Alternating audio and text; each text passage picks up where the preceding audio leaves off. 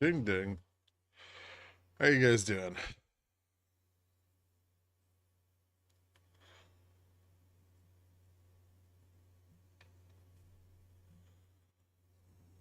You can do it, Amazon.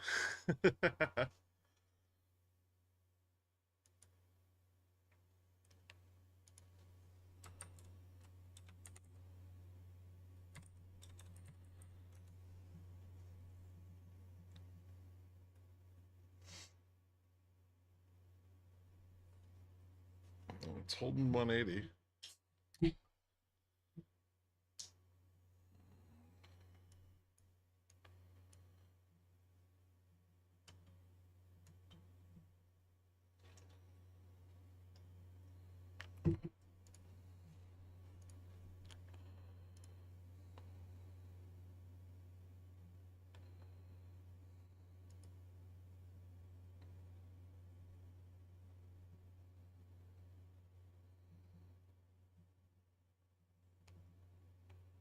Six-ton resistance.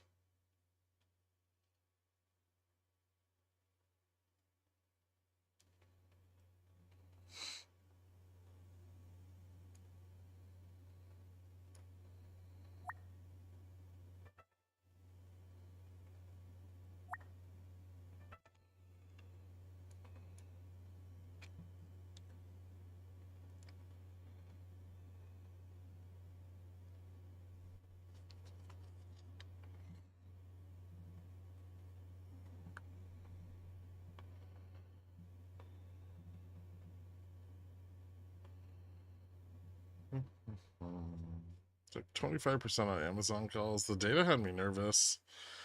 Understandable. Amazon running on sympathy with Target earnings? Probably a little bit, yeah. Depends on how Target's e-commerce sales did, but I'd imagine that there's some carryover effect there.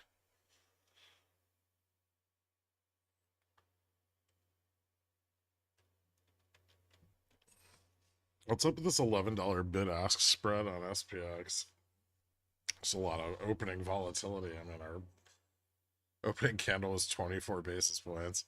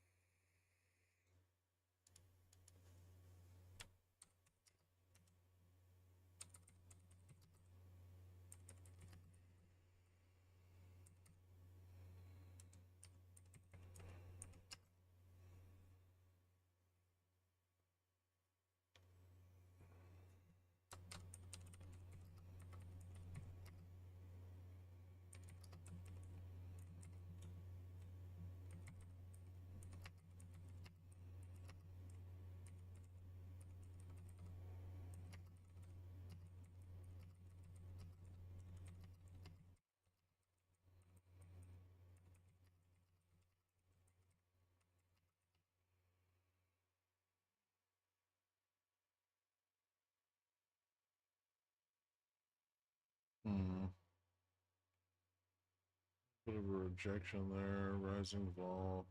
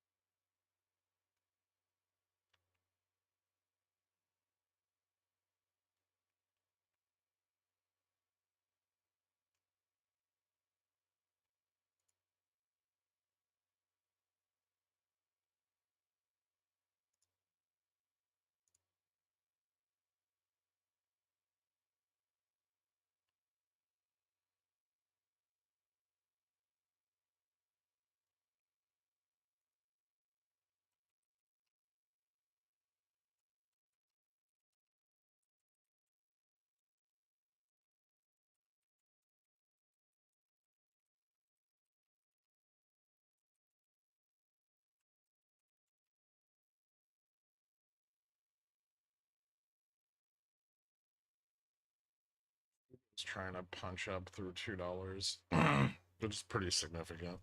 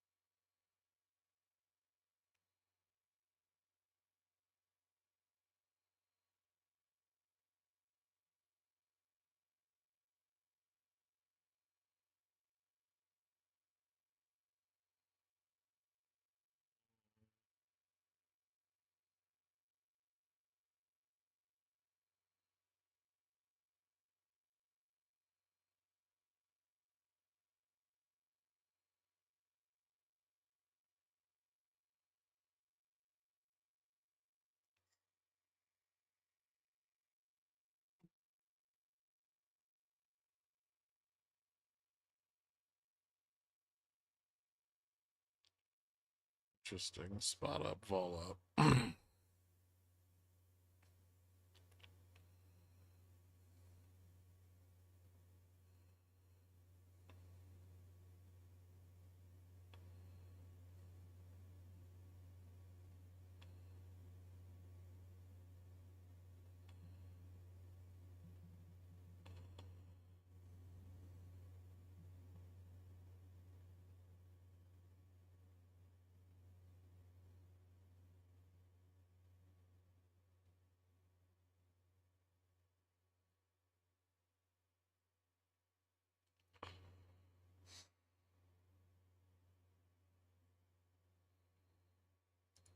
Hmm.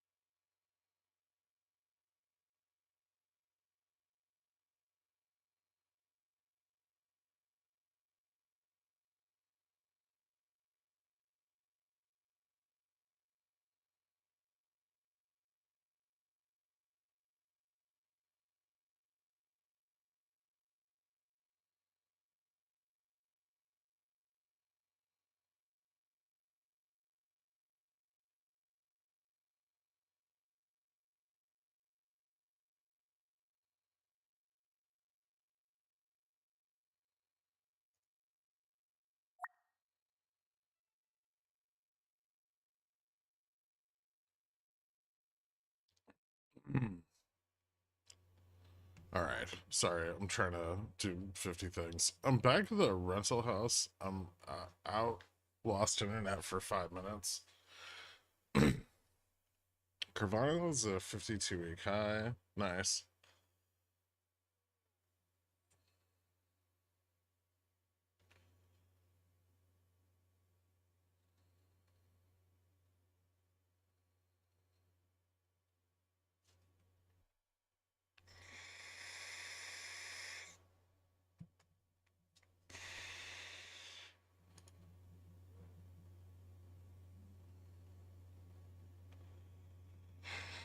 Hmm.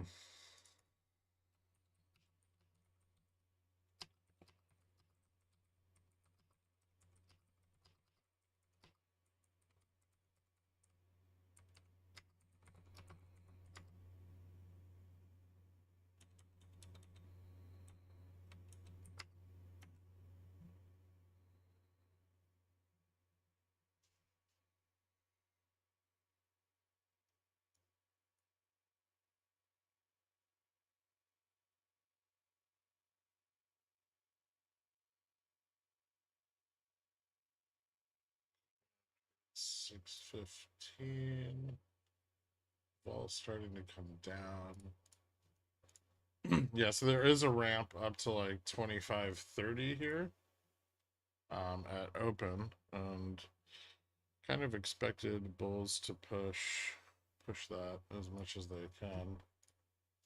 Crowd almost at 170. It's doing pretty good. $10 up so far.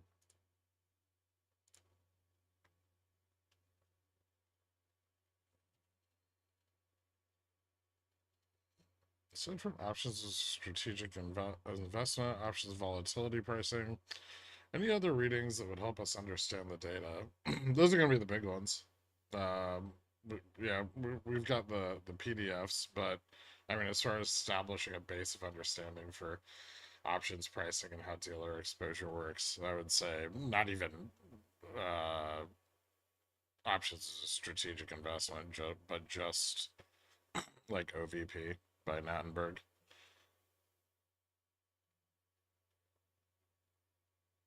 Fubu's made up for all of my SPX mistakes all week. Nice.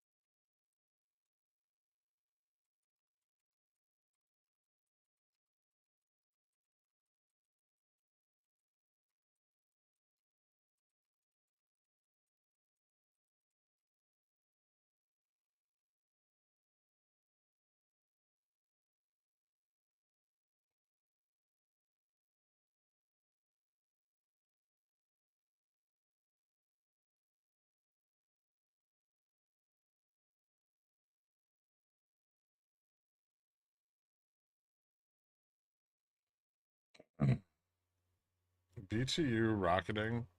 It's having a pretty good morning.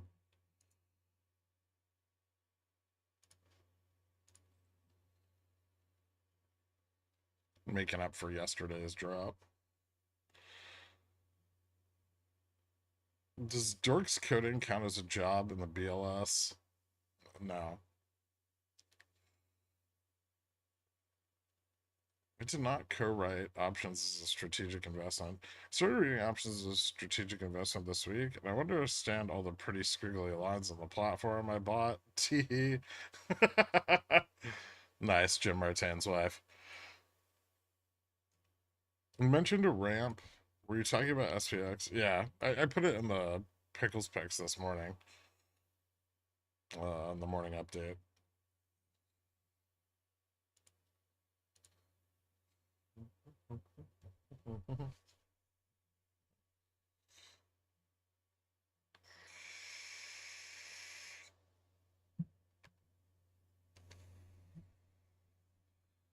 So I got about 15 minutes there. 13 minutes. New all-time high when data isn't bad enough. I don't know about that.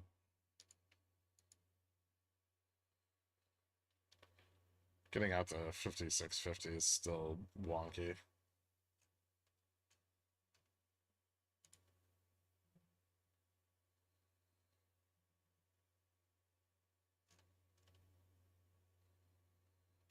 It's just incorrect.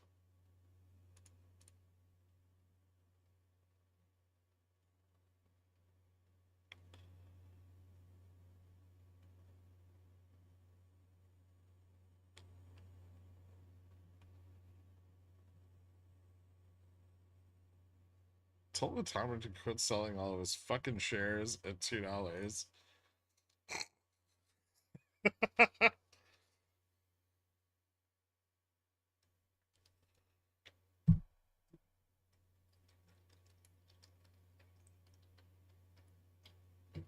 That's cute.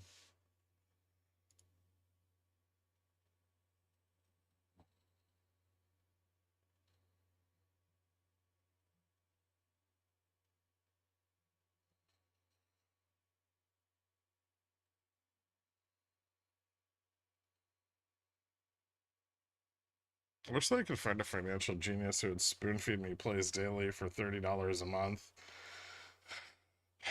Me too.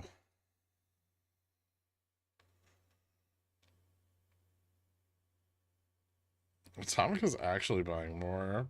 Plot twist. Ooh. Goodies.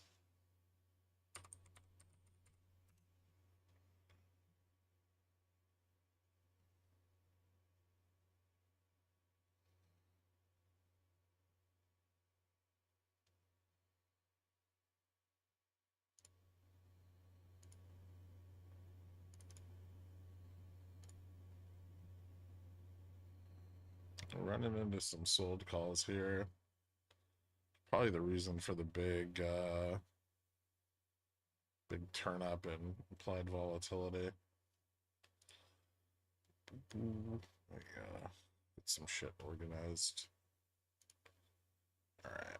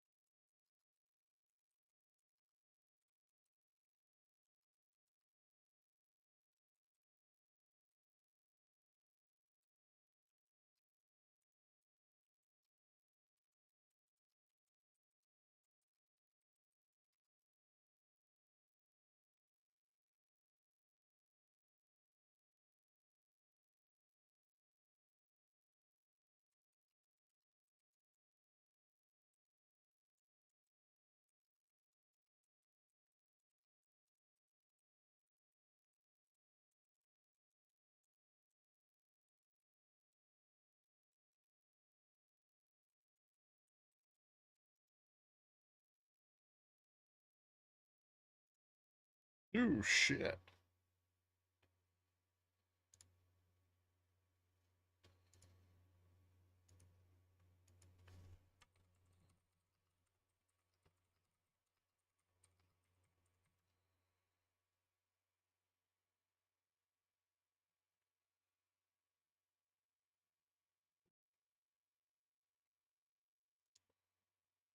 Well,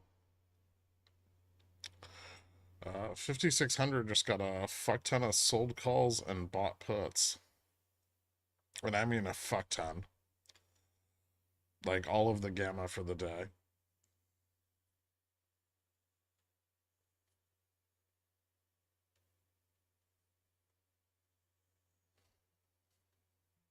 Straddle is in.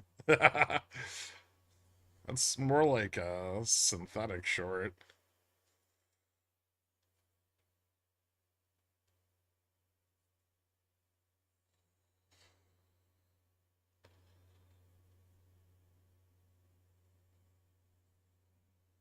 Might end up filling that gap there.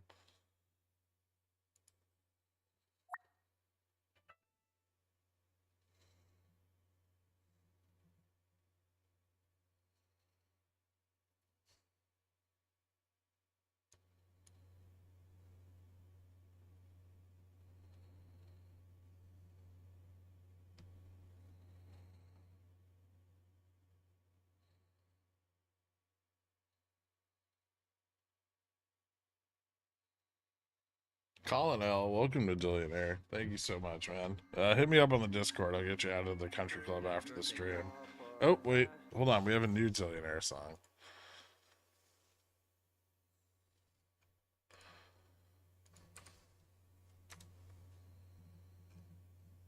Boom.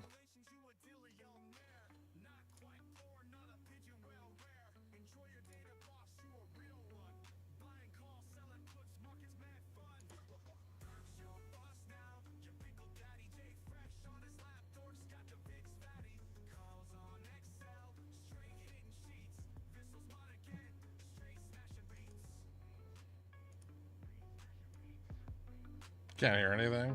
It's very quiet. Better try that. Not quite poor, not a pigeon well rare. Enjoy your data, boss, you a real one. Buying, call, selling puts, markets mad fun. Your boss now, your pickle daddy, J fresh on his lap, dorks got the VIX fatty. Calls on Excel, straight hitting sheets. Vissel's mod again, straight smashing beats.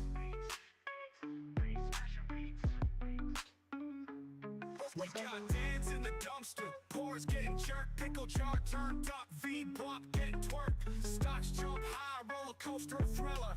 Got the market moving, call me Stockzilla. Bars. My 2-year-old daughter prefers this one more. She started jamming out. Okay, excellent. That's perfect. That's perfect. Does she have an options account?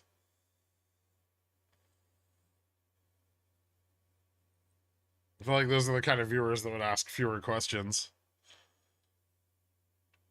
What are the sold calls and bought put mean? Someone has done a massive synthetic short to drive up price? Or is that a big bet down? It's a synth short, which is a big bet down.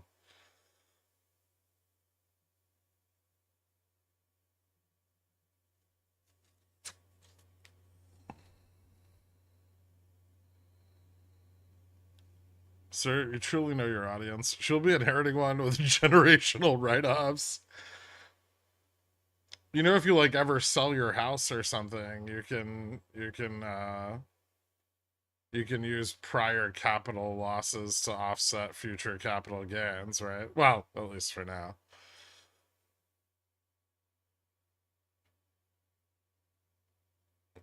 Instead of just the minimum like 3K a year.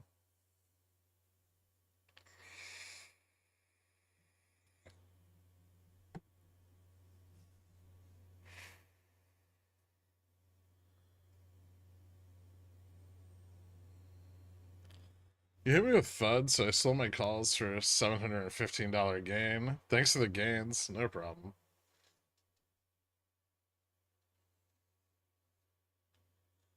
Ooh, bulls are pushing it all the way into the BLS report.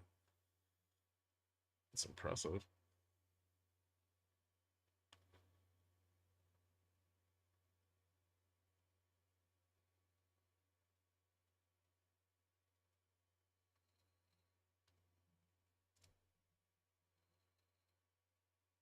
I'm sure it's tied to the ones on 9/20/24, which usually don't pan out.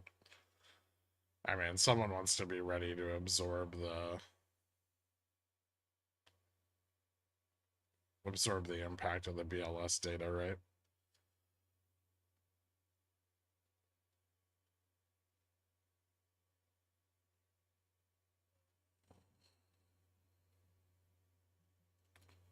Do you ever think that some people got pigeonholed? I spent $1,200 for the year and didn't pay the refinancing costs for a loan sub 3% and laugh because I bet there's at least one, and it makes me laugh.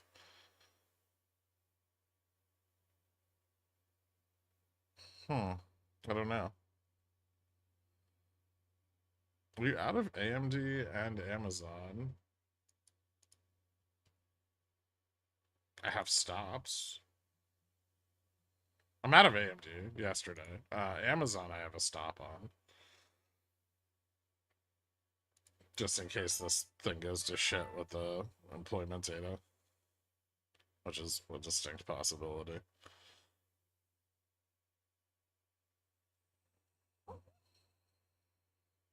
Oil finally catching a bid after getting smashed all week.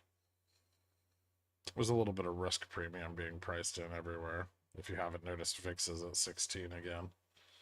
Ooh, hello, Fubo. You go, girl.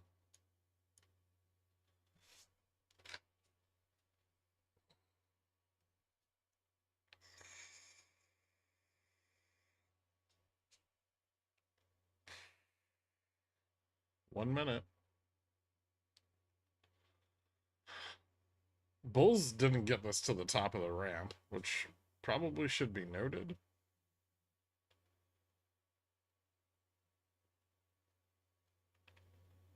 I wouldn't say it's a Fubo breakout. Fubo really needs to get above like 230 to break out properly.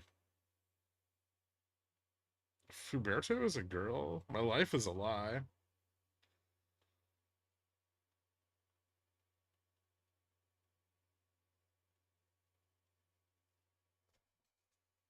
Yep, ding ding.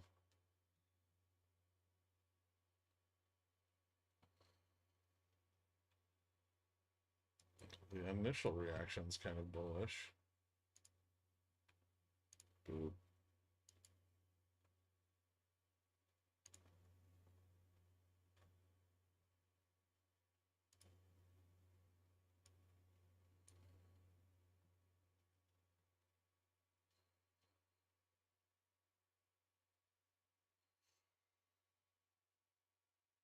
Did we test 25?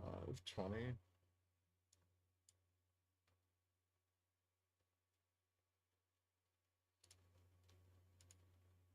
What's going on with Fed Fund futures? Nothing.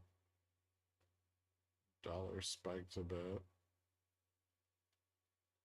I'm guessing the revisions aren't that terrible, although I don't know what they are yet.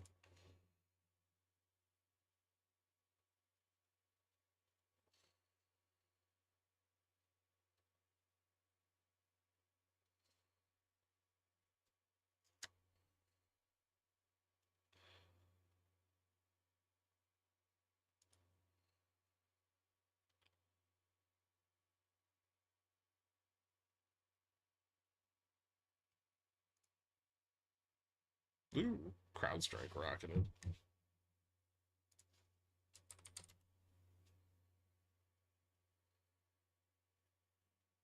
TLT is dumping a little bit.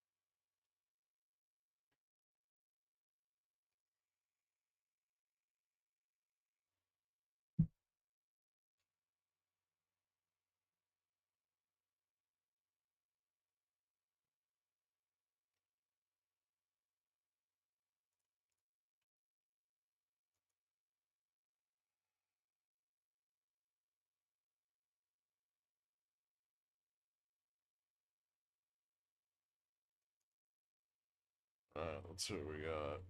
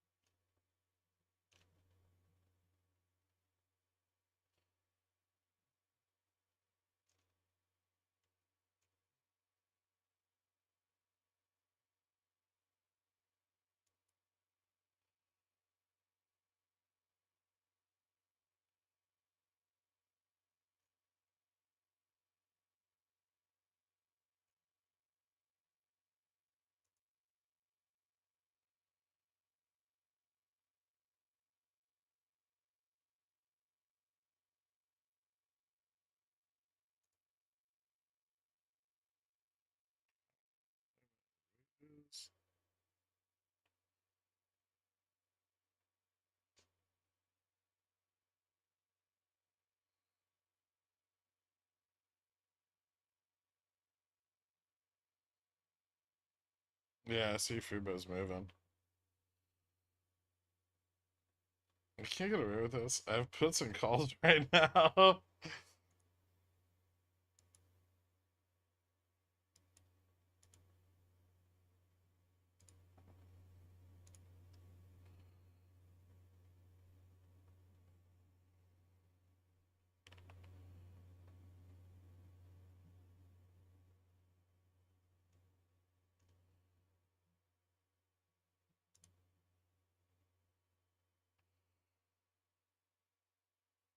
Market reacts to the fucking BLS numbers aren't published yet.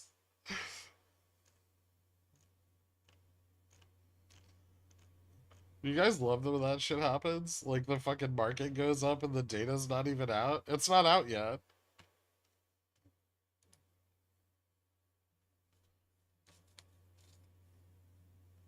We forgot. The buy algos are set to trigger at 10. They were gonna buy the sell off. Instead of buying the dip, they bought the top.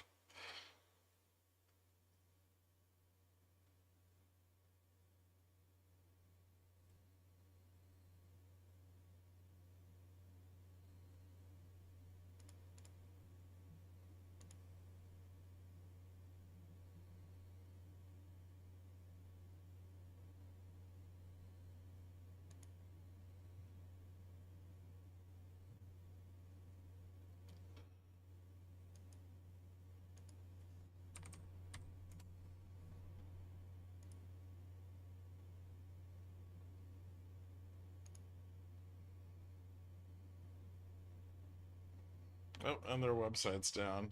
Fantastic. They released like the wage data by county.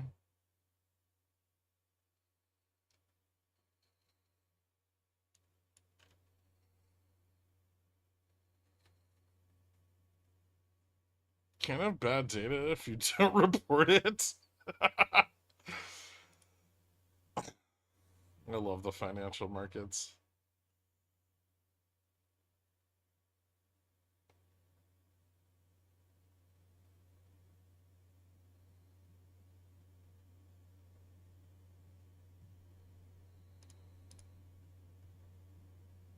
They're just making some last minute revisions, guys. Don't worry.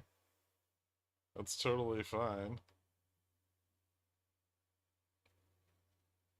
It's only 10:07 with no fucking update to the payroll revision numbers.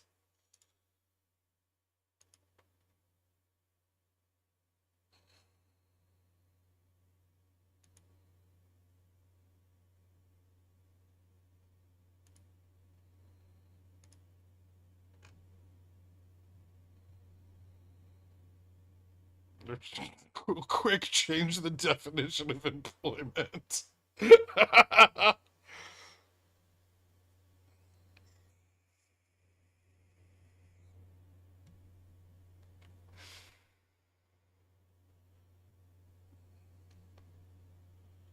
Revised 500K down. It's not even out yet. What are you talking about?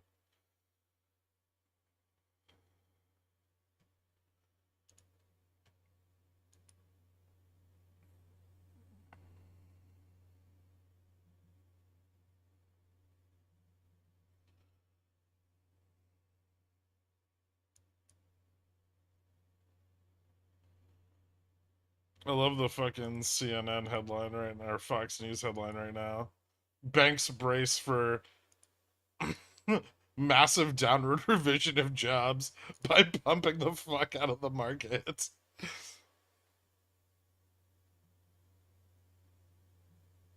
Just updating the CrowdStrike drivers on the only computer that has the data.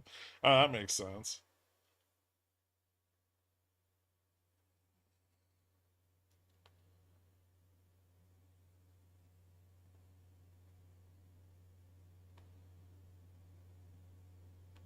That's the fucking data out on a Bloomberg terminal. It's not even out on the BLS's website.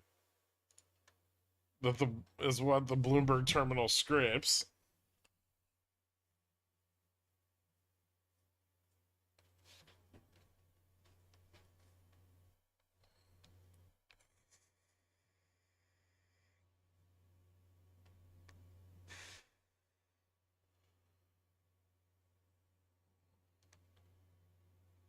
Does BLS have an FTP or something? I don't think they did.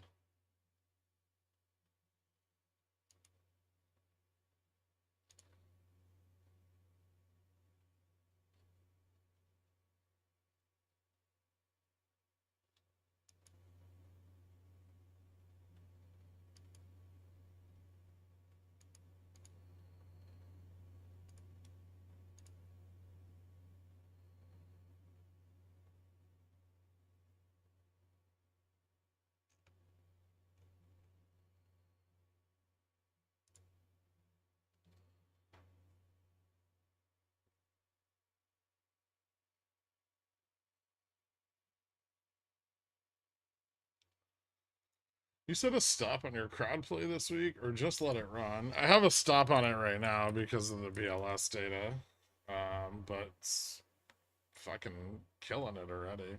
It's up like $12.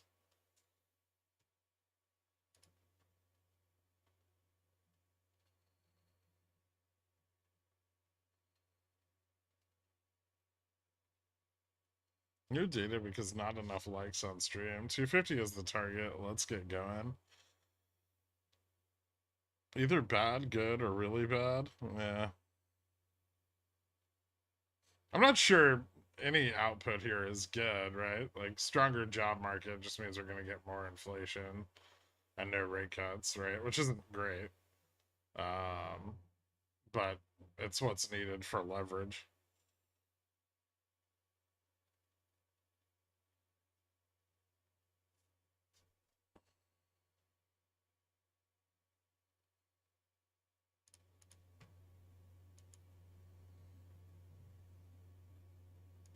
Woo!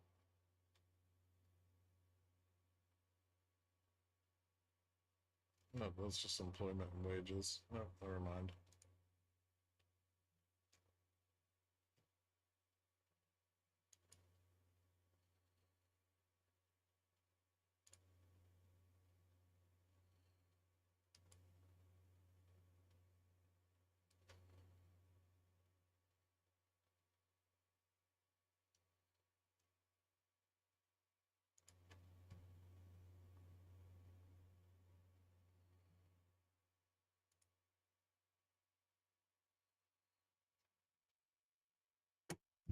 Still nothing.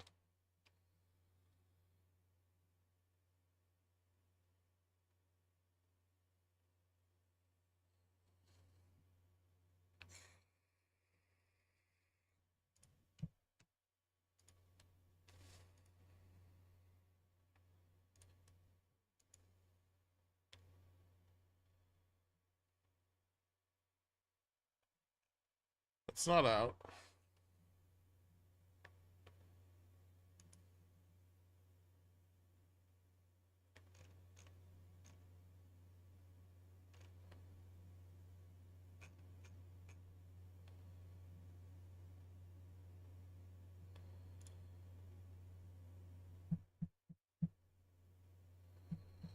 Let me be really clear. The BLS did release data this morning, but it's not the employment data.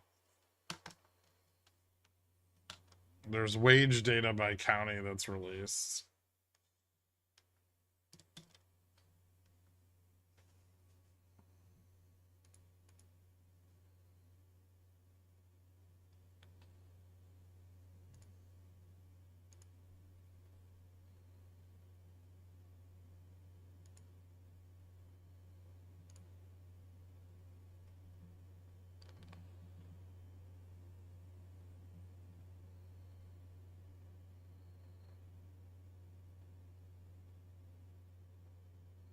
What's your Amazon PT? I didn't utilize your AMD PT and regret it. It's on the fucking chart.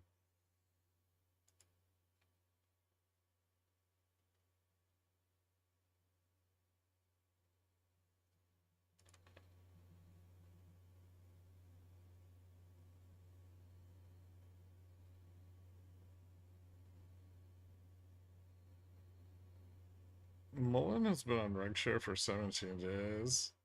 Is at all-time lows. Yeah, they also don't make money. They're not like a real company.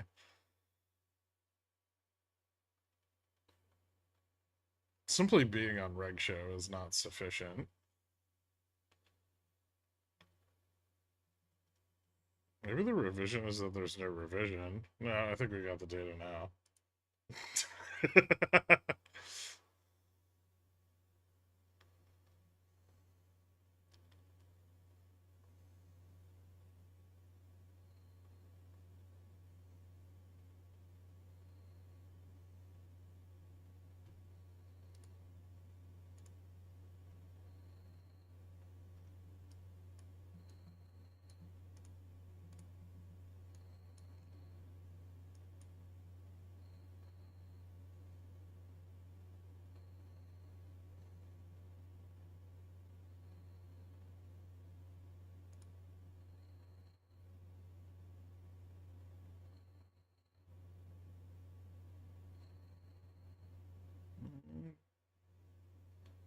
That synth short's gonna kill it here.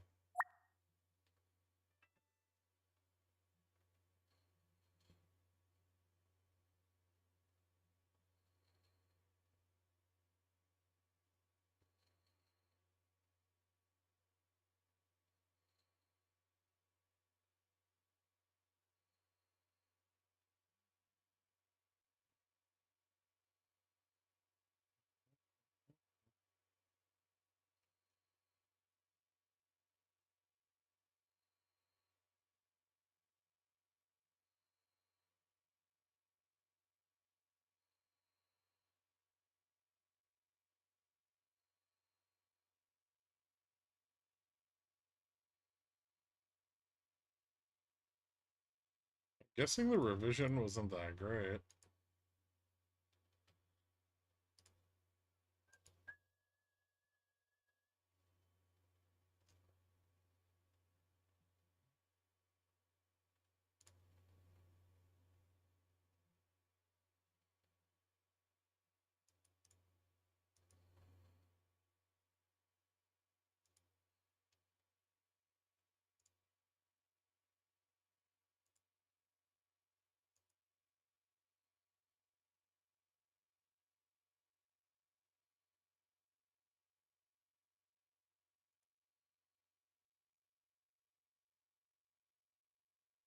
It's like someone's saying NFP revision 676,000.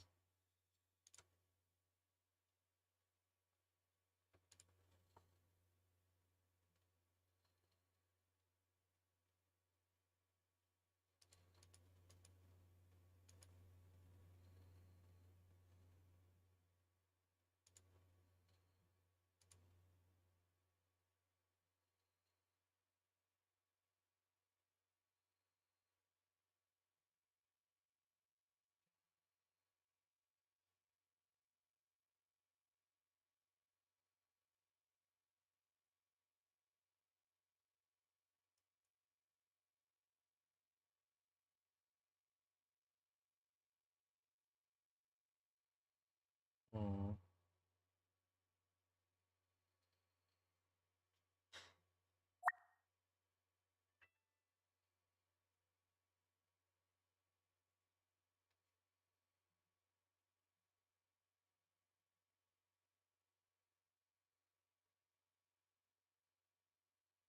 Yeah, I don't see any release either.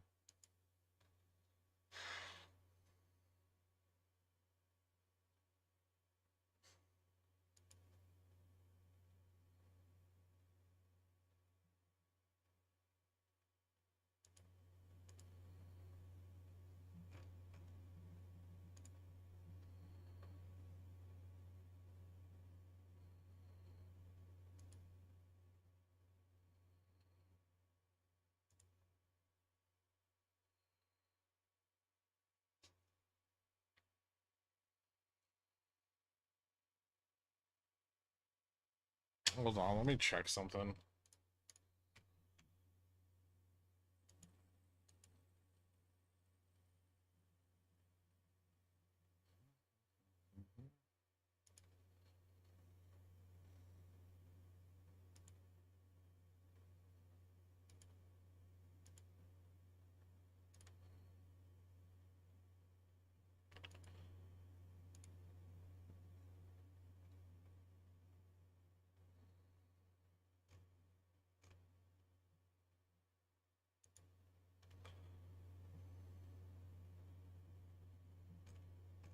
Would they revise away the person responsible for issuing the report?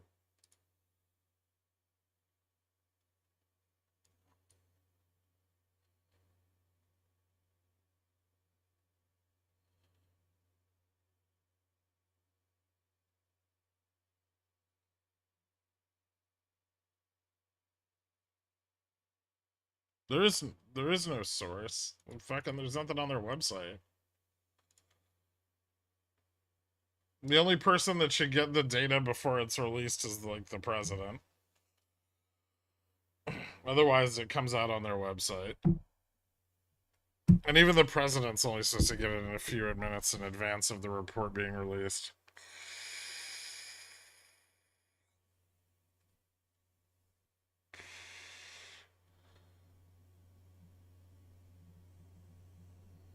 No jobs data if you take away the job of the jobs data guy.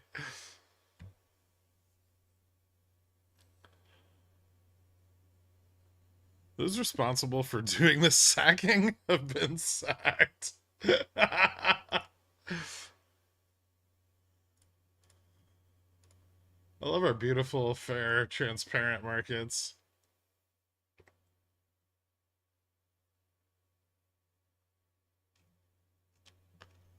PLS is like, oh shit, we need to revise this revision.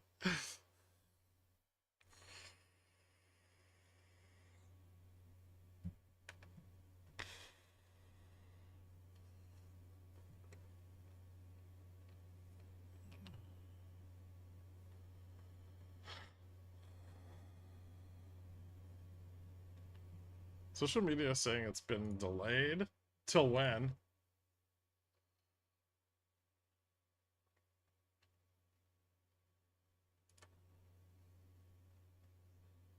I don't see a report that it's been delayed either. I mean, it's obviously been fucking delayed. It's not released and it's 21 minutes after its scheduled time.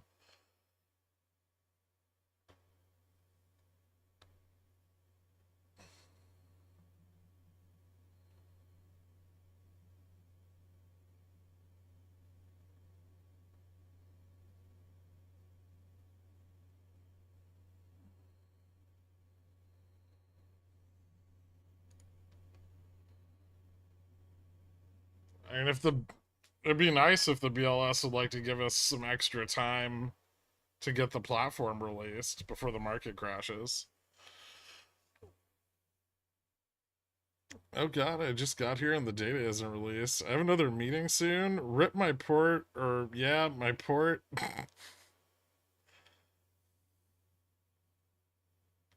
You know there's now a VIX TLT? I'm sure that won't be abused.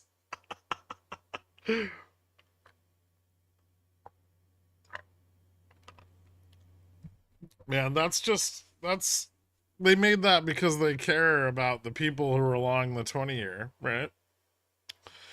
They just want to give people who own the 20-year, boomers, a way to hedge risk in their very diversified portfolio. It's totally not there to short vol on TLT.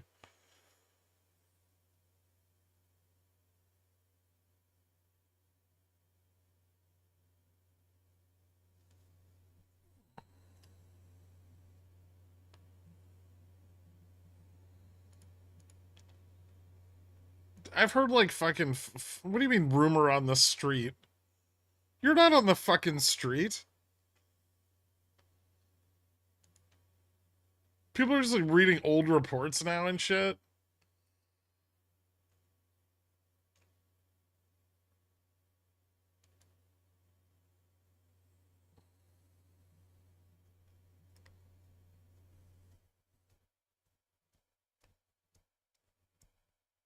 Text a friend on Wall Street? To what end? There's no fucking report on the website. Where do you think BLS data comes from?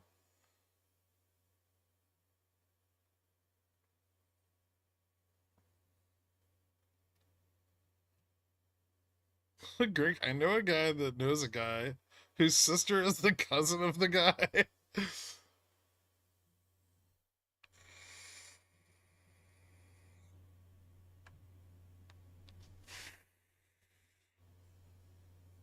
I'm on the street yelling fear and uncertainty for like a year. Can I go home now? You're not yelling it loud enough, or you're on the wrong street.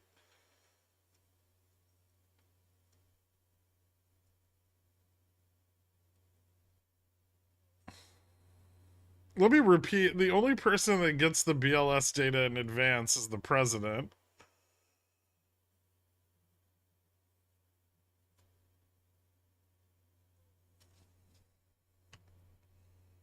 I mean, clearly it's so bad they're like, fuck, we can't even show this to the president.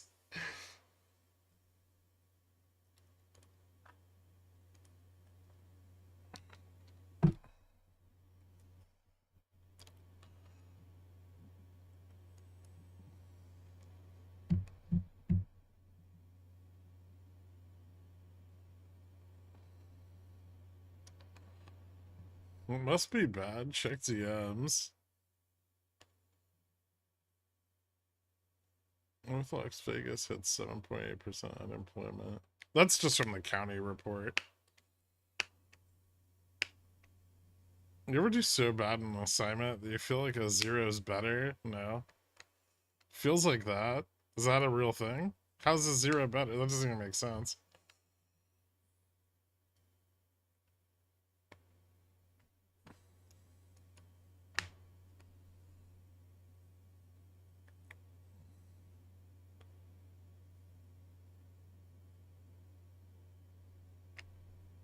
Your nerd is showing?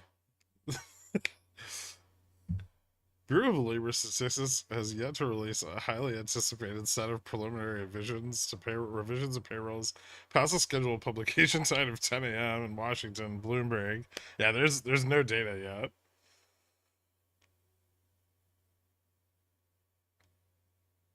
You know how you can tell? Because the market would be at 5,700 or fucking 5,500.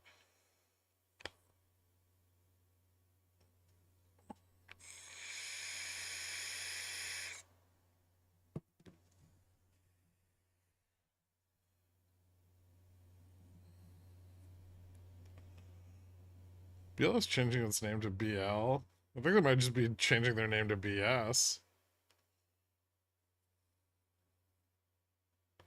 What if the government cooks the revisions of the cooked jobs data? I mean, that would appear what's happening here, right?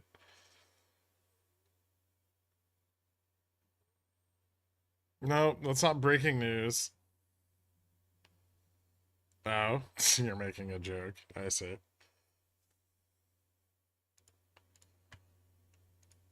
First of all, get the fuck off Twitter, right? And then just go to the Bureau of Labor and Statistics website, go to latest releases, and click refresh until something pops up. And not the county unemployment and wages. Or employment and wages.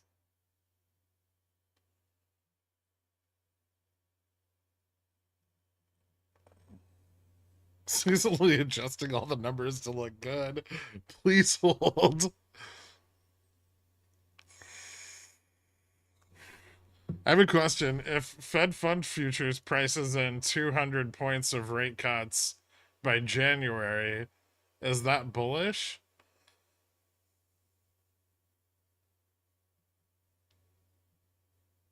Hmm.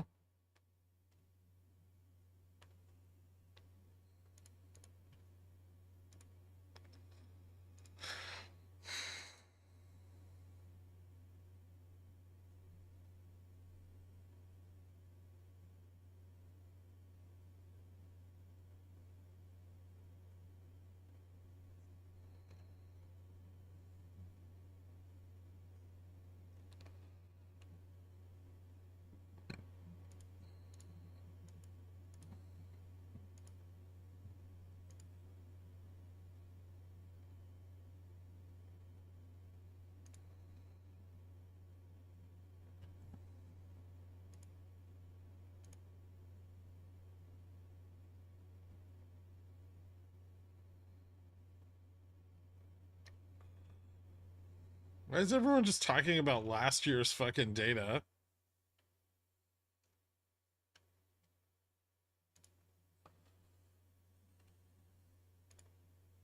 There's so many people wanting to get out of Fubo at $2. I don't think that's what's happening here. I think there's a fuck ton of calls at $2 that don't want to get squeezed.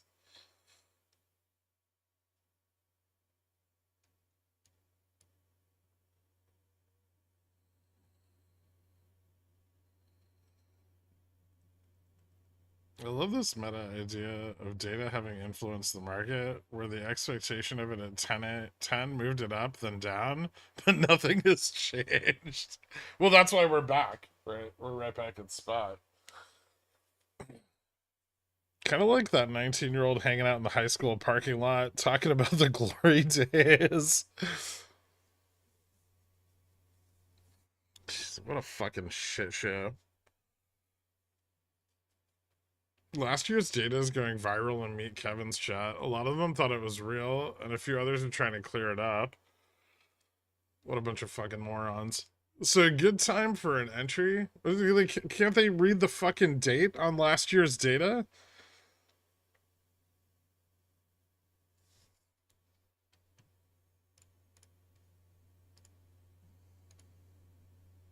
It's not out.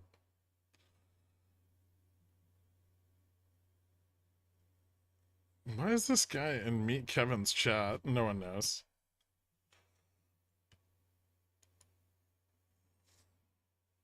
He's like a Meet Kevin hate watcher. Like a hate simp? I don't even know what that's called.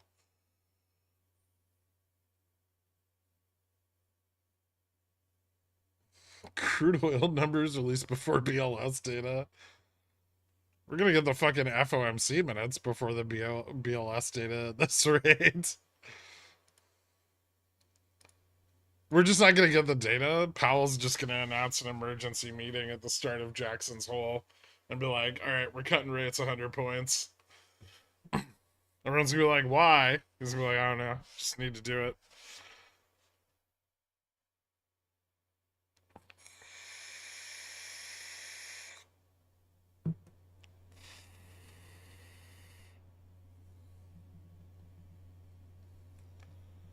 I like to track the other side to balance out my biases. I like to keep a few complete morons around and see what they're interested in.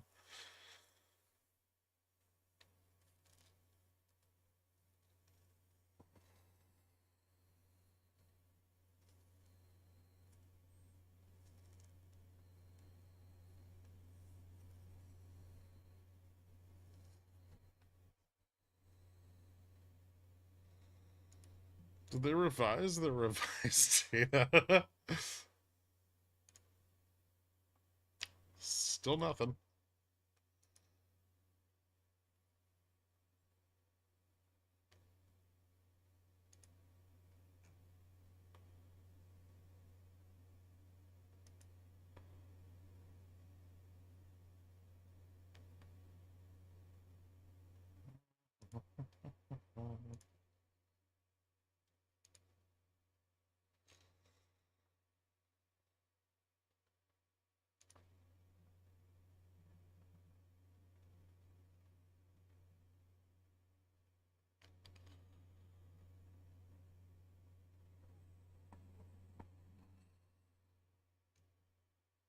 $818K.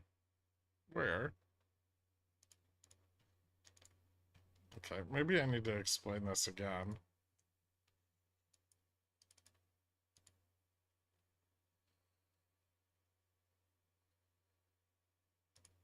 It seems to be lost on people. See this website? See the last release?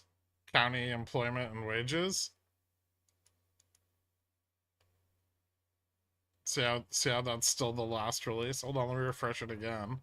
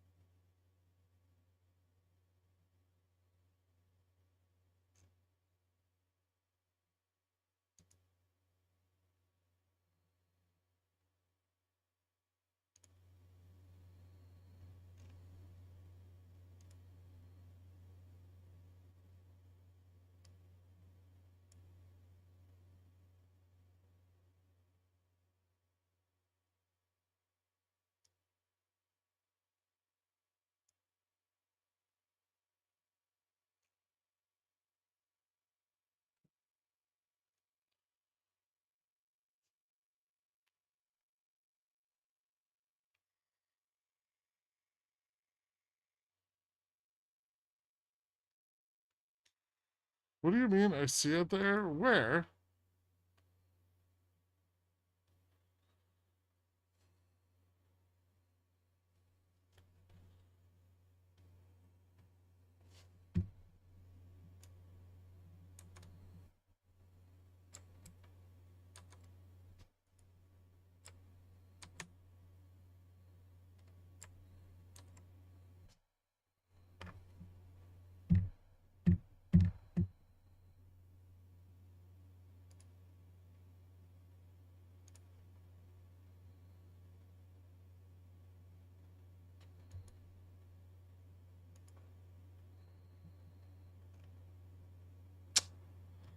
Hmm.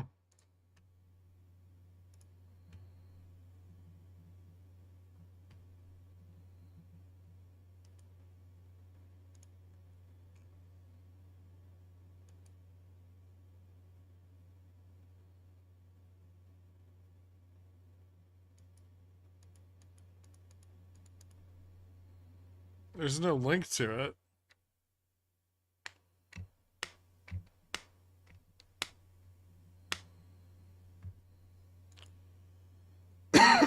It's there. 820. That's the fucking county employment and wages.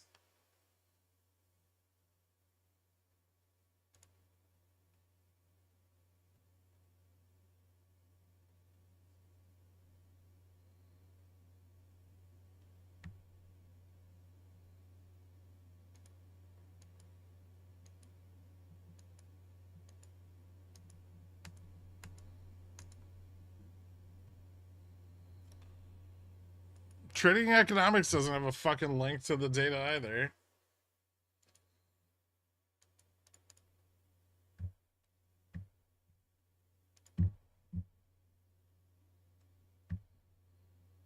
Where the fuck are they releasing this?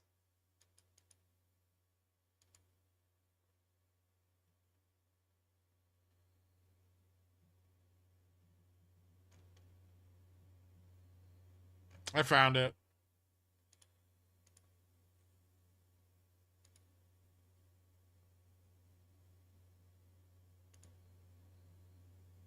They just don't have a link for it.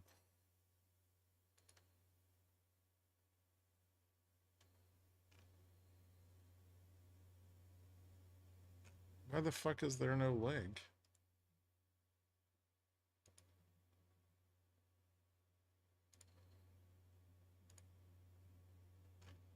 There. I posted it. Where is it? And was it good? No, it's not good. Non-farm revisions are almost 1 million.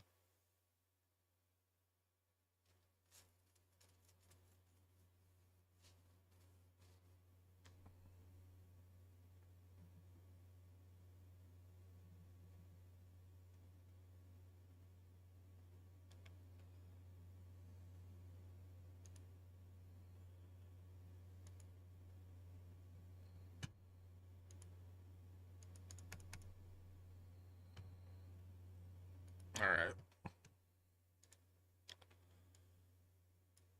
Well, we got the 25 test.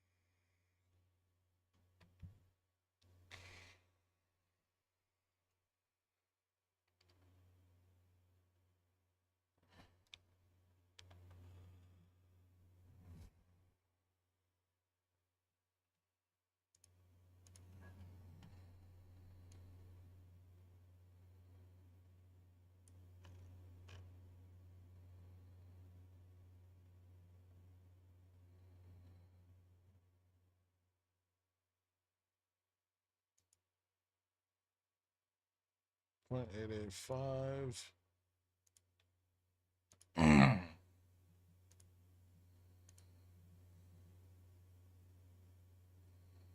Forward yield on vol is positive right now. Correlation's starting to break down. Dollar's moving down.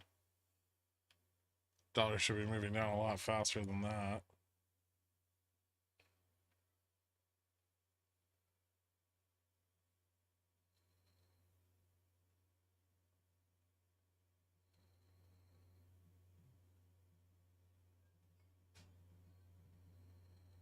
This is back to full bull today. I don't think we're going much higher than this.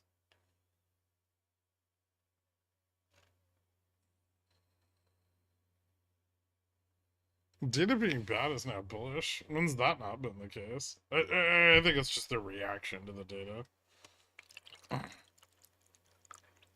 The market has to digest it.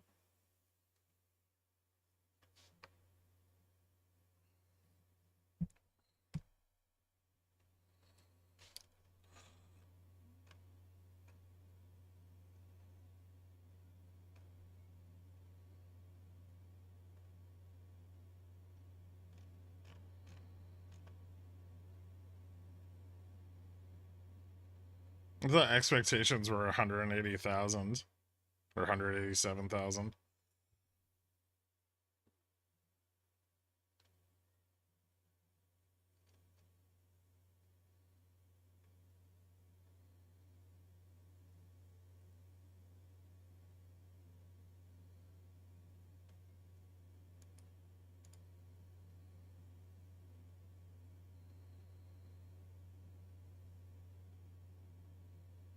Yeah, previous is 187K.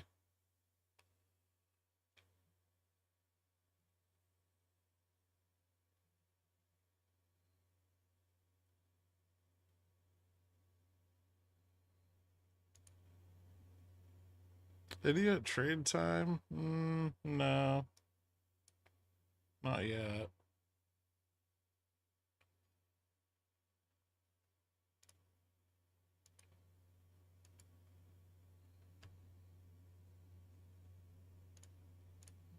I need to watch NQ here.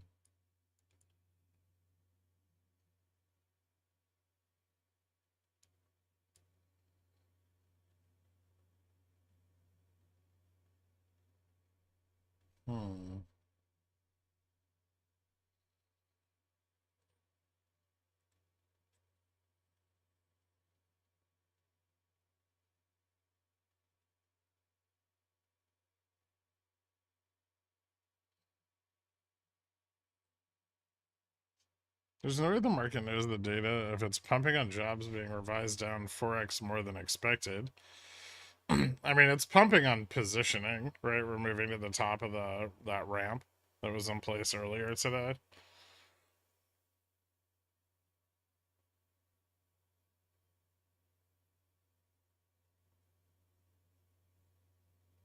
The question is that all we're gonna pump, or are we gonna squeeze out the sold calls?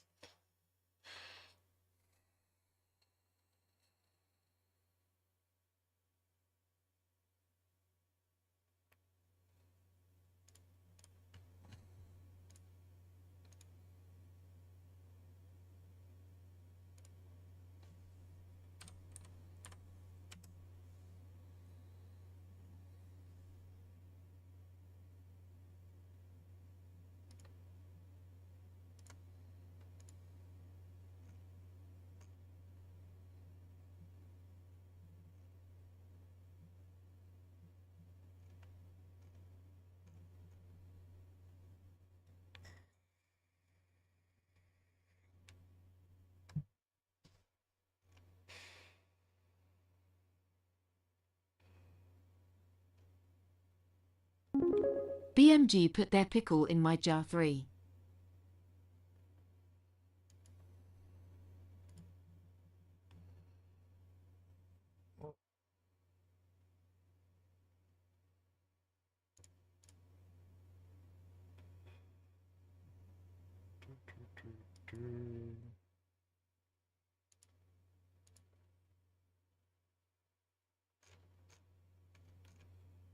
Bulls can get fucked.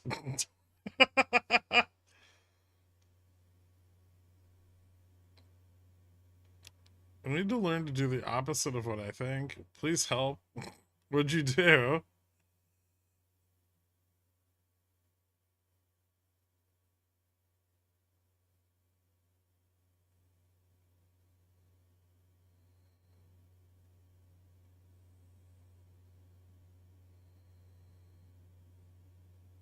Don't read it out loud. That's dumb. Well, you cursed, so it just blocked the message entirely.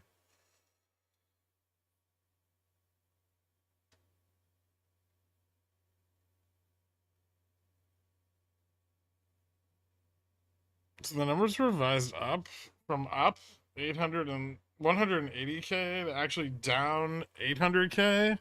How did they mess up that badly? I think it was down 187,000 and got revised down to 818.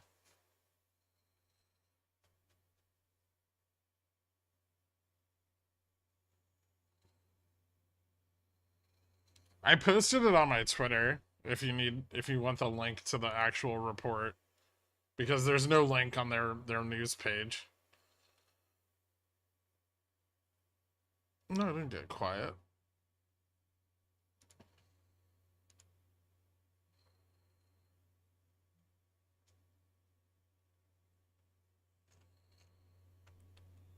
This would be a weird spot for ES to find resistance. I guess 5650, but we're already above it.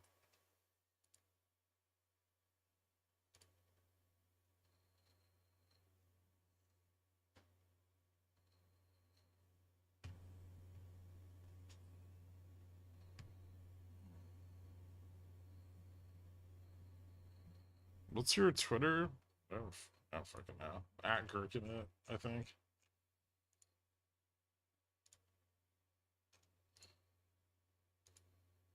Yeah, that's at Gherkin it.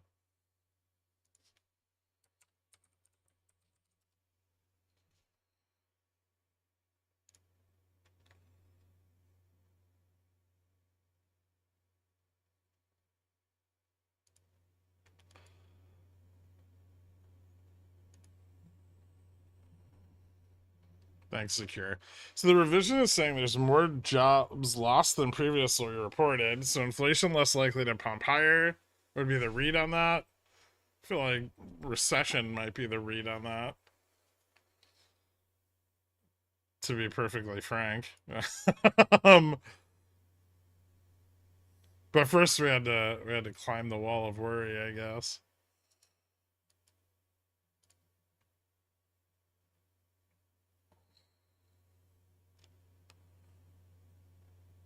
You guys ever I mean, how many times do you need to learn this lesson? Bad data, market rockets. Then people are like, "Oh, this isn't great."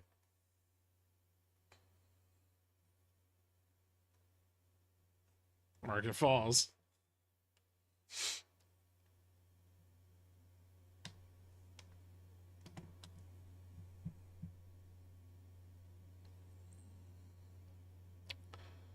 Below 56.15, we start to run into short puts. So if we fall much further than where we're at right now,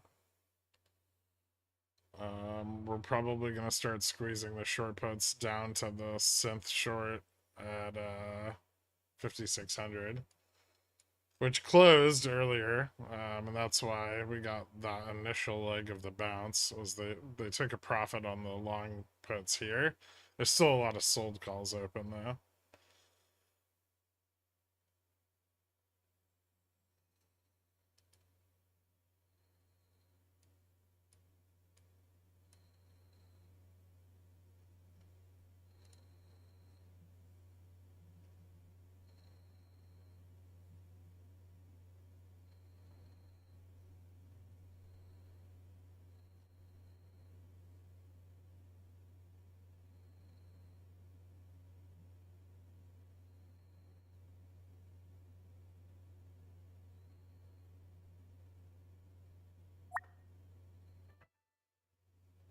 We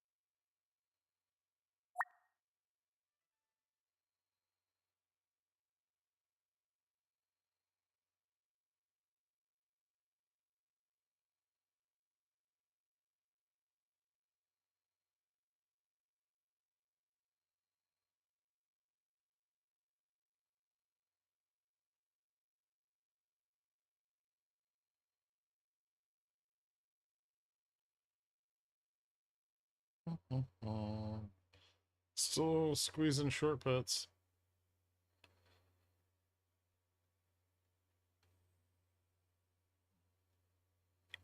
And long puts are building back up at 5,600. Shitload of short calls at 5,600. If we move to the downside of that, we start squeezing even more short puts.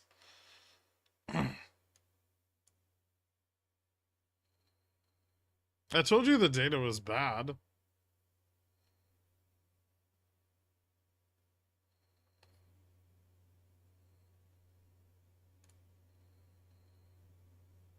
No. Let's fucking go. Gap fill.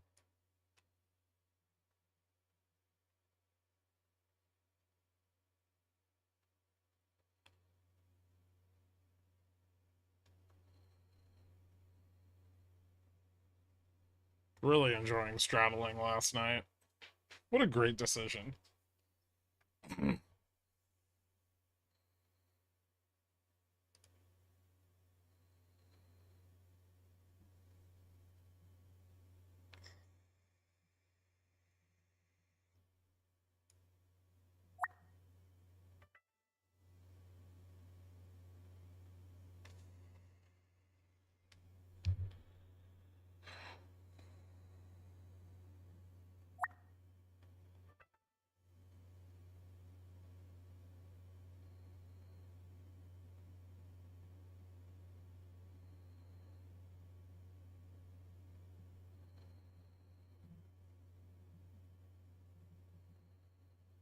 Synth short's still there.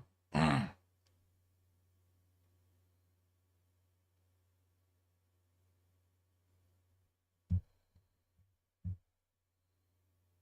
would really hate to be short vol right now. Imagine you've just been shorting vol non-stop for 10 days. And you're still trying to short it. It's very exciting stuff.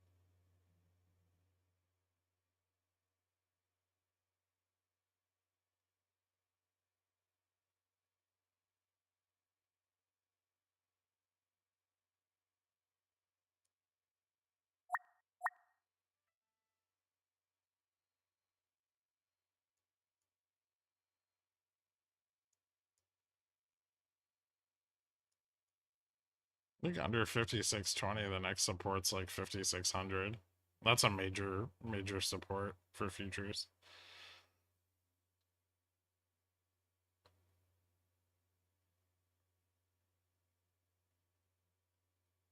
$56.20 is kind of a small support.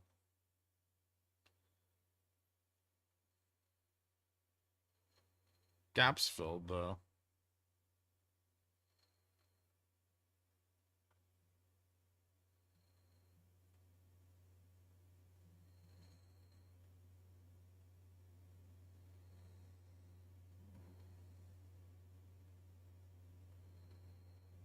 Fubu doesn't give a fuck about the market.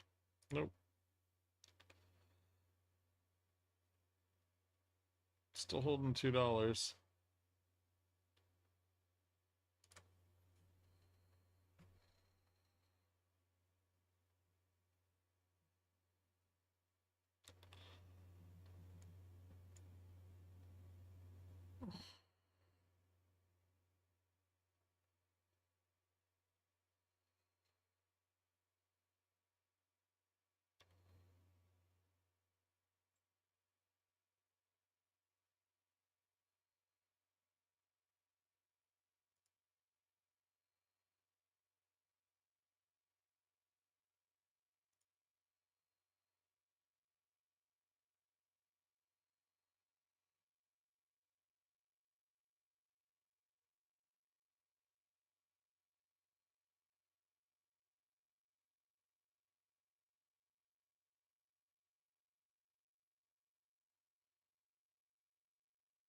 There's puts coming into the downside.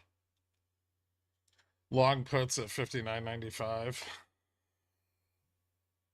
Then we hit another pile of short puts at 59.90.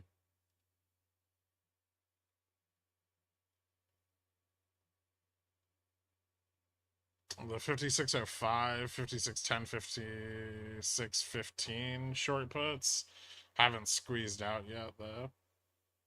They're still sitting there.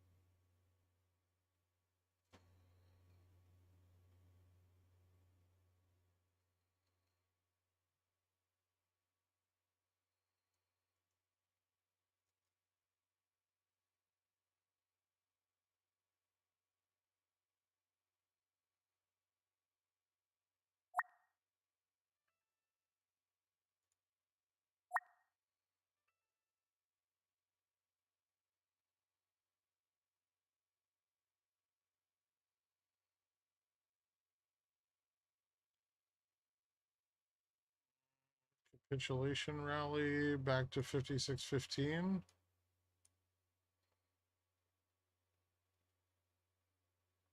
Maybe if we break 605.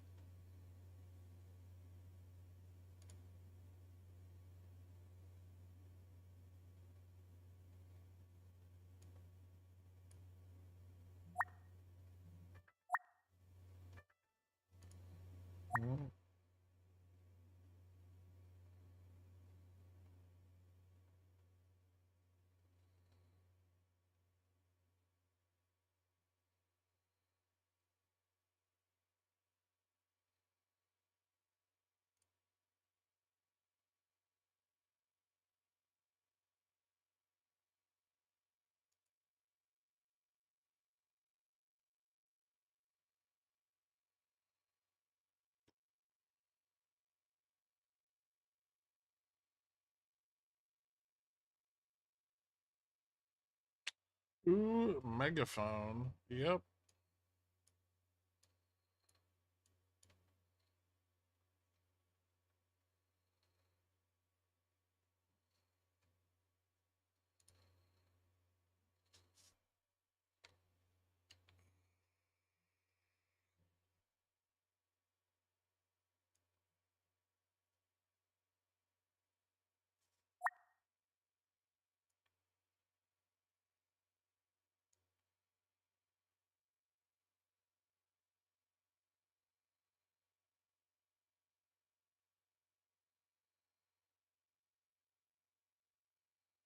Out of the money short puts are starting to close.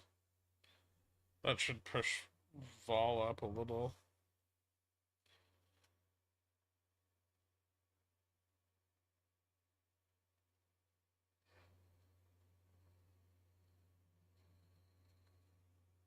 Not to get panicky, but are these SUP 20 150 Go EV puts are potentially at risk.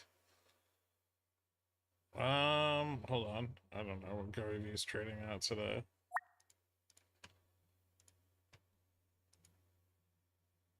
When did you sell them? It's only like $1.40. Seems fine.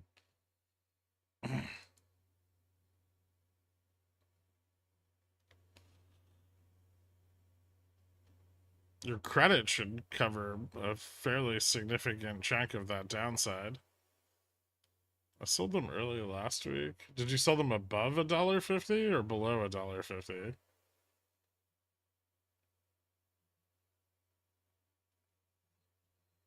I don't know. How much credit did you get? That's where your risk is, right? You sold them above $1.50?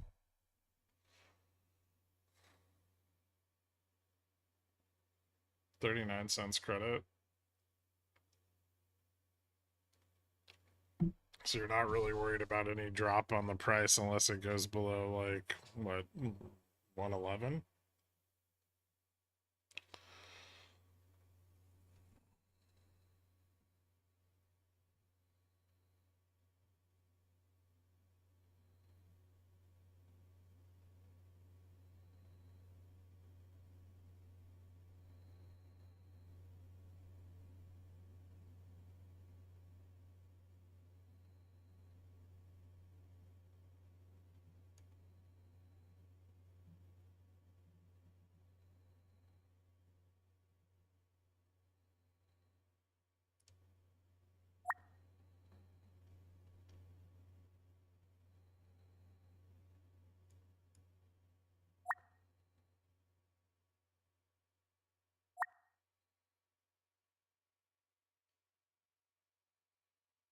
Mm. They're still selling the 5605 put. Looks like they're still buying the 5600 59.95 put. And there's still sold calls here that are, well, there's a lot of sold calls here at 5600.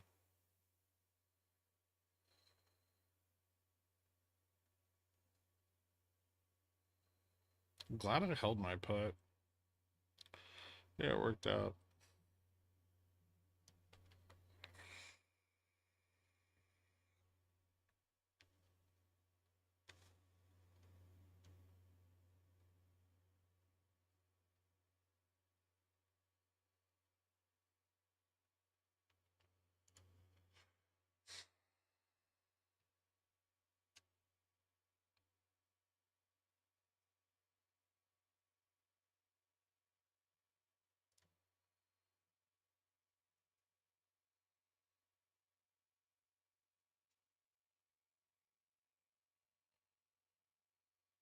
If we can pull away from 5600, we can test 5615.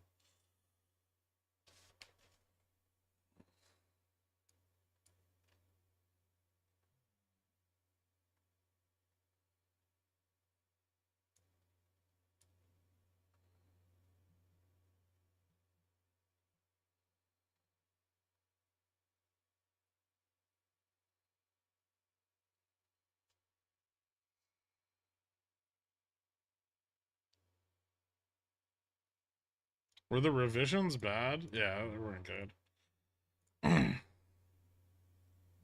Did I stop out of my Amazon? I did. Ooh, but it's back at 180. If 180 is support, that's kind of nice. I got fucking stopped out of CrowdStrike too. Son of a bitch. Yeah, actually that was pretty good.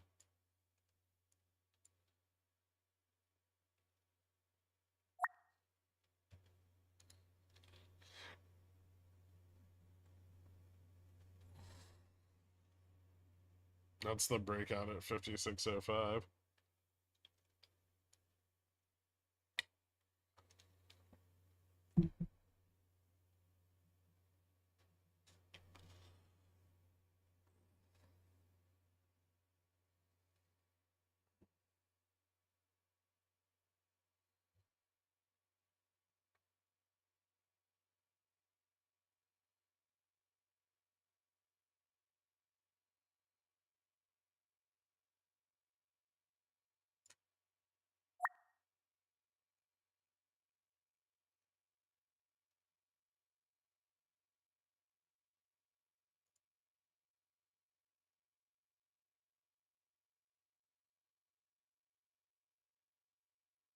Left a gap.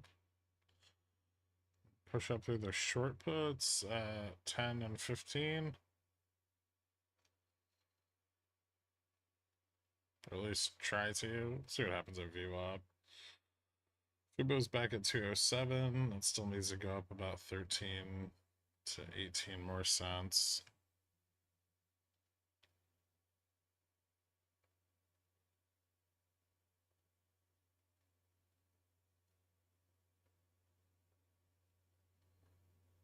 I may buy more Amazon then if we stay here for a bit.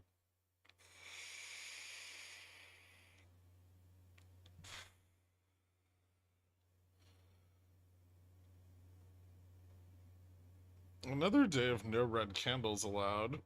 What? We just dropped from like 5632 to 5600. Relax.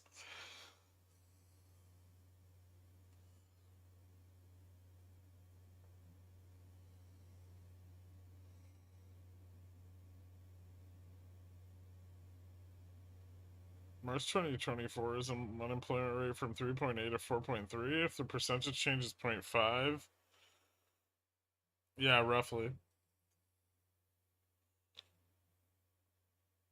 Which means Somrule got triggered a couple months ago, not just recently.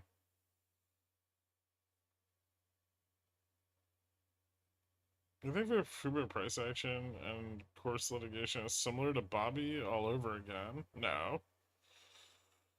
I don't think Fubo's management is intentionally trying to destroy the company. Also, this isn't a bankruptcy proceeding. It's a antitrust case.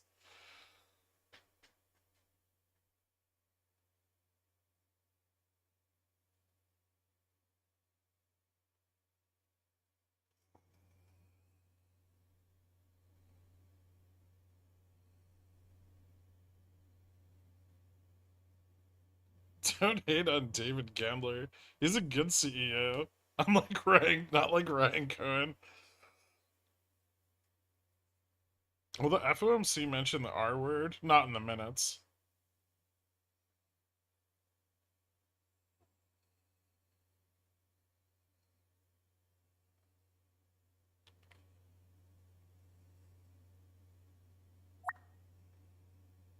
Ooh, failure. Interesting.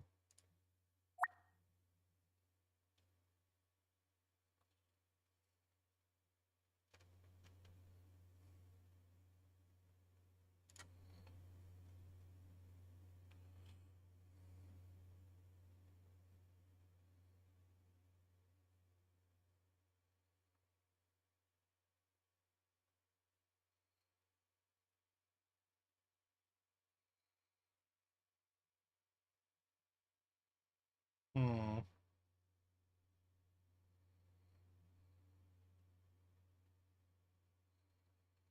It's a little bit of call buying at spot.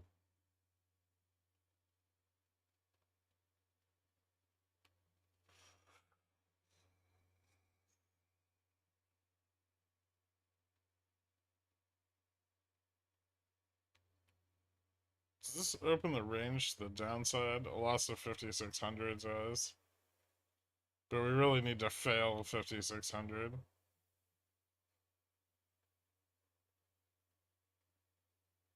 Not just like 5698.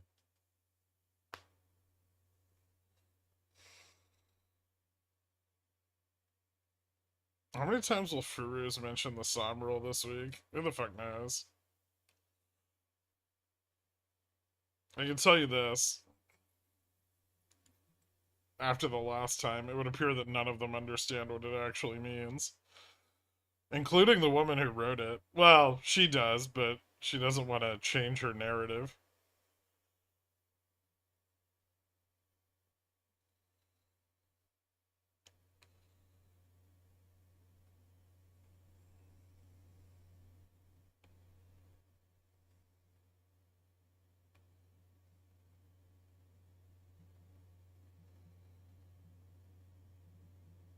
What's the pickle rule? Forward yields of volatility.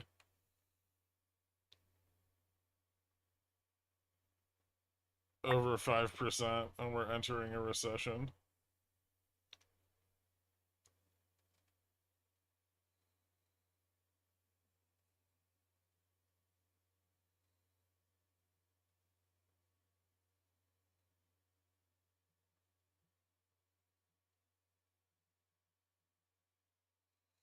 Let's go 15.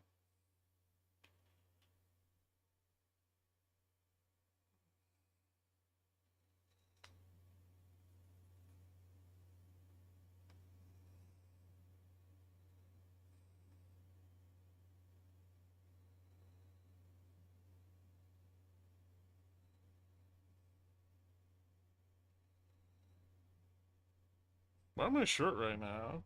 I don't know. I just said if we break 56.05, we're going to 56.15.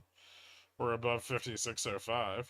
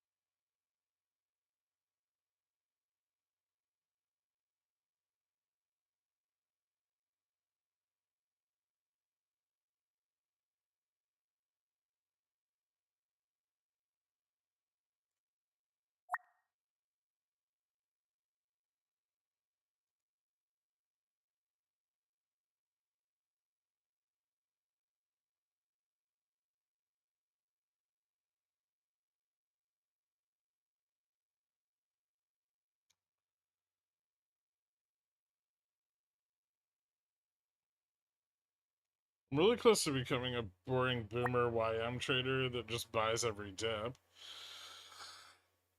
Gross.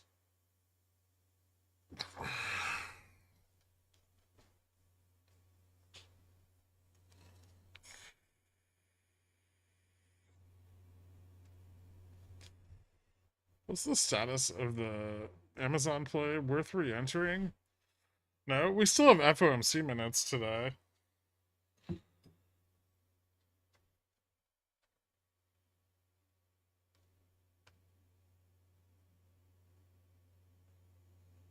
Although those might actually be more bullish. It really depends on how prepared the Fed is for a rate cut. Yeah, I found that they buried it in the archive pages. Thank you for that, though.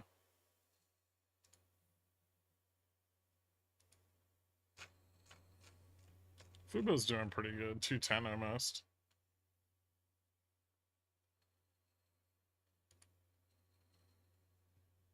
Getting there. I think a pump in Russell might help it out. Yeah, Russell's bouncing back a bit.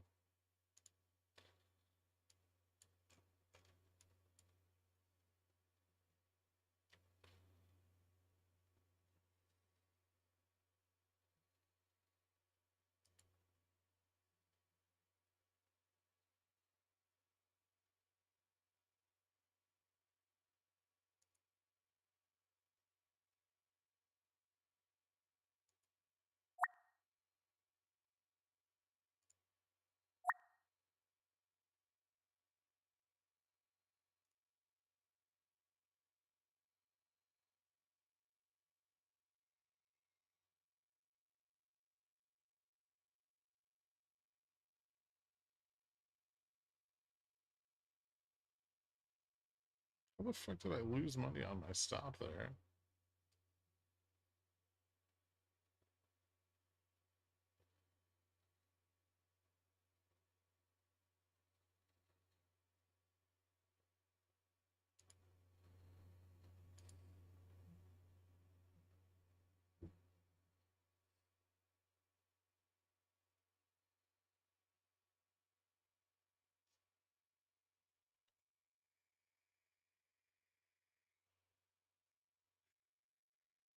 Still selling the 15. There's long puts at 20, so that should be resistance. Long puts and short calls at 20.25.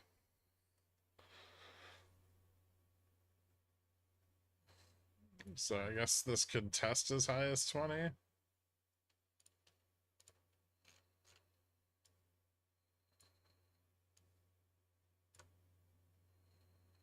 A rejection here, though, would be pretty shitty. Probably back to 5,600. Still getting short vol coming in. Maybe like 44.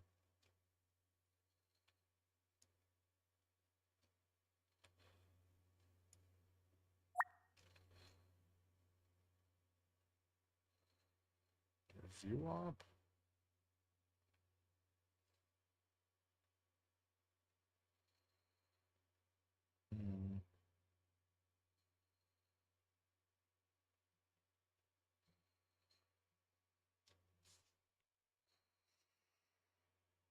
I'm expecting Fed minutes to be bullish. I expect the Fed minutes to be uncertain about rate cuts.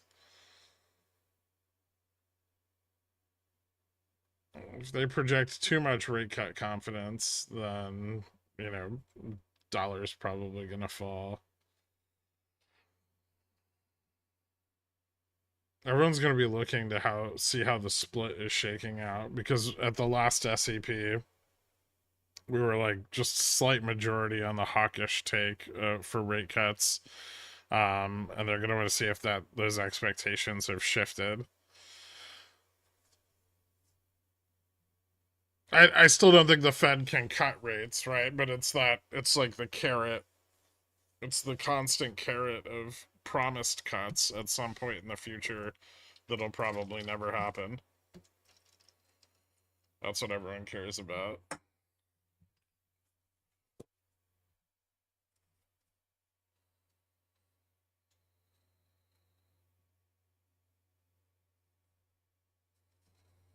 I think I'm afraid of making money. Poor, I think. Interesting. What are your thoughts on Siri? There's like a yield to be. Hold on 1 second.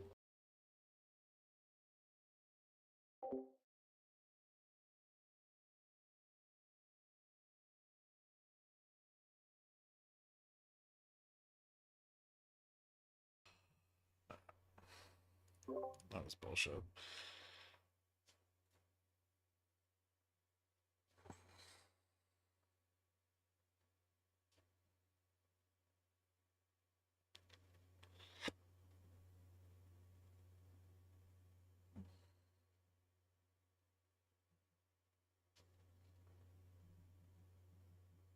FOMC minutes are at 3 o'clock.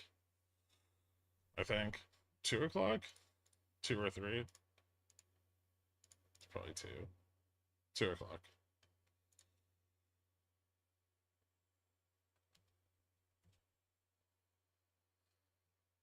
Learning how to take risks is not an easy thing to do. Keep trying, whoever said that. Did you just get stopped out a lot today?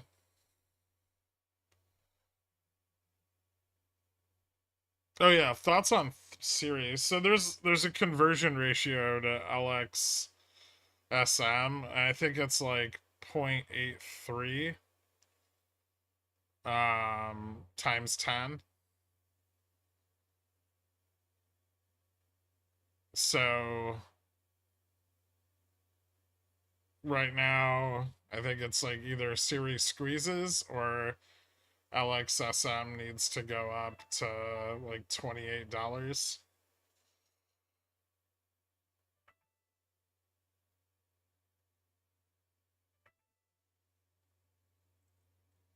Provided the deal goes through.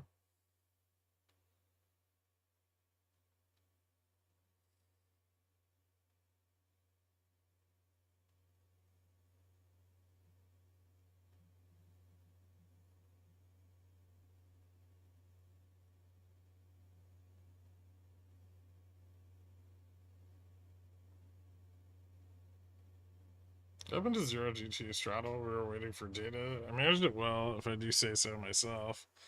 Yeah, the straddle was nice today. Very nice.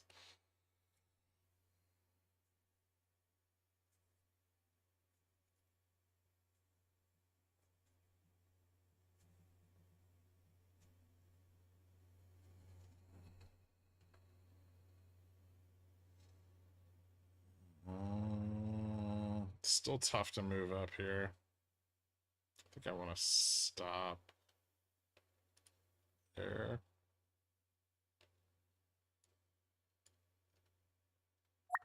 Yep.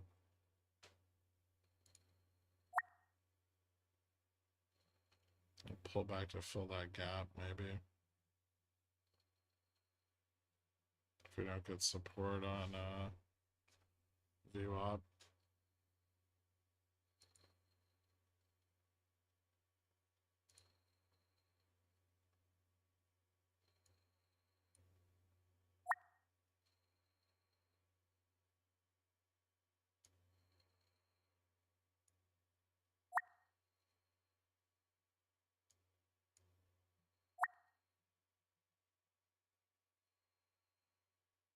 Fall starting to turn up again. More puts being bought at 5,600, 59.95. Calls being sold at 56.15, which is pushing the charm up and the dealer hedge up.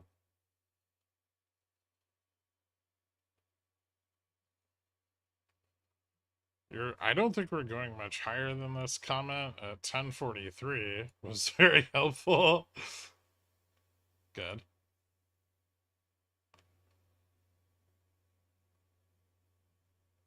Yeah, that's when I closed the long side of mine too.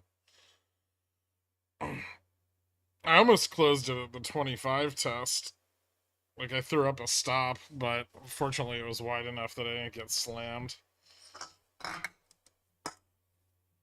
We didn't stay at 25 for very long.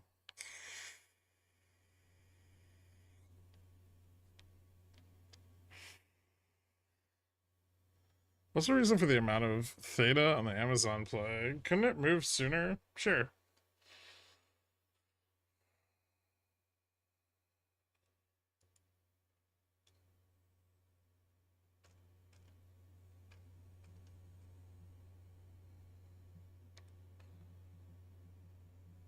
Amazon lost 180. It doesn't matter if it moves sooner, by the way.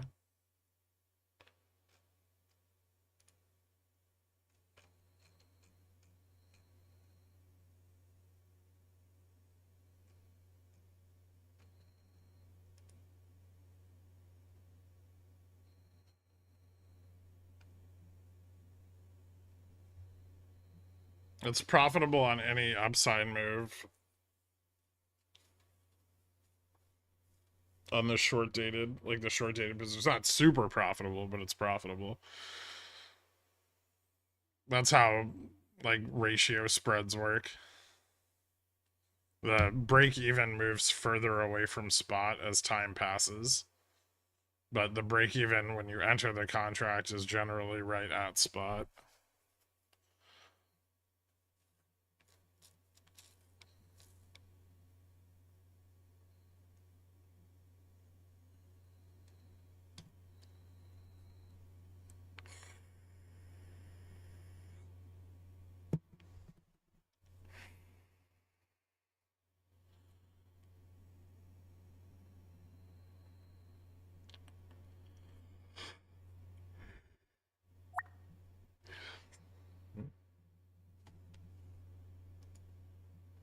Ooh.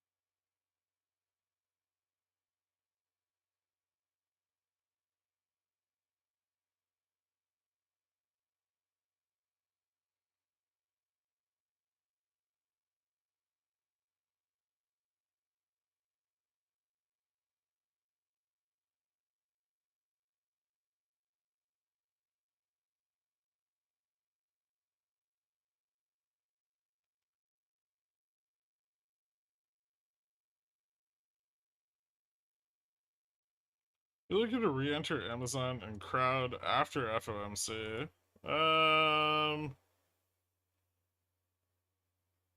It depends. If crowd gets back above 270, maybe. I did pretty well on that already. I don't know. Yeah, I'd probably re-enter CrowdStrike. Amazon's a little more questionable. I really don't like Amazon below 180. If it broke back out above 180, maybe, but positioning's gonna change with the move, with the price action today.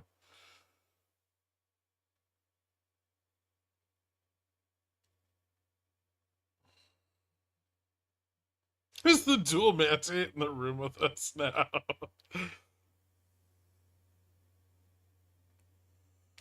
Is this bounce mechanical, or are we ignoring bad data? There's a ton of support at 5,600. It's a major support level. Should probably, in a positive gamma environment, not expect to crash right through it. I mean, we almost did earlier, and that was with a lot of momentum. But it'll probably take repeated tests of that level to fail.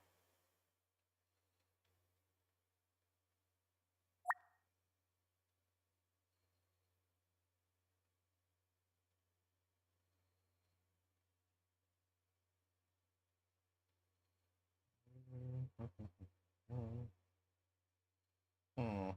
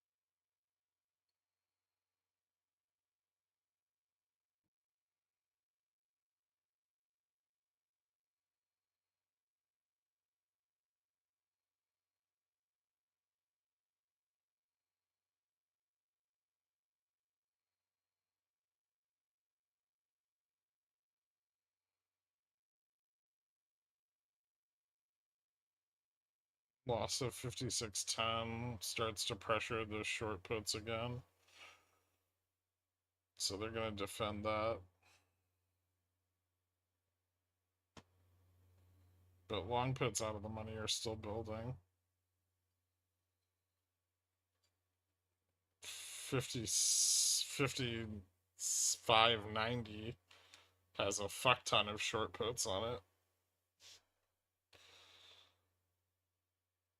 So it'll be hard to go much lower than that probably without data.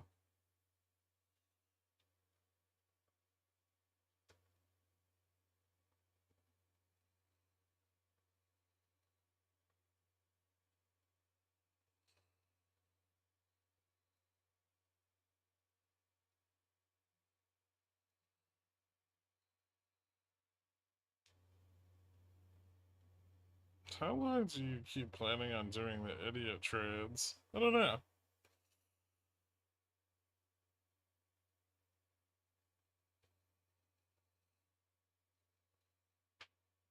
It's kind of fun.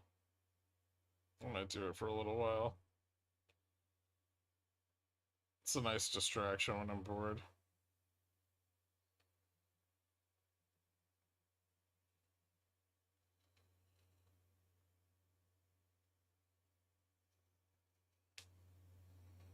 Pushing into those short puts. Start to get some momentum on that if we lose 5207 here.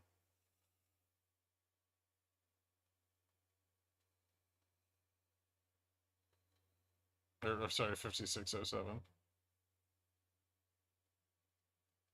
was I looking at? Fuba.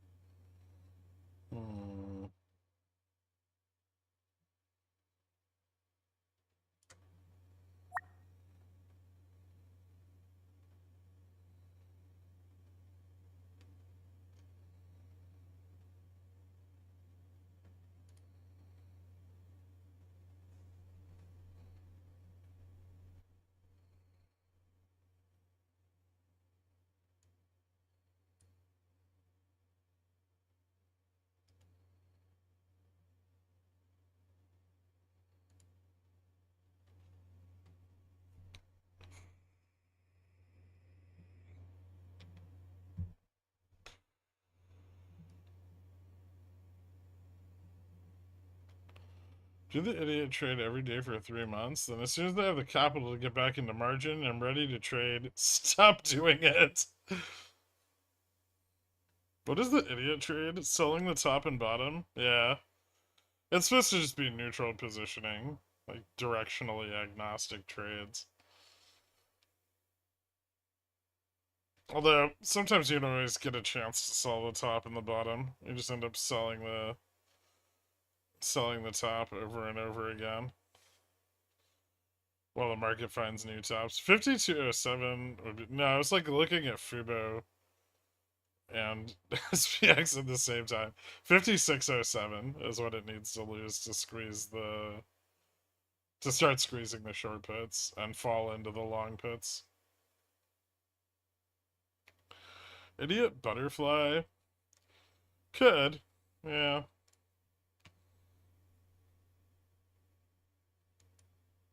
I'm really only a fan of butterflies in specific situations.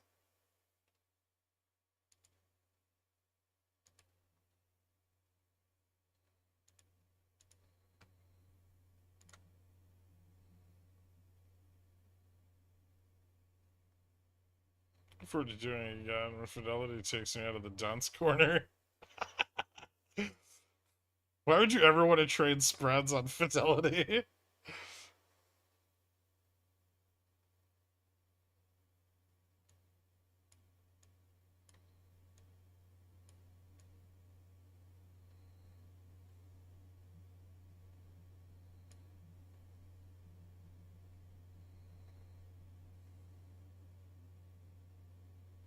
Ooh. Pushing into him. Gonna give him a little tip touch.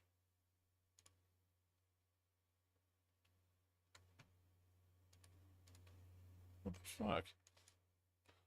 God damn it.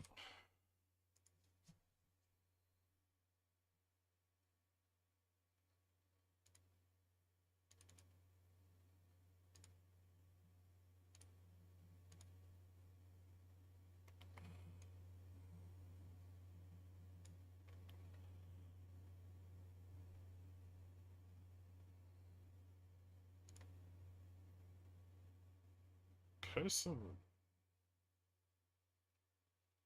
I mean, I wouldn't trade it. It's very untested. Only got like 10 days of data. It's up a bit. But it's only 10 days of data.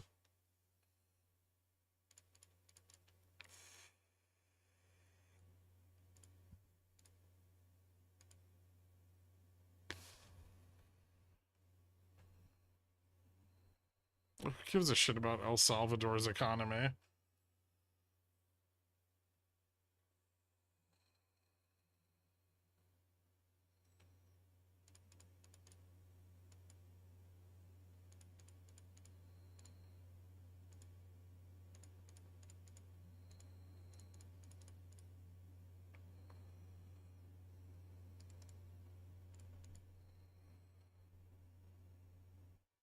El Salvadorians, presumably. Alright. I guess 10 days, it's up 69%. It's not too bad.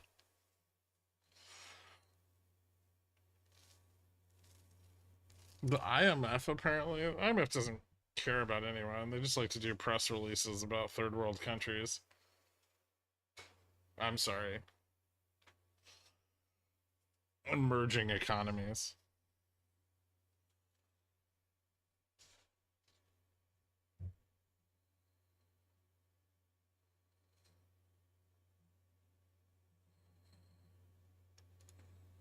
Aren't they rich because of Bitcoin? No.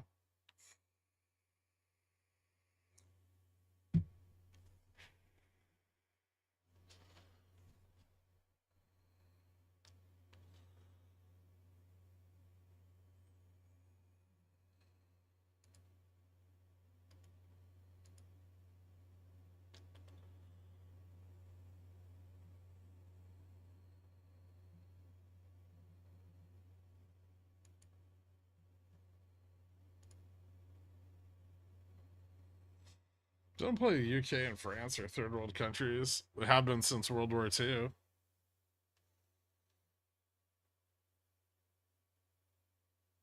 Who will be the first country to peg its currency to GME? Ew.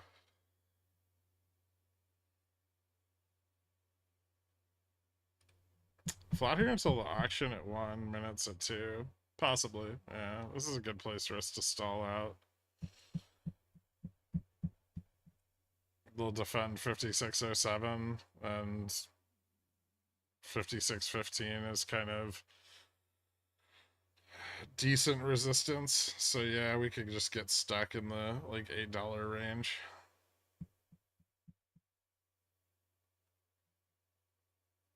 Dixie isn't stalling out. No, it's dropping.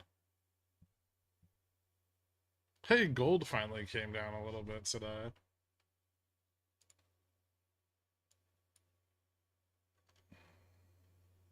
Yeah, I'm gonna stay long. Getting pretty close to that 2600 test. Maybe I should get some futures. I don't want to get fucked overnight again. Just like sell off my GLD and go long the futures contract. Should have bought it on the dip earlier.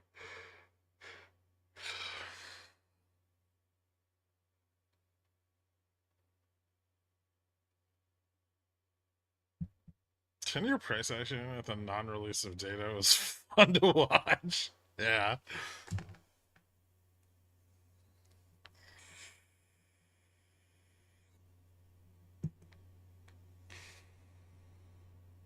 How big is the 20-year at 1? I don't think it's significant.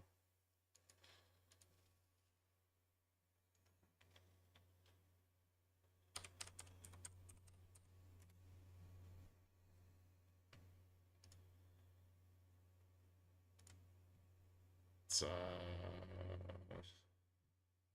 yeah, it's only 16 billion.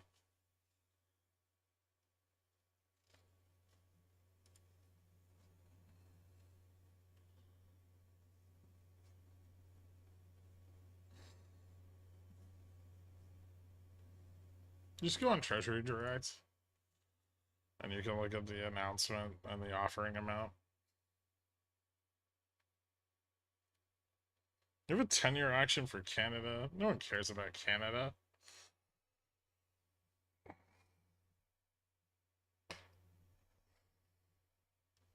There is only one bond market. And it's US Treasuries. At least right now.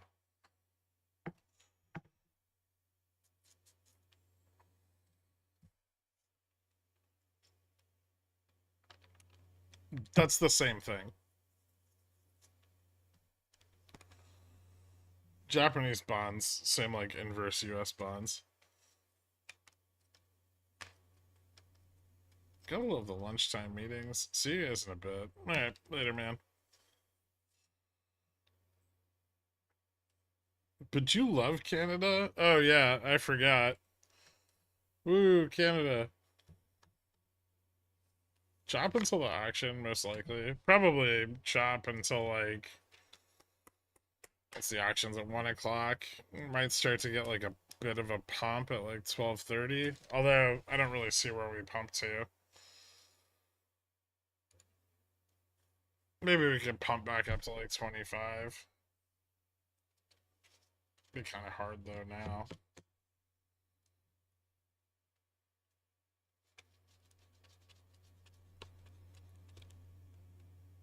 No, wait, you just love me, your favorite Canadian? I'm gonna go get something to eat. I'll be right back.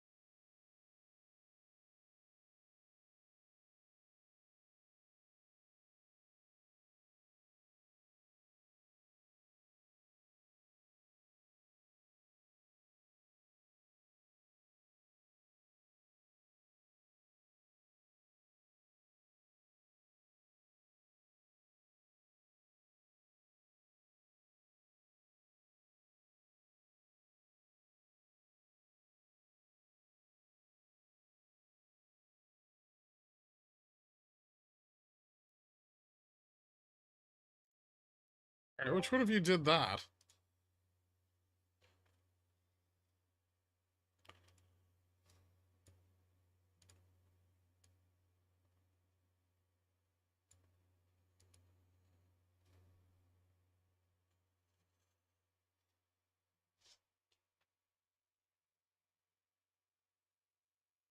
Hmm.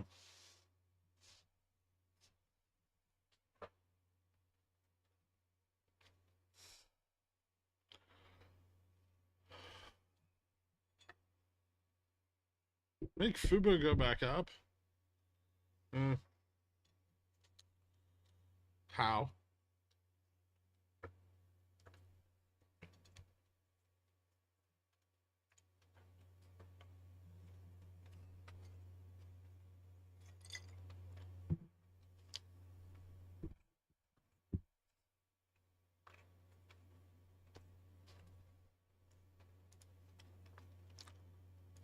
Don't forget you shorted MES. Oh shit. Nice. What a fucking Chad.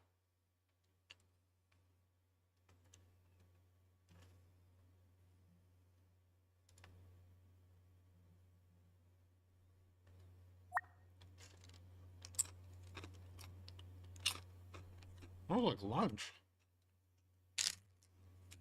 Actually, it's more lunch. I made my own lunch.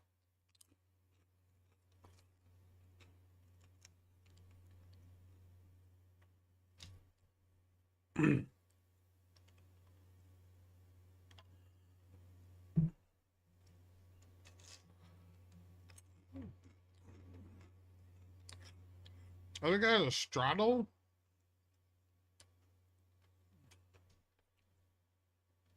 Can I just at Dork for the fuck of it? As long as you have a valid customer service question, I don't see why not.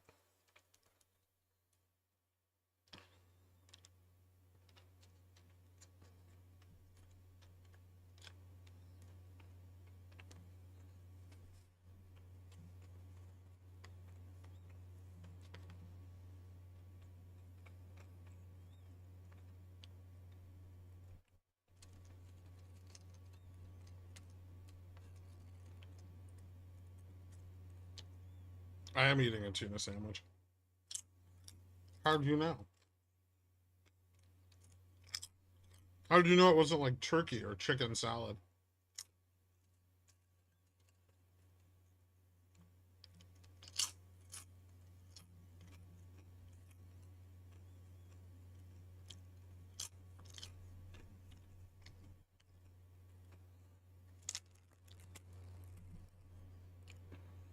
How many people here are Midwest enough to have eaten ham salad?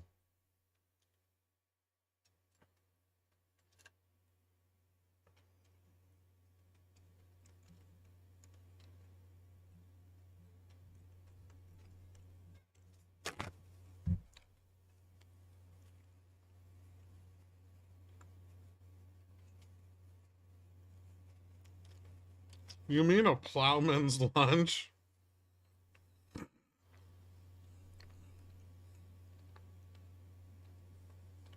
Actually, macaroni salad with mayonnaise, peas, and ham chunks.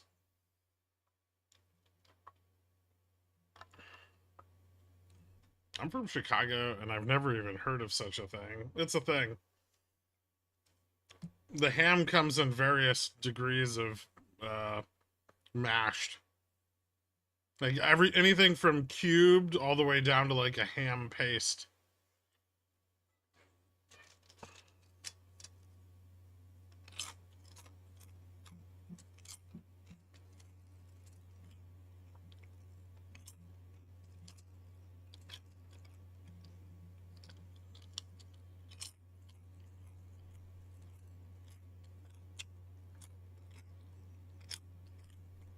I wonder what new foods we'll come up with in the next recession.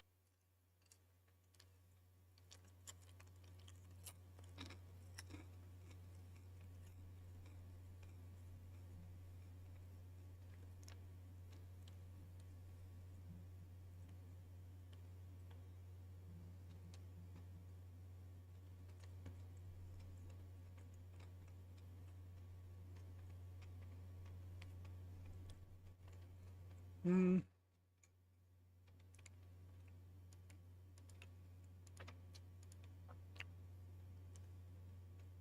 I mean, things are pretty bearish down here. If we get back above 5,600, 5,602, then yeah. That was interesting. It looks like bulls tried to sell too many puts and they got fucked. Twice.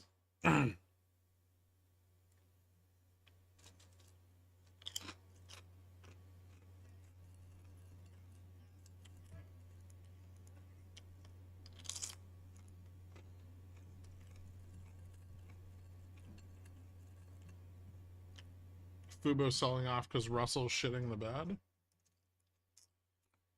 Maybe. Hmm. Russell doesn't look bullish.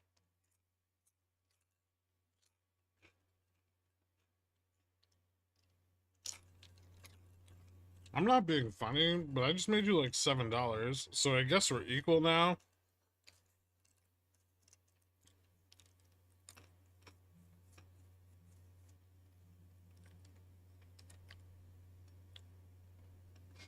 I don't know. You still got to catch up to that guy who told me about the Poland missile.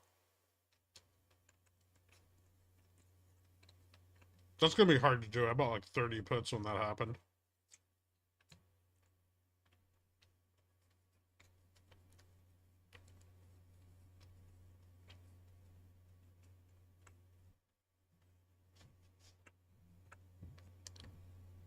I'd like to see the dollar or the dollar index at around 65.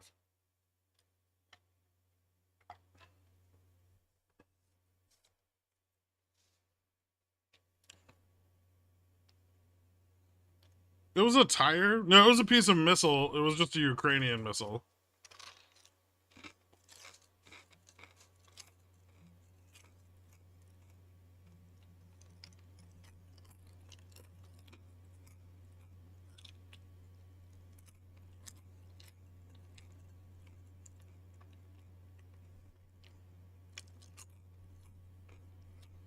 We don't even flinch when the Baltics are getting peppered with Russian stuff.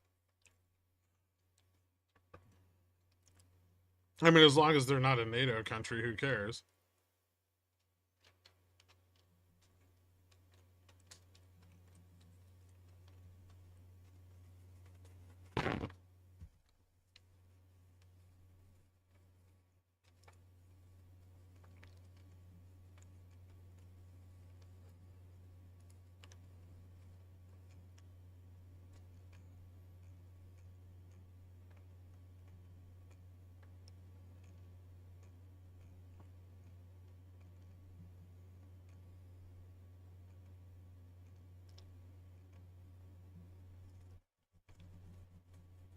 Hmm.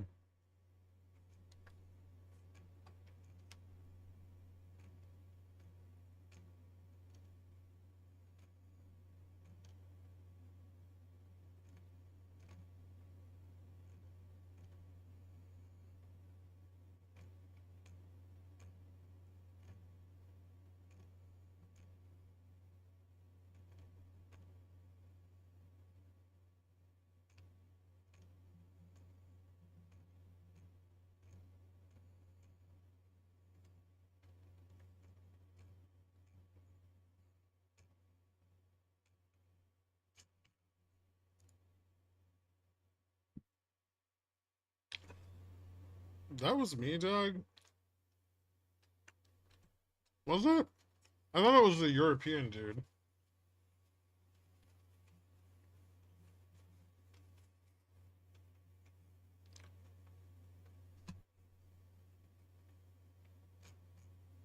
Might have been you.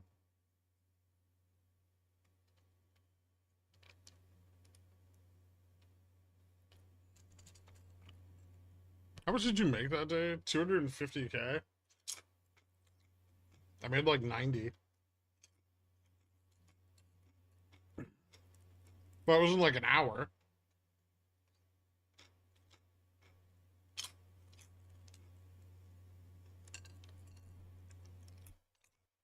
You mean the missile they sent to keep GME from breaking gamma neutral that day?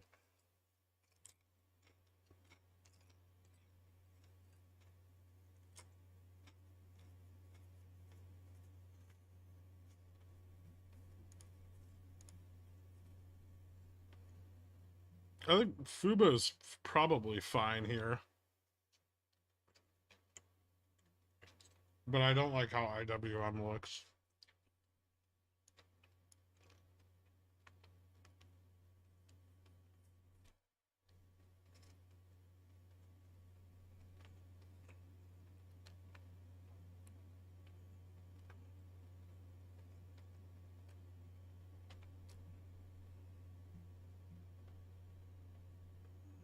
Here come the questions. What's the most you've made in one day? A bunch. What's the most you've lost? Also a bunch.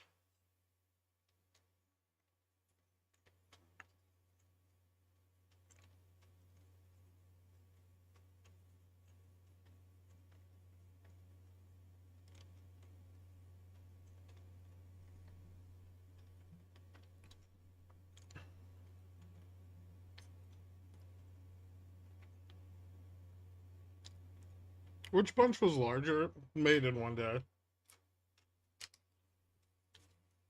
The most I've ever lost in one day was like 220,000. And that was on the video.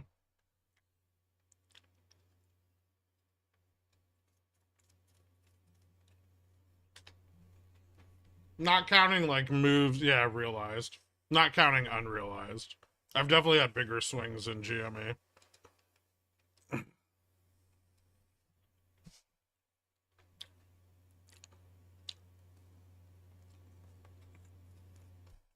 How did it feel when you lost that much? Eh. I knew what the risk was. I was also flying high after like the October through Jan run on SPX.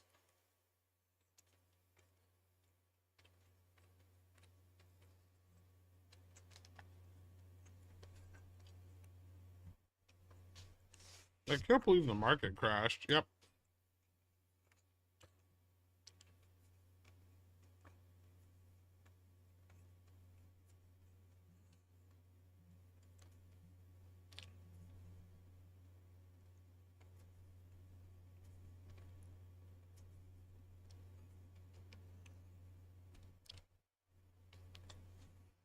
Was it the day NVIDIA earnings pumped the stock and everyone was bearish as fuck?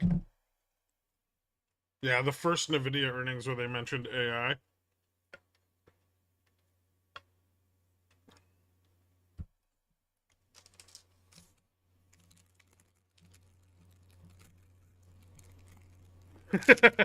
Yeah. I made a bunch of money at the next NVIDIA earnings though, which was cool. I was still bearish, but I bought like a bunch of like 20% fucking out of the money calls. And they like 20x.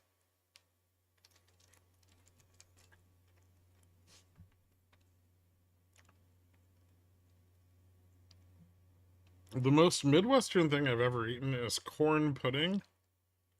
What the fuck is corn pudding?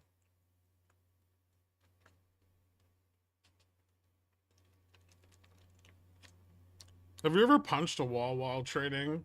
No.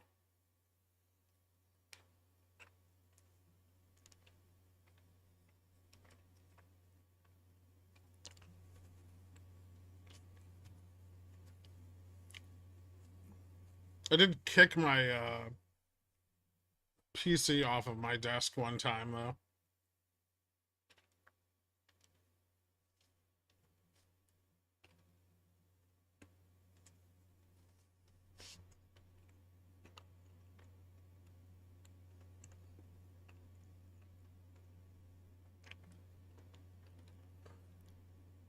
I would wait for the totality of the data this week before deciding to short IWM.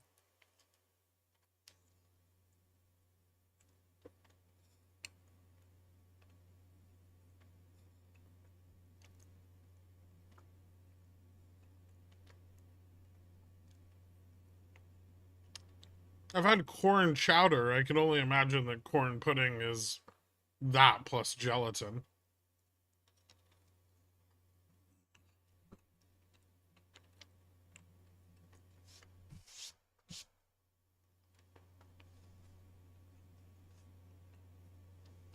Did the PC survive the kick? Nope. Graphics card ripped the PCIe port right off the fucking motherboard.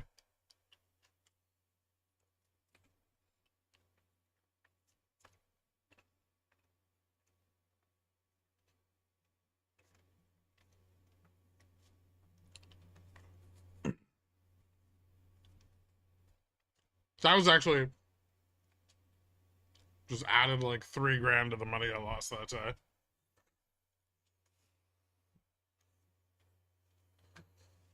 Fortunately, it was before the crypto thing, and graphics cards were still pretty cheap, like they are now.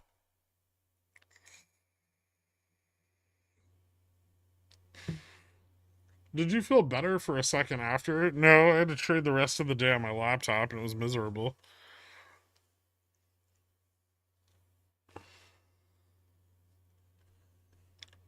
It was on the revised jobs data.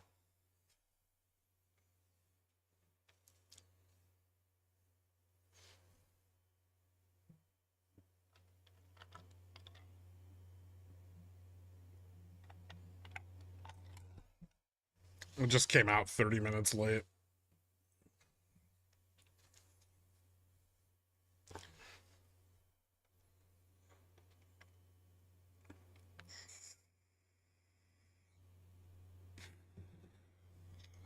Which trading platform was responsible for the kick? Ninja Trader.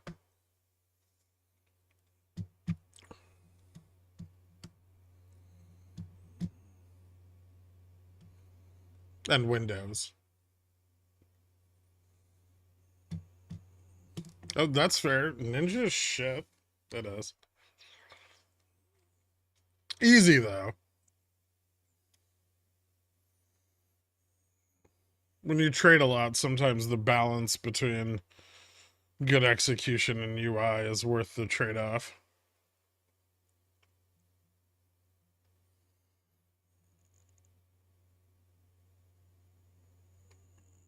Upside is the laptop is probably on its best behavior after witnessing that.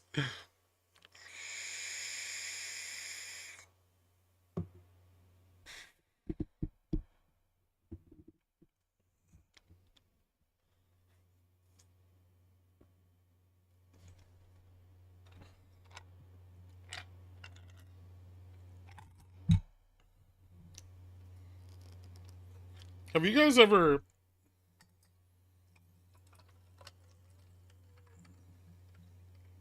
I only ask this because I'm thinking about it right now.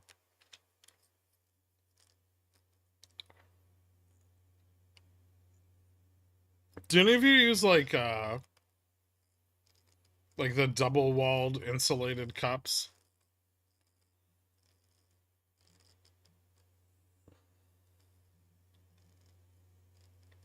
So I have a theory that's not backed by any science at all. And it's that, like, if you're pouring a warm drink into ice and an insulated cup, it's better to fill it from half full because the thermal mass of the cold stuff is greater. And thus your ice will survive longer.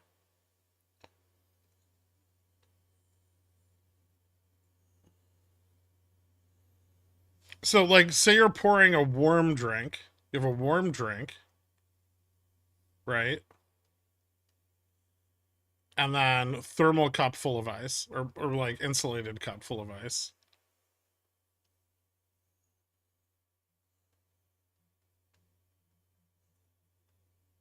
Now you're gonna get some ice melt on your first pour, right? Warm drink into the cup, it's gonna melt some ice.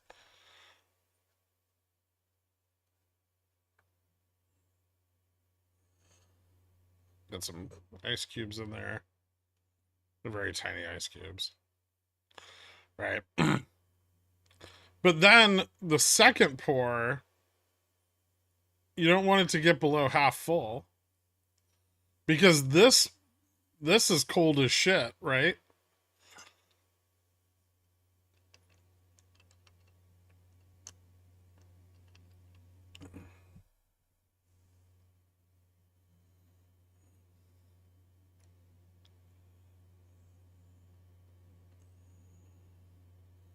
Yeah. It's 32 but you have more mass of 32-degree liquid in the cup. So when you pour the warm drink in, the overall temperature doesn't drop as much.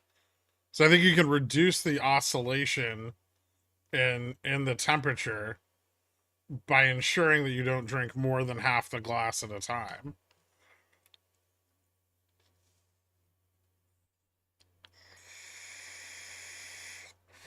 But I know nothing about thermodynamics. Well, outside of finance.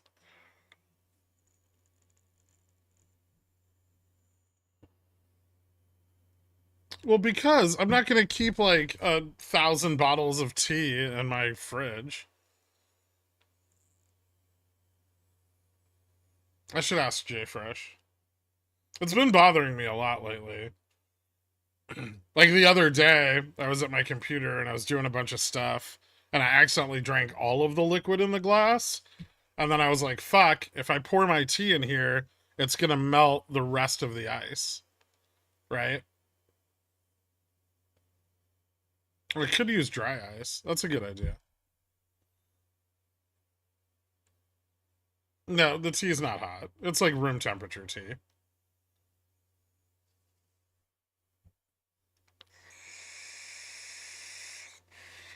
Don't want to leave my computer, Jason. I mean, it's like, are you not understanding my dilemma here?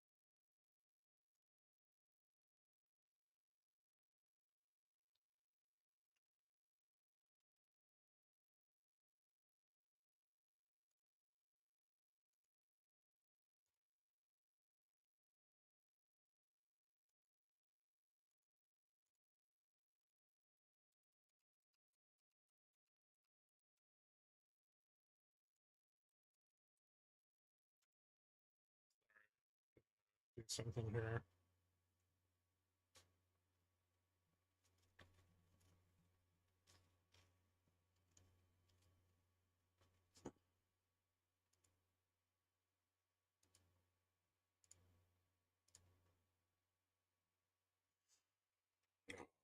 damn.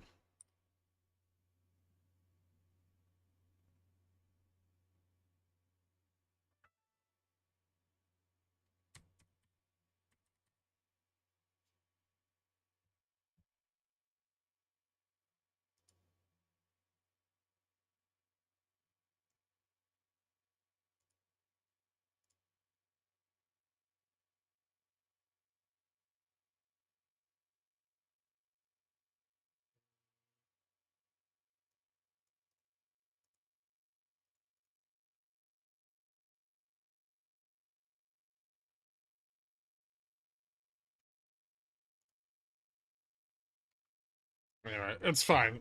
Don't worry about it. I'll figure it out myself.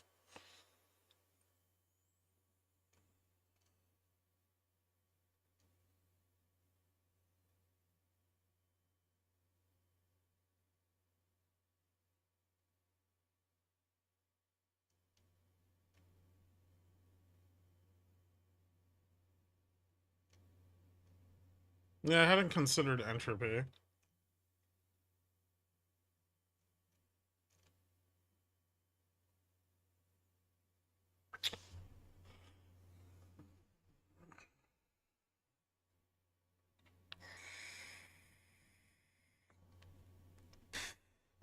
No, that's not the issue, Dave. I understand.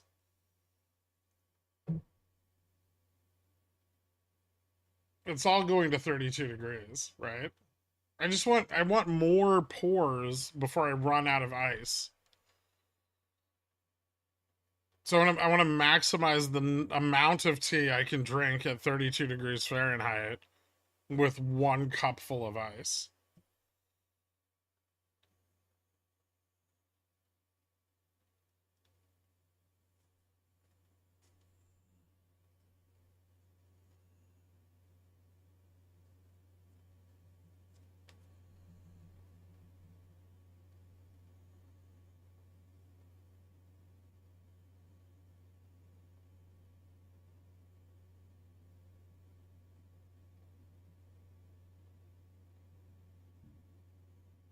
The more refills, the better. Okay, that's what I was thinking.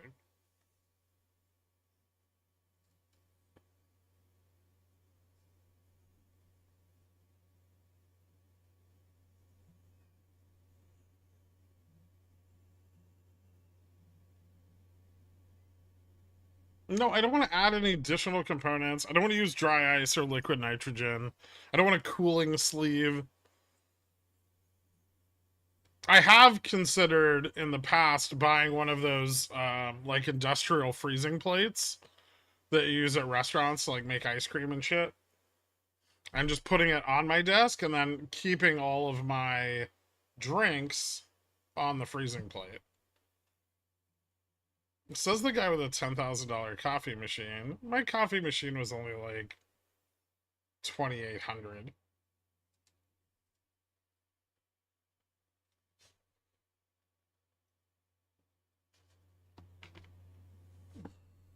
No, I don't want a mini fridge. A mini fridge has a door. It's shitty.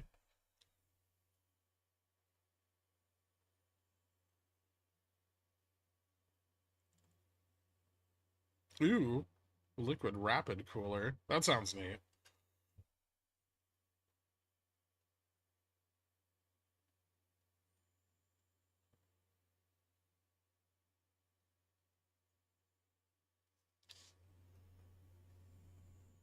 I'm gonna send you something cool. No pun.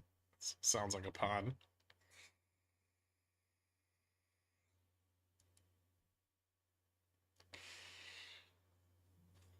I have pretty big ice cubes already.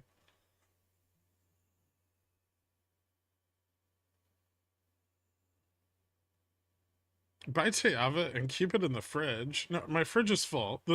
That's not an option.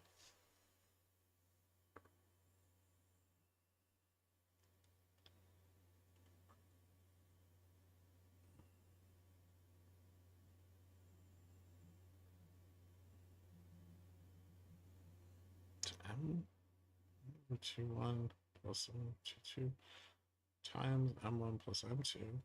Oh, okay.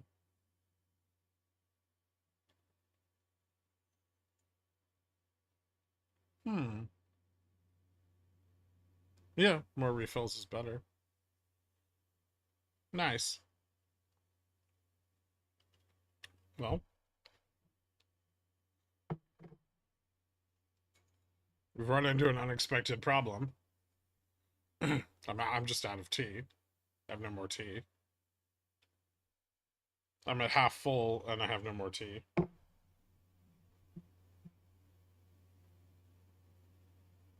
Hmm.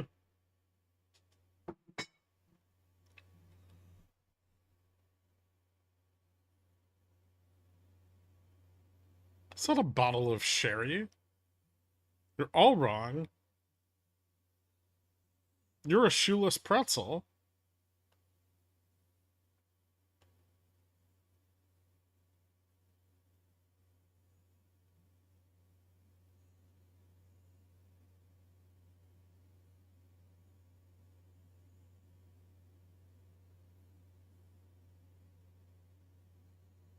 With a mechanical engineering degree with a focus on thermodynamics.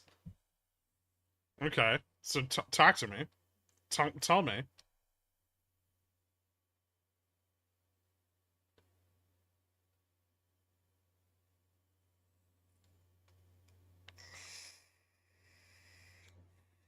Thermodynamics is simple compared to the math you guys typically utilize. I mean, we utilize thermodynamics, but we don't have to factor in melting ice and room temperature tea.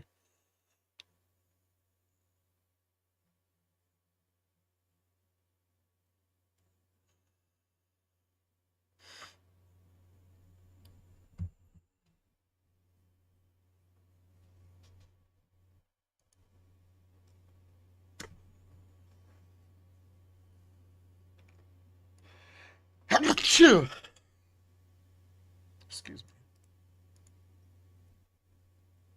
Put the ice in the cup to cool. I already do that. Dump it and replace it with fresh ice. Then pour as much tea into the cup as possible. Okay, I'm already doing those parts. The question is about adding additional tea after that step. I keep the cups in the freezer. Then I fill them with ice when I wake up in the morning. But I want the ice to last until the end of the trading day without me going back to the fridge.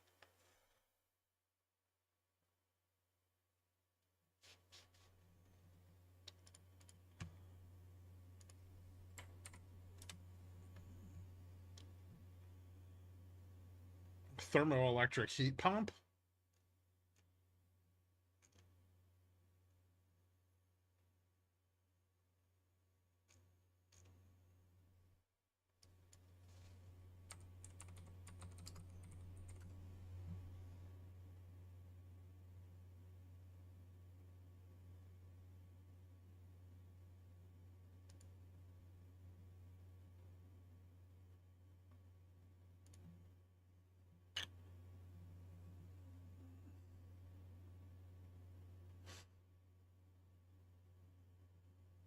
Interesting. Wonder if I could wire this up to a USB. Looks like I could. I just need to figure out how to get it inside the cup.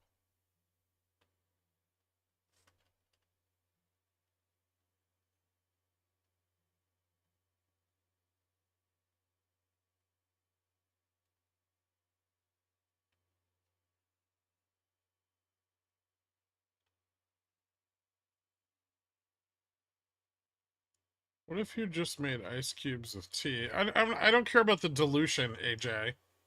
All right?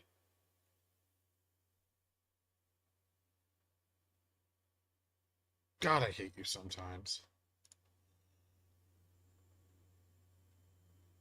Use it as a coaster. The cup's got rubber around it. It's not gonna transfer well. I'll have to use it, and then maybe I just need like a metal cup at that point. Forget the insulated cup.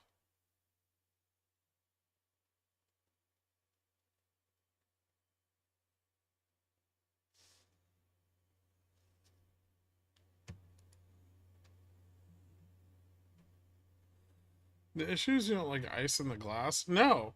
No, I want the ice. I like the dilution ratio. It takes out the bitterness of the citric acid in the tea. I don't want to change anything. I just want the ice to last through more room temperature cups of tea.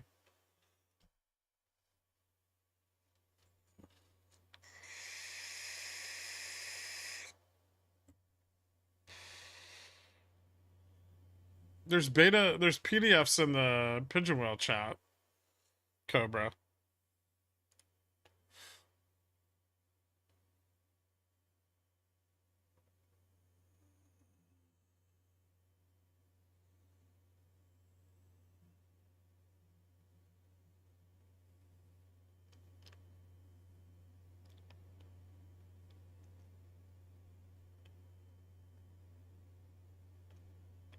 I don't want slushy tea.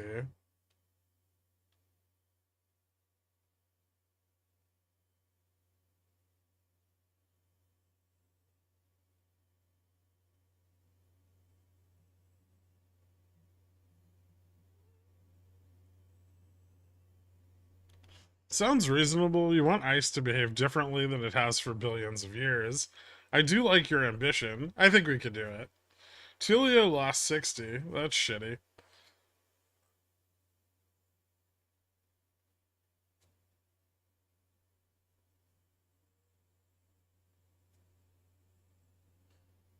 No, the room has to stay at 68 degrees.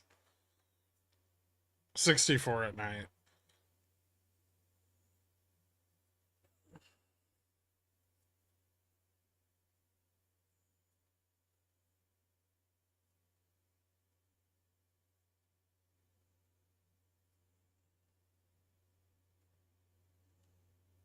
I believe that anything can be done. Sadly, I don't think there's a large demand for a solution to this particular problem. I'm stating the demand.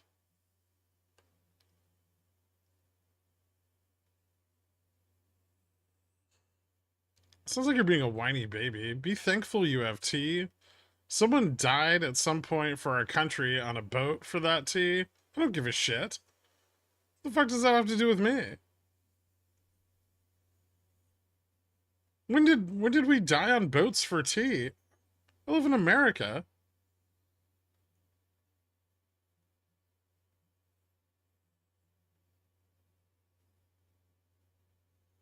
We've been wasting tea for 300 years.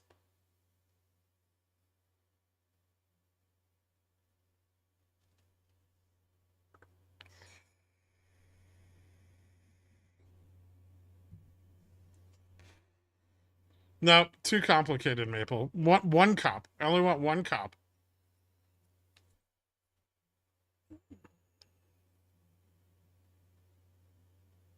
I have pretty big ice cubes in there already. I think if they get any bigger, I'm not going to be able to get them in the glass.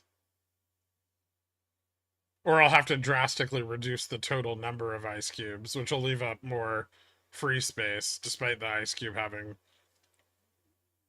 more surface area.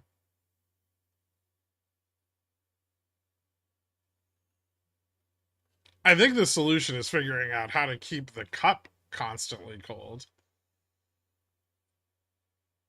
You have very specific problems. It's been bothering me a lot lately and making me feel extremely autistic.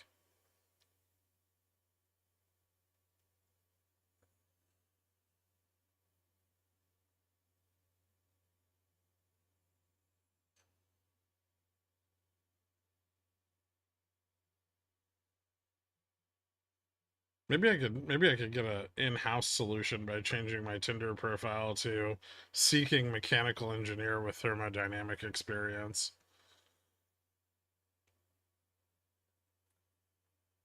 Hmm.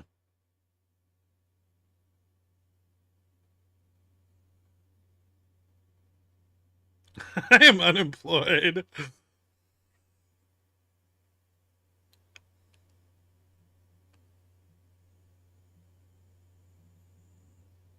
I already have that shaven bald. You're like one step behind the problem.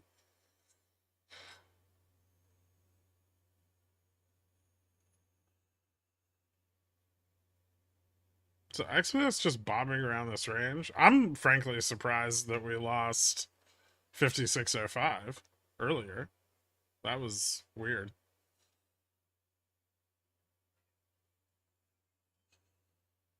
Also, pump into the auction, right?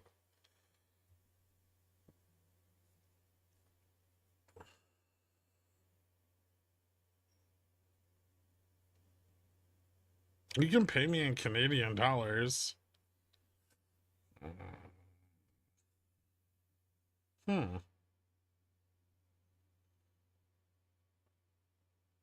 Interesting.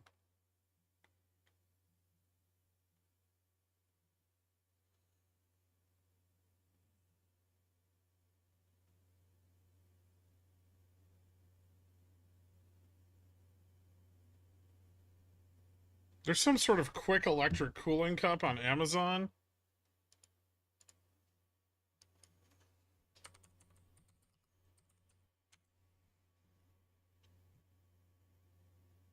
Oh, shit.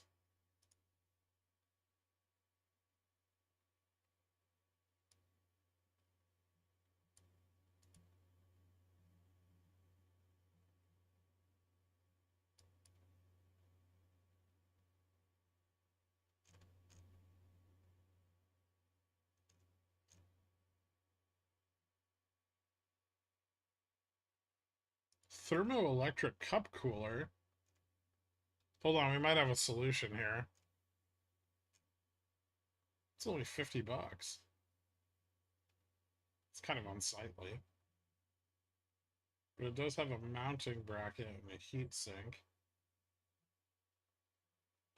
Looks like I can wire it up to my PC.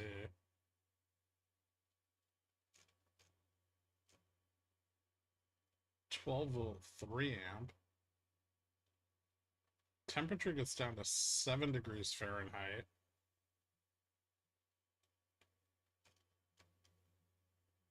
I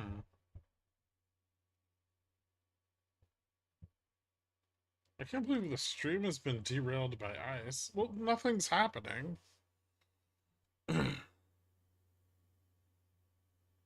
Just buy it. I think I'm going to.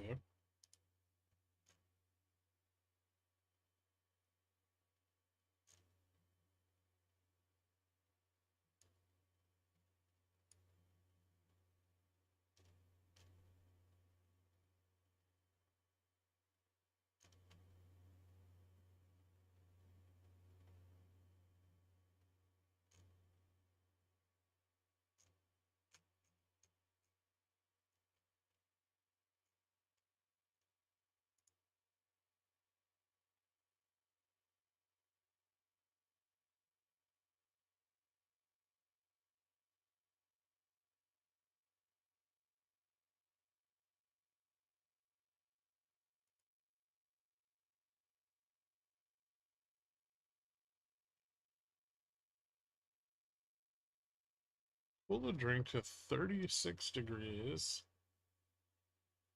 in minutes.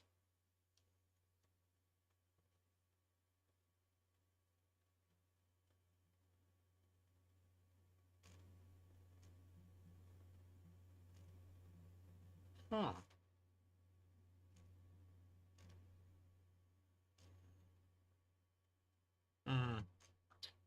Apparently this one keeps turning off. It's got some bad reviews.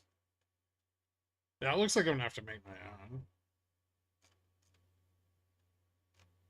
So I think I need just like a steel block to hold my cut. Maybe I can get that machined.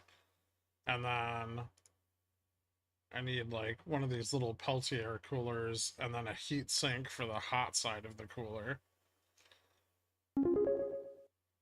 Vanilla Sky put their pickle in my jar. Alright, stop, chill your drink and listen. Iced tea is back with a brand new invention. Put ice in your tea with a cooling agent. Plug me in, turn me on before you drink it. Ice Baby 3. Nice.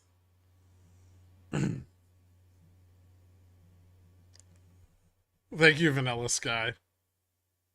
Wait, isn't that the movie with Tom Hanks and the sex cult?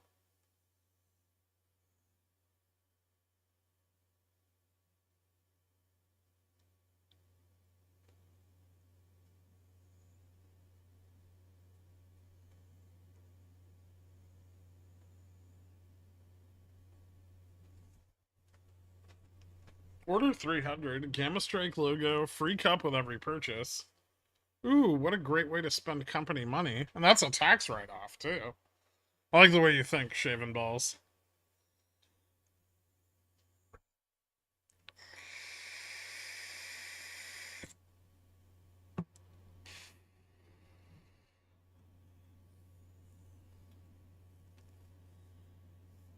I feel like that'd be more effective with a less spherically shaped object, Greg. I don't think it's a tax write-off. Well, if they're merchandise that's going to be sold at the store, and then no one incidentally buys them, and I just have 300 cup coolers, or I can put them in different parts of my house.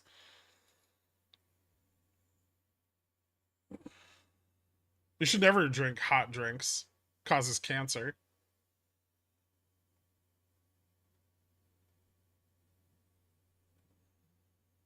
What? Yeah. You guys didn't know that? Should read more.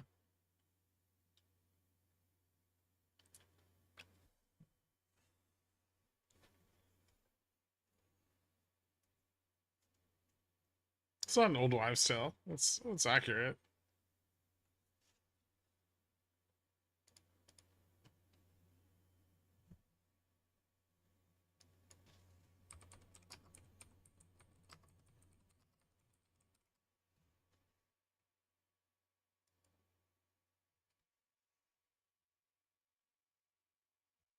Anything like over 149 degrees?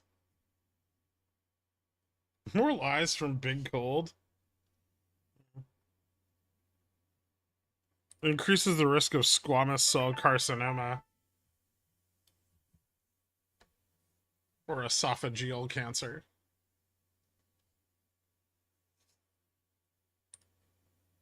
You know how I know this? Because for a little while I was into drinking like yerba mate, but I always drank it cold. And then I like looked it up and everyone drinks it hot, but because they drink it hot it causes cancer. And so people think that yerba mate causes cancer, but it's actually just because they drink hot beverages. That's what causes cancer.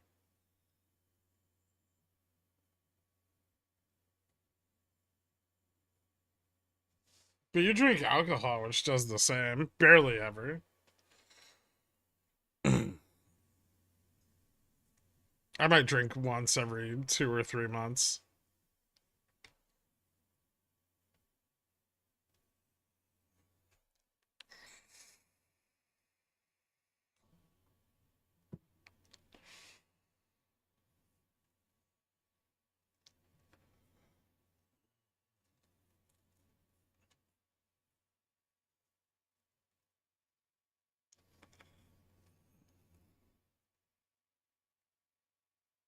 Food or drink is too hot, it can cause thermal injuries to the lining of the throat or esophagus, which can lead to chronic inflammation and the formation of cancer cells. Boom.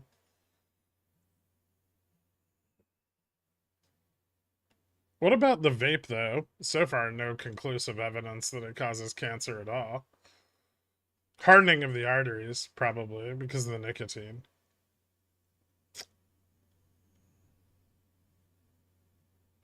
But dude built a multi-million-dollar empire by selling yerba mate in Toronto. It's like a pyramid scheme. It's just caffeine.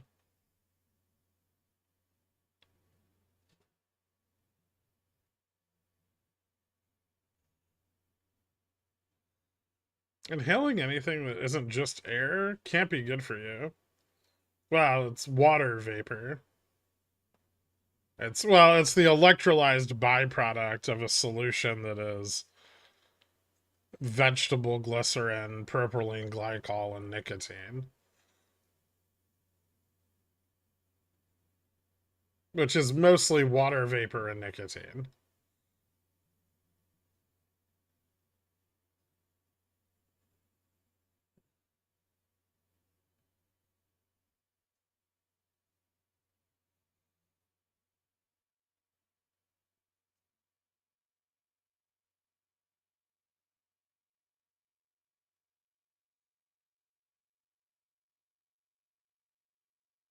The band Foreigner may have a solution. If you're willing to sacrifice your love, our love, you become cold as ice. You know? Um, yeah, I'm down. That sounds like a good deal.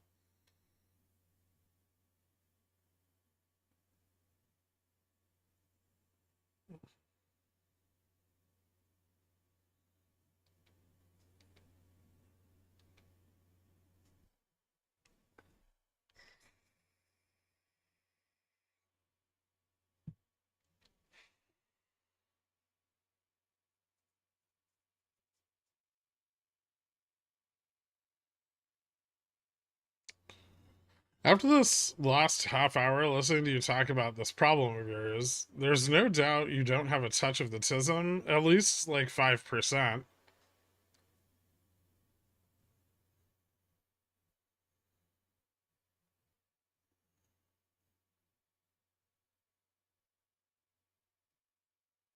It's probably more than that. I've had some pretty autistic moments.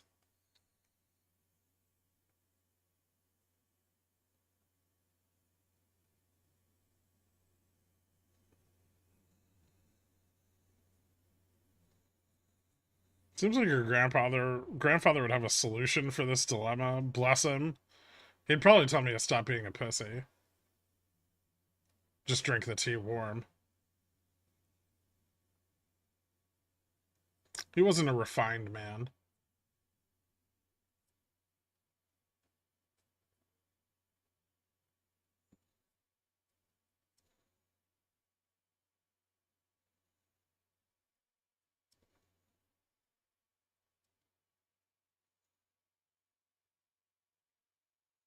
You got all the good stuff though, like the ability with numbers and the steadfastness that makes ladies go nuts.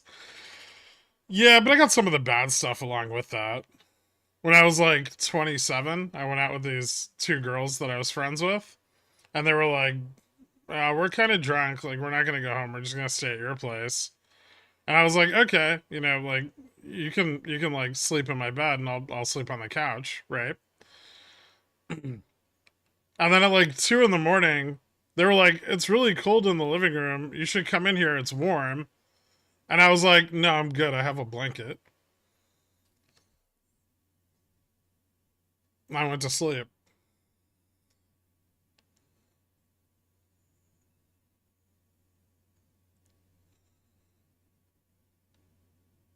A couple weeks later, I thought about it more.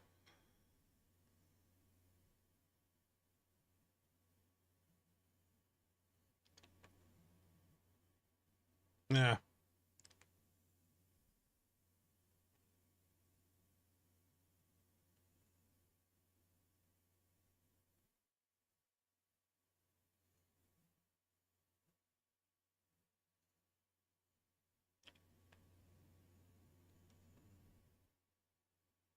It's still a power move. You could have leveraged it later and redeemed yourself. I did date one of them like a couple years after that. Turns out we were better off friends.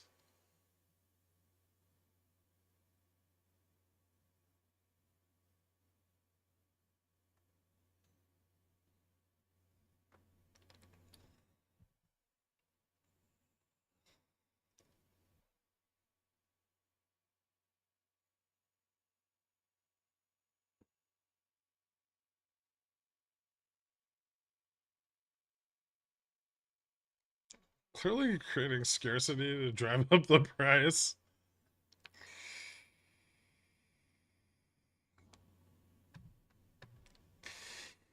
That's been living rent free in Gherk's head for years and years. No, just thought of it.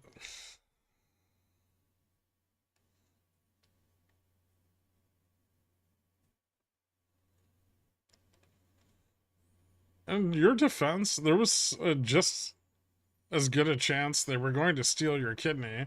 I knew them. They weren't like strangers. Aren't you 27 now? No. I mean, thank you, but no.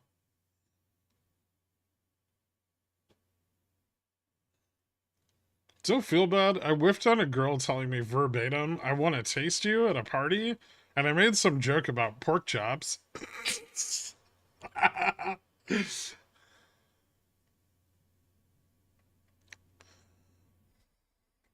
Nice. I'm not 37.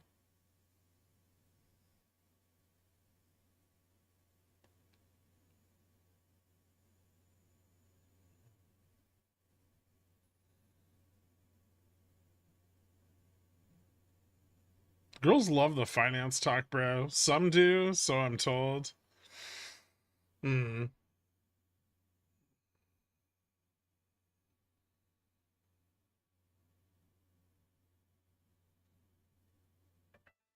How would you know? Not entirely sure. My birthday was not on Monday.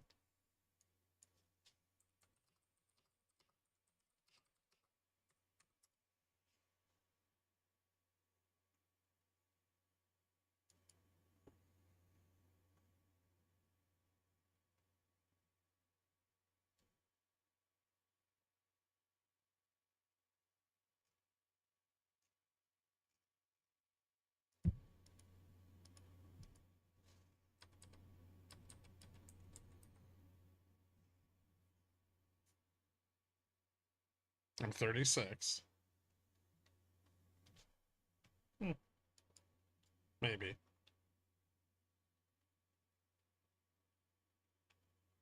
Girls do not, in fact, like hearing finance talk. No, but they like the byproduct of finance. Some do.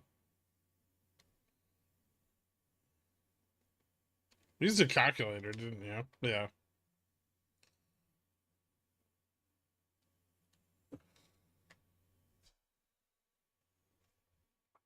I don't really like celebrate birthdays.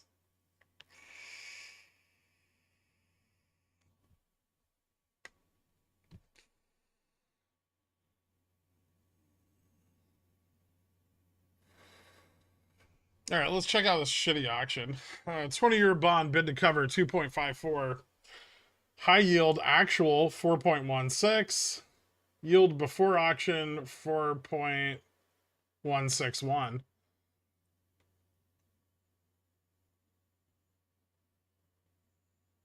Shocker. Nobody wants to buy the 20-year at 4%.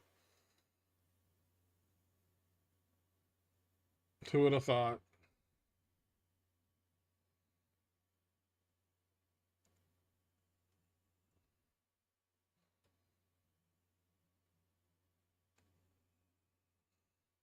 Me either. Does that make me 36 too? Sure.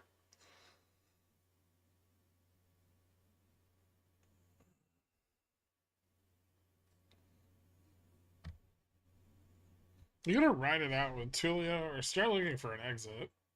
You know what? Why don't we do this? Why don't we look at what the data says? And then I'll make a decision off that.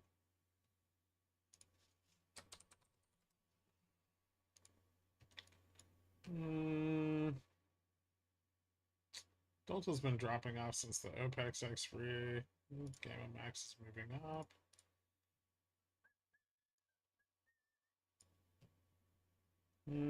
Still support at 60.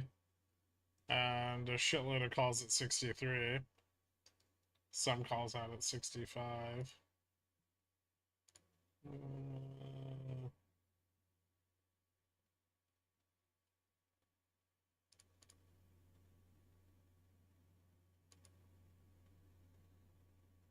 hmm.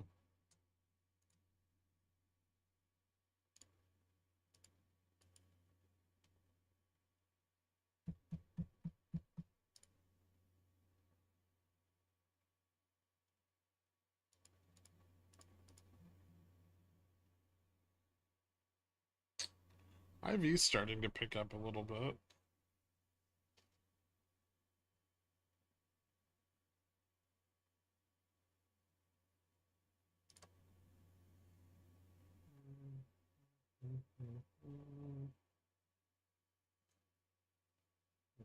If it loses 60, it's gonna fail. Fall back to 56. Interesting.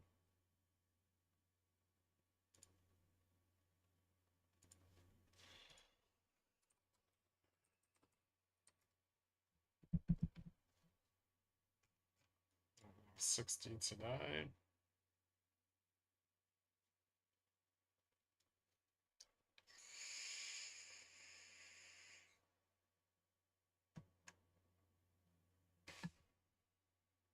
Never even tested 63 before breaking down. I still got like a month on it.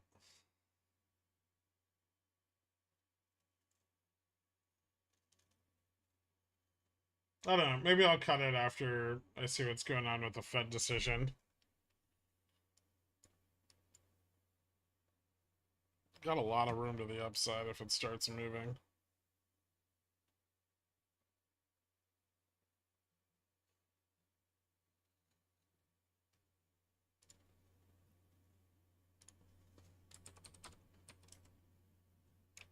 Target's doing pretty good today.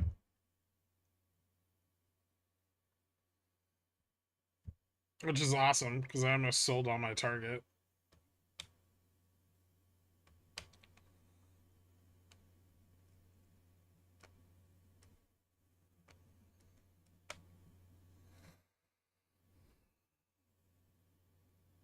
Should I still wait for 160 to sell calls on Carvana? I want to go short, and I'm being impatient. Yeah, you should probably be patient.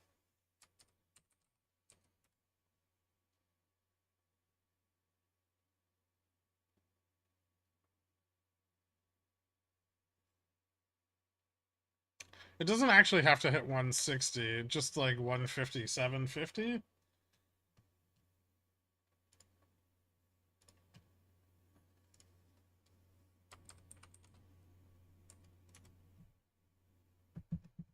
So I probably wouldn't mind shorting it somewhere around here. Or at least starting to sell some calls and build up some credit. Maybe I'd sell like the 60, 62.50 or 60.65.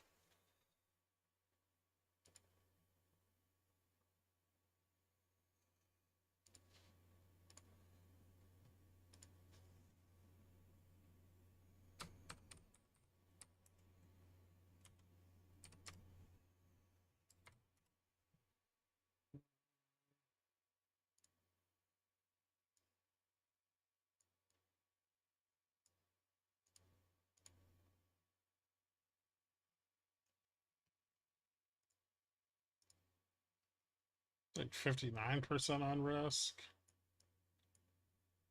Yeah, the 62.50 65 is 40% on risk into the end of the month. That's not that bad. 60.65 is 49% on risk. That's not great. Ooh, 60.62.50 is 59% on risk. If you really wanted to get fancy, you could do the 157.50 160, which is 80% on risk.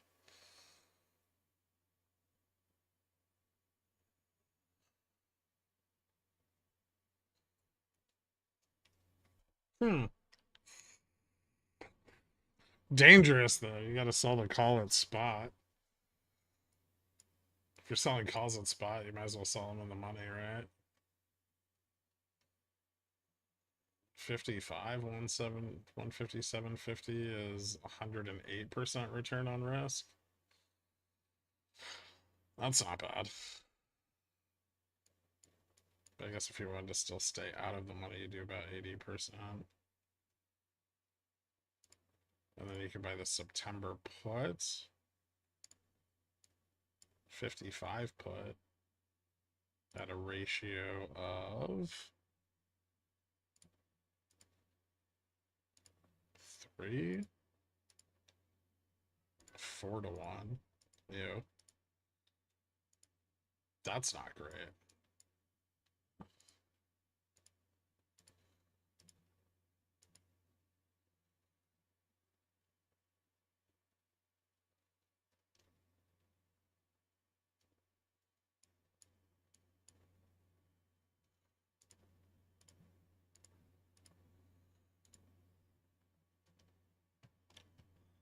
I'm thinking something like this.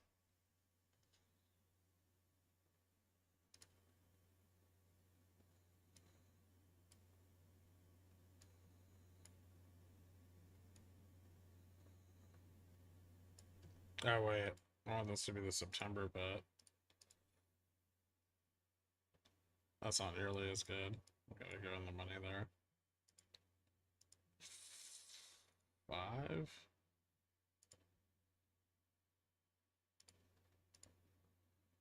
6, 7. Huh. Ooh.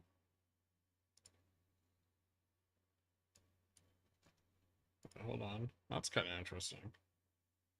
I don't want that, but it's interesting. 7-1 net credit. Max profit is... So, under 55.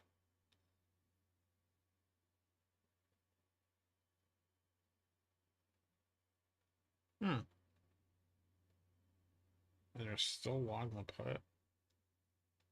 That's kind of dope.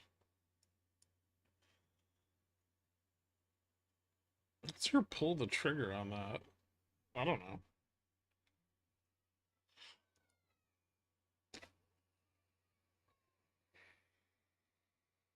High for the day is 157.50, so it seems like that resistance played out already.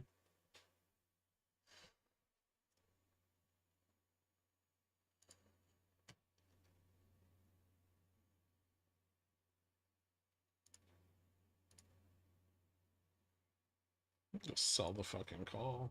I don't give a shit if it's naked.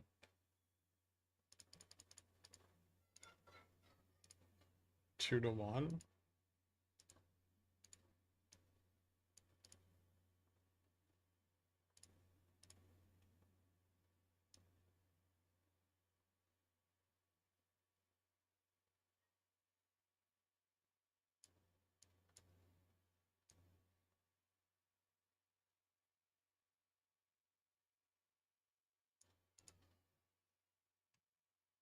Ew, I like this better.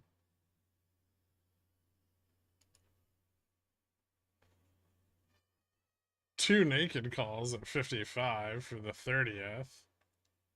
Then use the credit by the 55 put, then the 144 put, 145 put.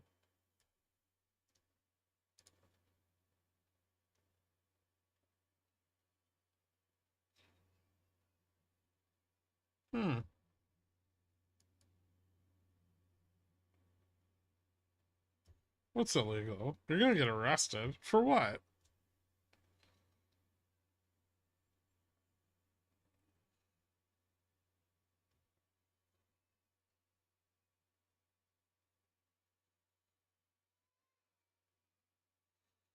Well, investors need to be patient. It's gonna pay off in the long run. Similar to big tobacco.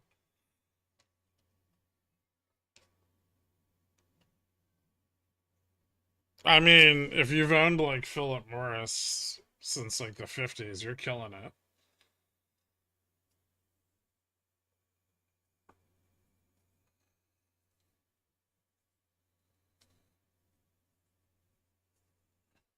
Selling contracts, selling naked calls.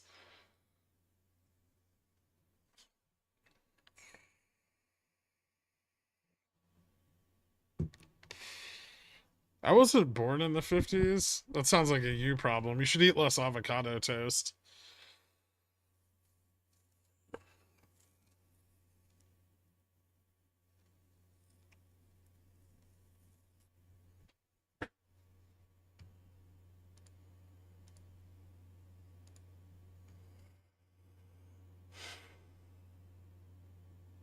I don't eat caviar. I don't like it. It's crunchy. It just tastes like salt. It's like gooey salt. Gooey, crunchy salt. Ooh, nice, Bob. Yep, I found that dragony. Countertop. Or I have an ice maker in my fridge.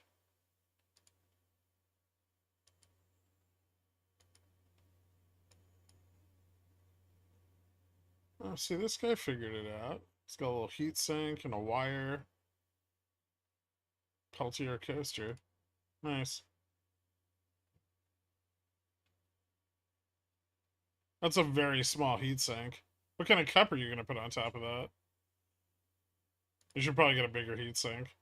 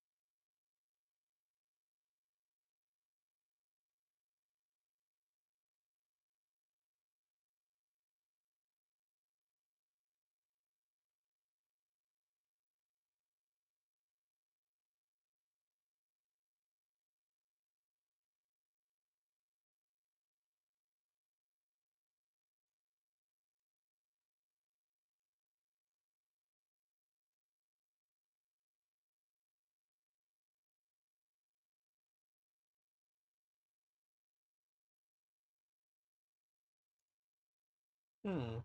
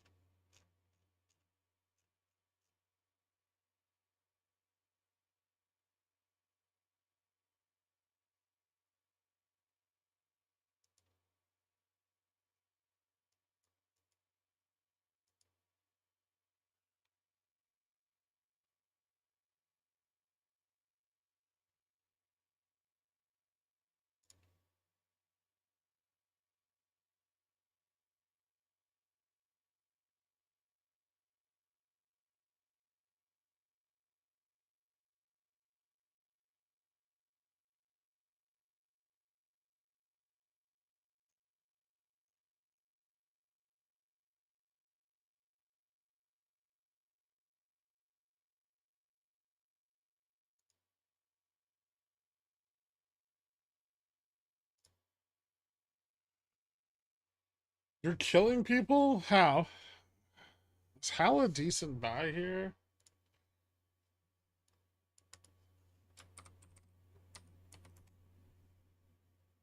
Yeah, I guess if you want to. I have leaps that I bought a little bit below here.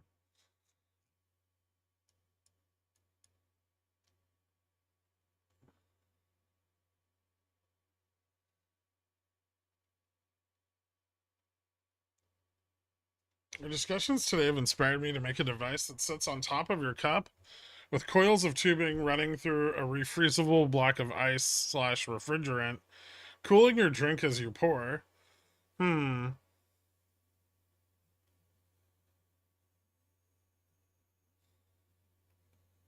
feel like NVIDIA is losing relevance in the index, like Tesla. I kind of get that vibe now.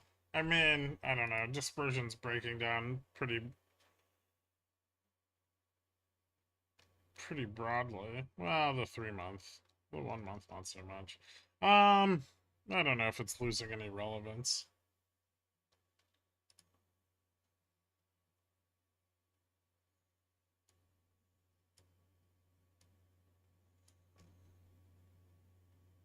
I love this perfectly flat day we're having.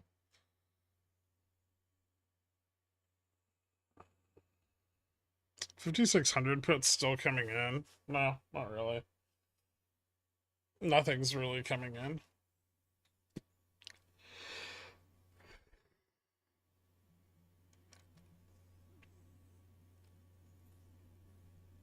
And we're back where we were, in the most boring spot on the chain.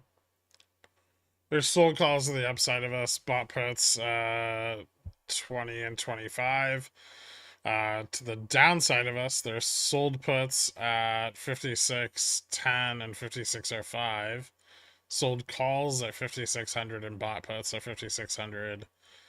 Bought puts at 55.95, and then everything below that is sold puts.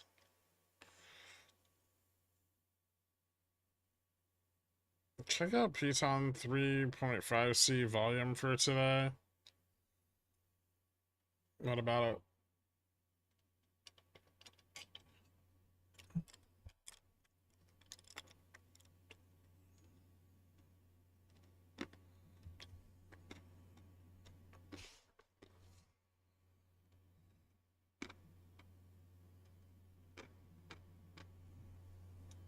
$10,000 option candle could be sold.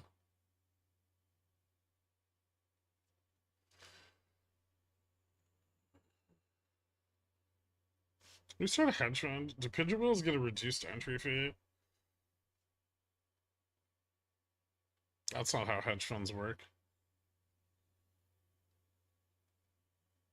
Late day idiot trade, if anything, I assume. I mean, probably no idiot trade because of the data, right? But if there is one, it'll be after the FOMC minutes.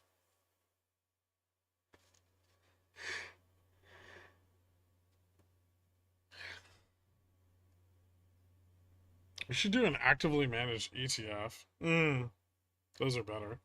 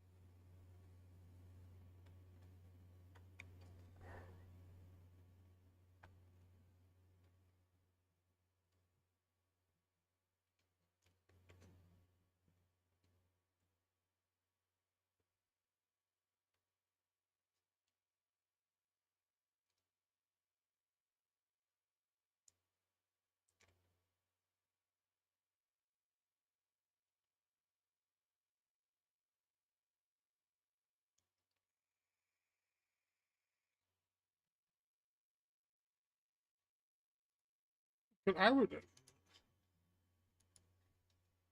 Some actively managed ETFs do great.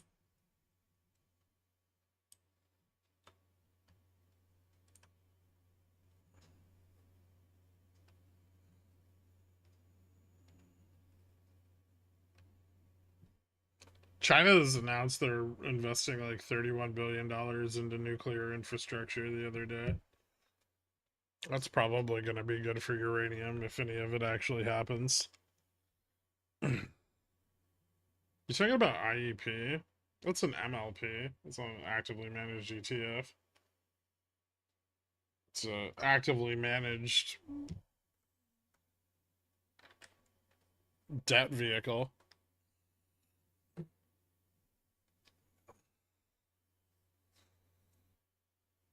I don't know why people buy MLPs if they're under like 70 years old. They had a good run like through 2013, but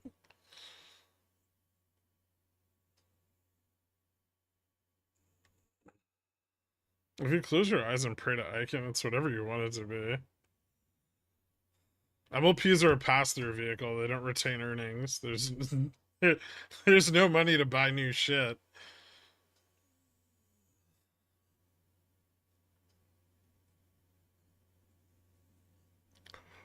Things are pretty boring. We went down a little and then we went back up again.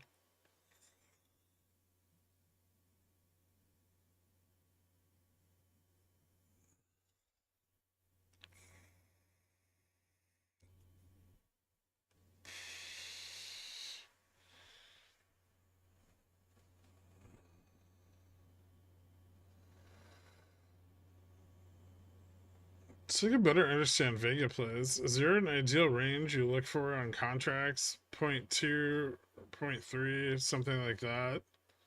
0.2 Vega? 0.02 Vega? More than that? It depends on instrument, but more than that, generally.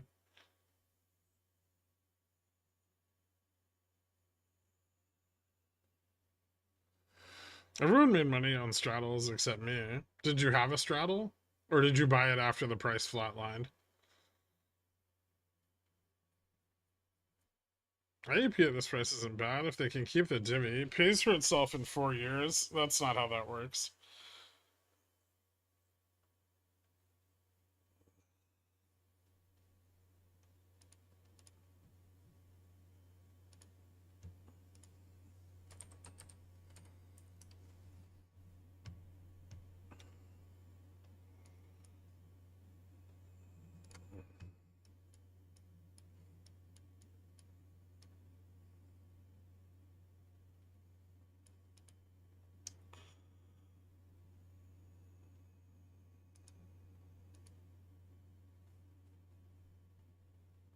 Well, right now I've been eyeballing the November 4800, the AM expiry, and that one is 3.86 Vega.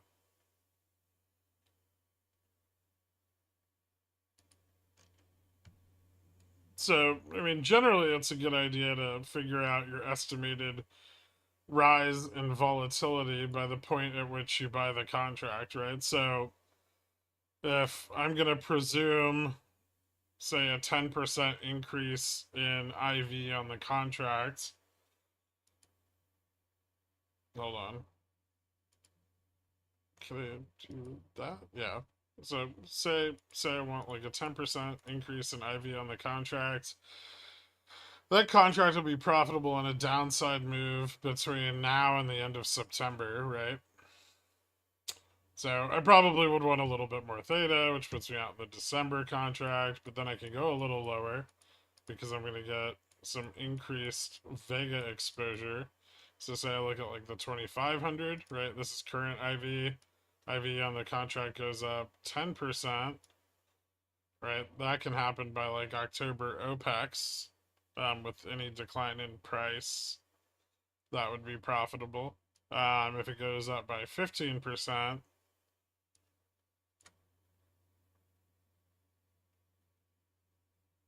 until about October 30th. But IV is still really, I think, too high right now to be buying Vega puts. 4,500. How do you estimate how much IV goes up? You could use VIX. Not the best measure, but it's a measure. So, you go look at the contracts compared to the prior, like the same DTE contract in the prior move of like VIX 3-month from X level back to 16, and see how that affects IV at the 90-day contract on SPX.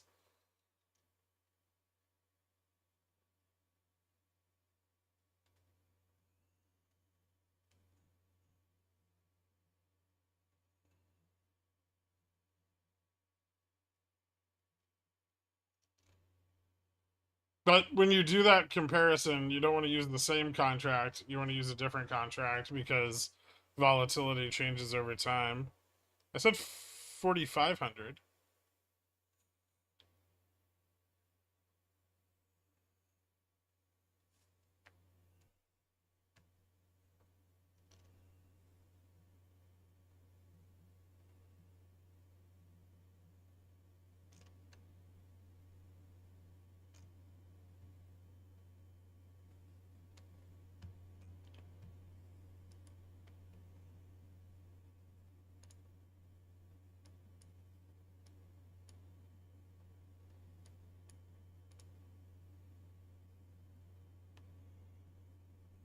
The bull call spread on SPX, SDPX, SPX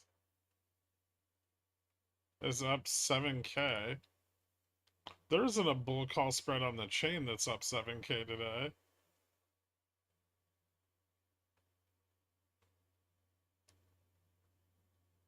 Even if you nailed the low.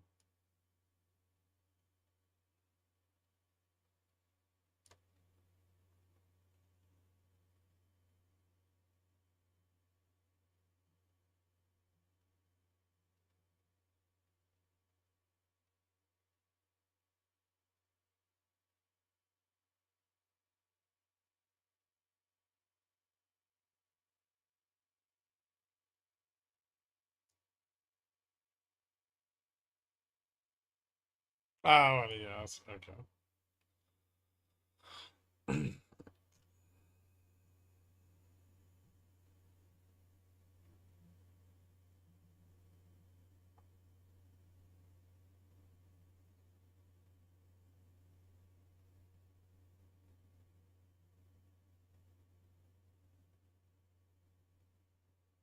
Could 14.4 VIX be looked at as having 10% of range back to mean reversion?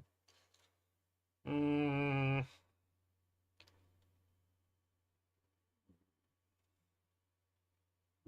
technically, no, but sure. I mean, I would say more like VIX 13.5 or 13. How spooky was that labor data revision, by the way? Could hawkish minutes still be enough to negate it and keep the bulls running? Possibly, yeah. Was the IV of SPX and option strat the same as VIX, or essentially the same? No, it's the IV of the contract. So the IV of the current, like, well, specifically for like the December AM 4,500. The IV of that contract's currently at 27.9.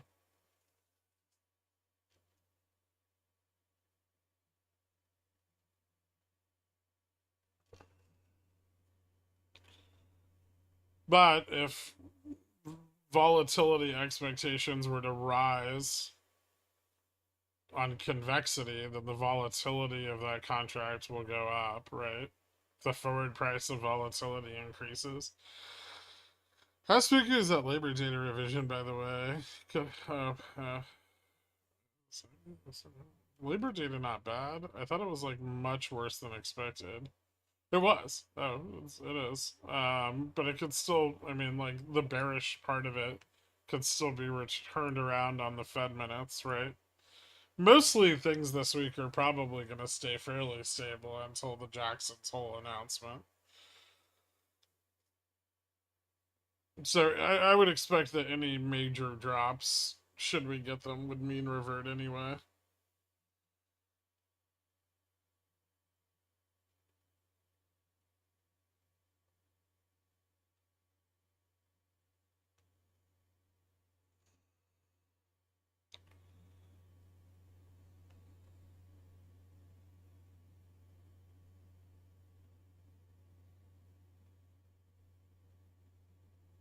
TLT broke 99. I'm not ready for it to go up yet. I think my diagonal doesn't expire until End of this month. It's awkward. Do you still expect small caps to run or IWM?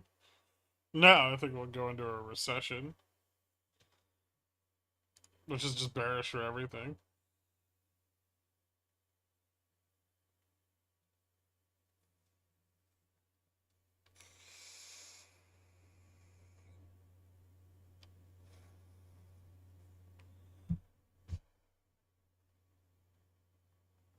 Or you just mean off the FOMC data, like today? Yeah, the FOMC data could trigger a run in small caps.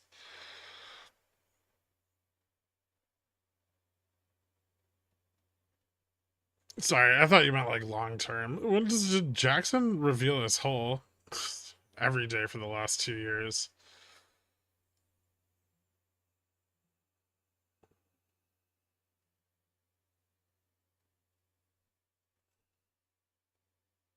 Even oil? Yeah. Well, initially.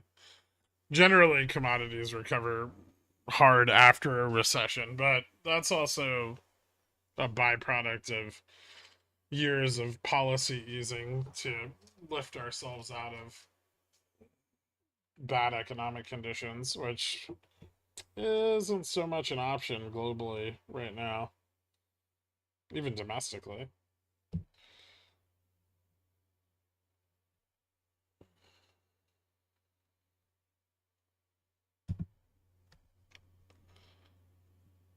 Or an energy crisis. Yeah, but from where? The US is the world's largest oil producer now.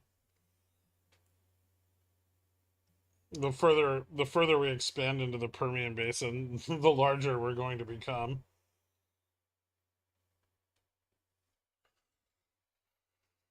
As long as we keep giving Ukraine drones to blow up energy facilities in Russia, we're in a good spot.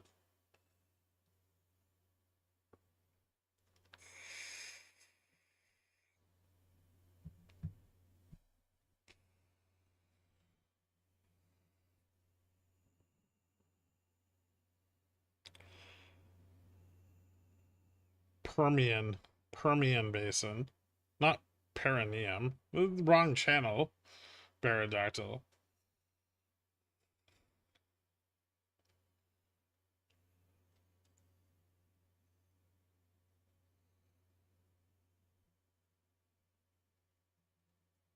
It's the right channel.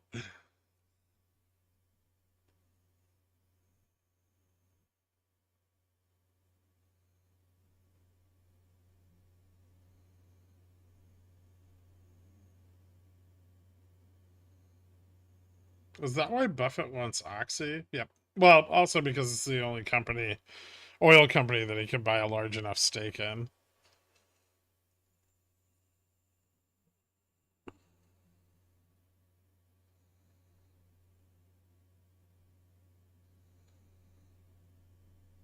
I like the butt stuff talk here. Very well-rounded conversation. Ice butts, baby. Was the perineum Basin TT and hashtag foreskin gang? Maybe. I demanded 5560. Hmm.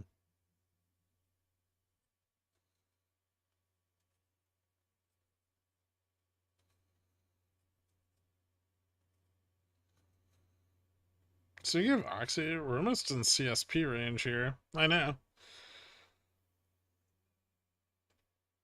How's the carry trade doing? Stable. Ish.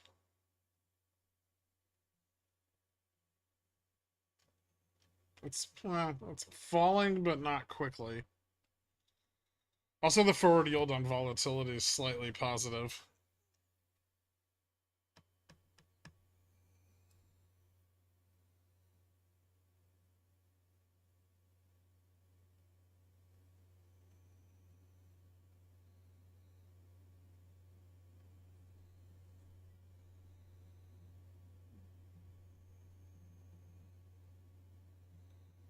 Is Dixie shooting for 100 soon? It's already shooting for 100.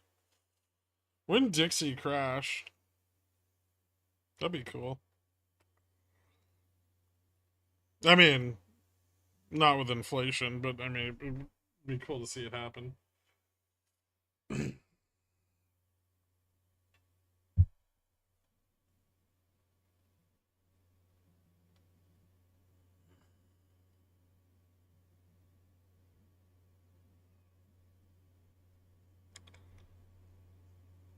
Shouldn't the peso be gaining strength against the dropping dollar? Why? What are you, like, long the fucking peso or something?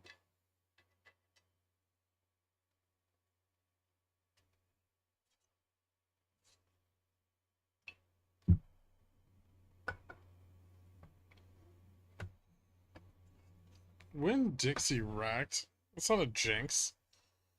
It's usually inverse. No.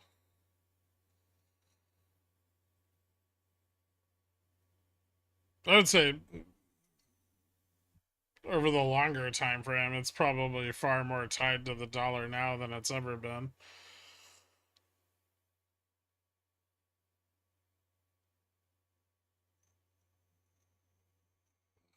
When World War III, as soon as everyone admits we're in we have like multiple international recessions going on concurrently. That's usually the best time for a big war. All the governments are broke. It's like World War II.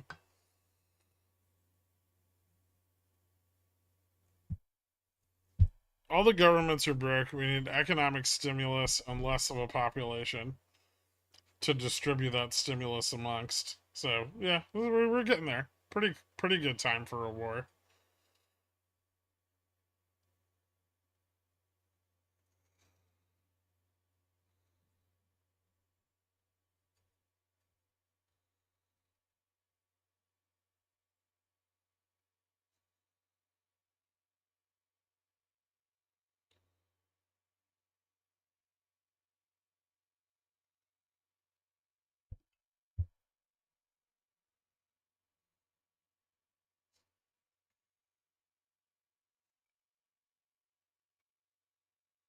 Maybe over Taiwan. Yeah, why not?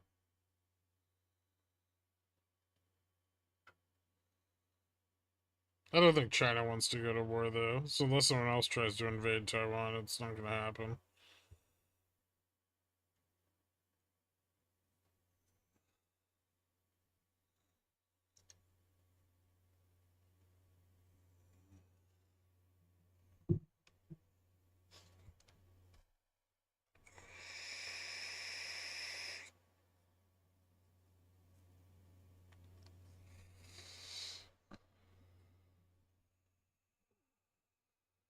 It's a good amount of Vega that would be the best investment.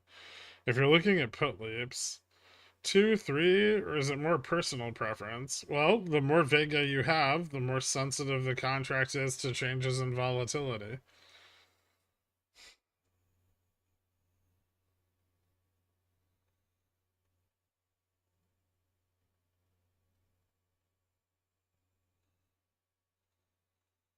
So if you get a contract with a lot of sensitivity, you don't need a big move in volatility for the contract to become profitable. If you get a contract that's less sensitive, you need a bigger move in vol, right? Or a bigger drop in price. But you know, the sensitivity to volatility increases with the decline in price anyway. So it's also the rate at which the sensitivity of the contract increases to the increases alongside the rise in volatility. Let's on ASTS and Lunar. I don't really have any. ASTS has like some decent news and bullish sentiments getting repriced. But it probably won't hold the current levels. And I don't know fuck all about Lunar.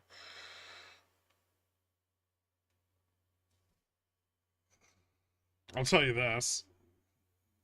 Would be hard pressed to consider anything Wall Street bets is in on a good investment.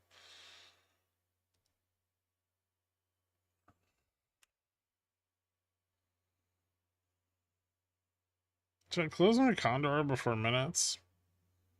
If you're profitable, it might be something to consider.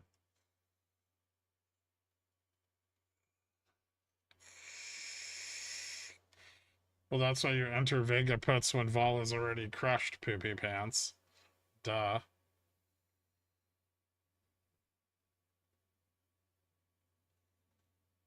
No problem, Mothman.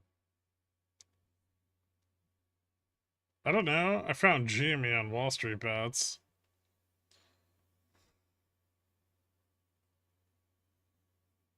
Gross.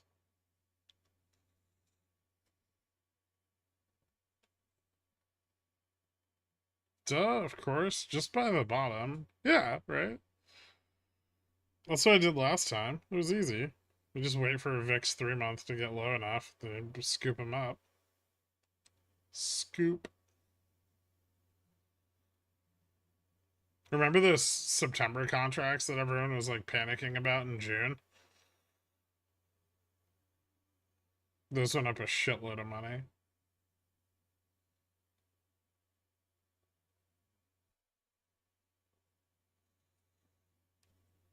You guys are silly sometimes.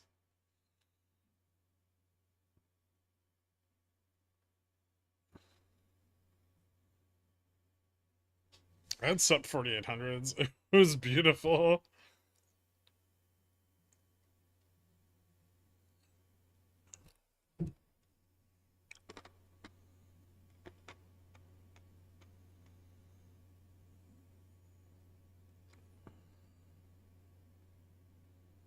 How does anyone on Earth eat Papa John's? I don't know. I've never had it.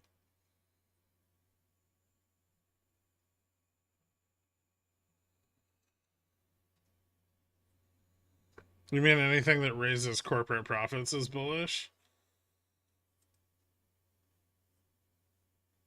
You doing okay? You sound tired. No, I'm not tired. Bored. It was a boring day.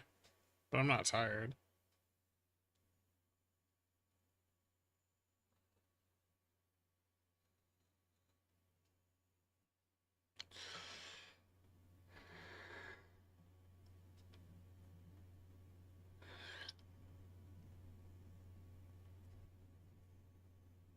Puts with a lot of Vega.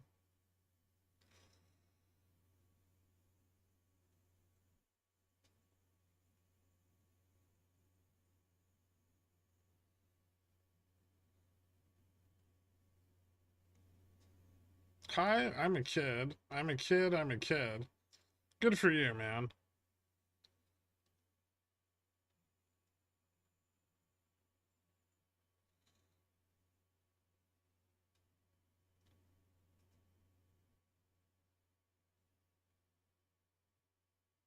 That's a ban. Probably. I'm 9. Well, you shouldn't be here.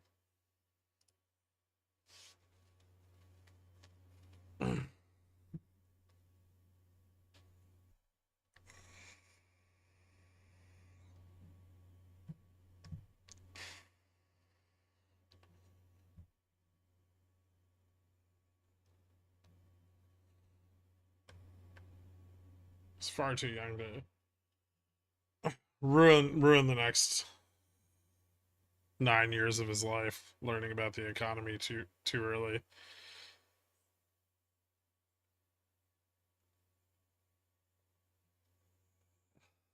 Is VIX up for minutes and JH?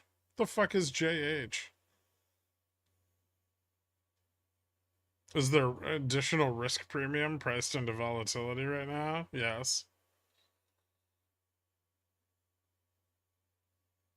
Jackson's Hole? Yeah, we're gonna get increasing demand on volatility probably into the end of the week. Event risk. Which it's fairly clear that bulls are having a hard time shorting back down. But not that hard of a time.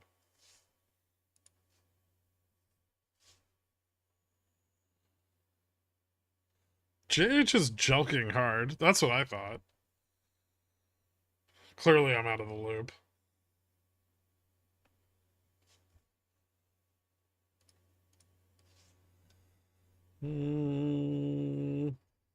Just short this here? I kind of want to.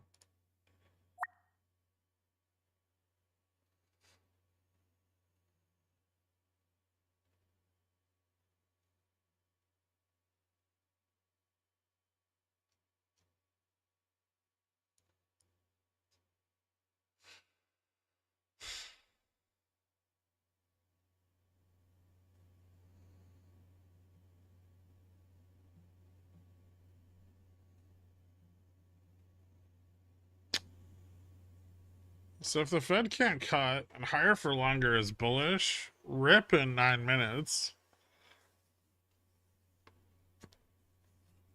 The Fed's never been able to cut. Everyone knows that. It's the promise of cuts, always persistently, slightly in the future, but not right now. That's what's bullish. So rates stay the same, but at some point there'll be a cut. It keeps the dollar strong.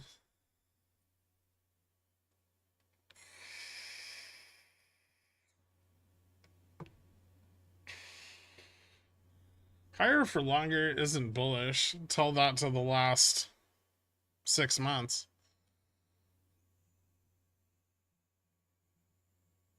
Eight months? 10 months? Hmm.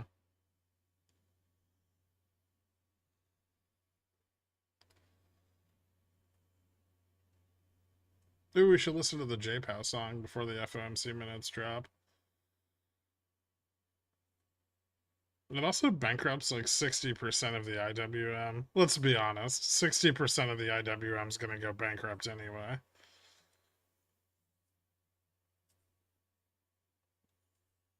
The dollar's tanked, so they can't cut now. Yeah, they got to preserve the spread.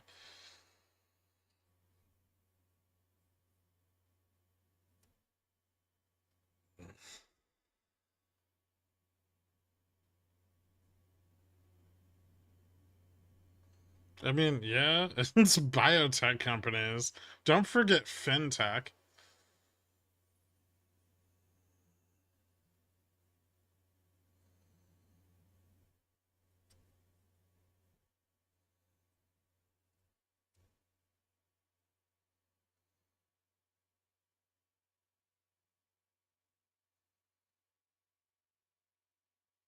BTC miners.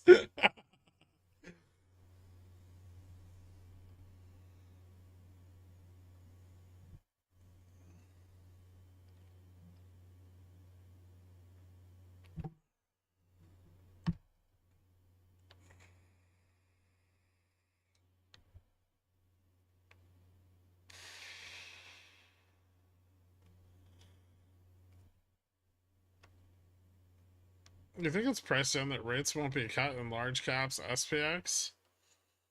Yeah, well, otherwise we can't pump.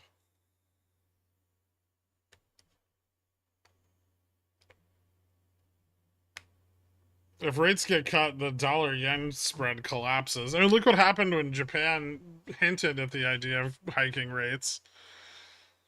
The market almost crashed. If the Fed were to actually cut right now, it'd be disastrous. Hawkish cut.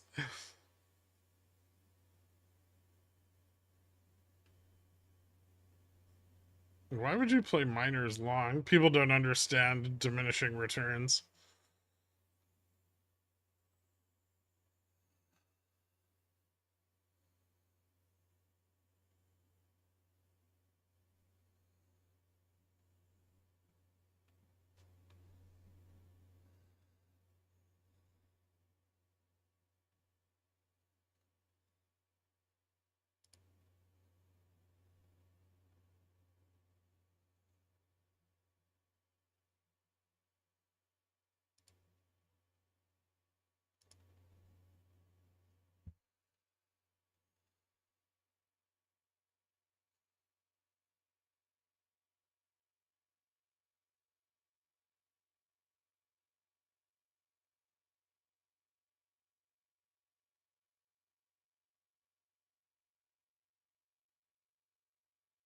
Yeah, they can only pull back so much, and it's all just short term. All the long-term shit's still levered up like fucking crazy. Like the 10, 20, 30-year spread positions are fucking massive. Again, that's where all the banks stuffed their fucking hold to maturity risk.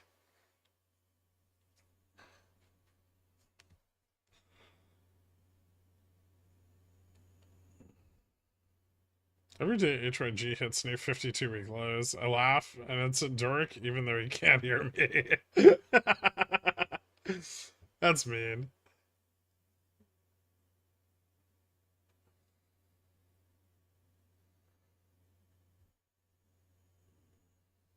The rest of today, man? No, the rest of today should be pretty exciting. We're just waiting on the FOMC minutes.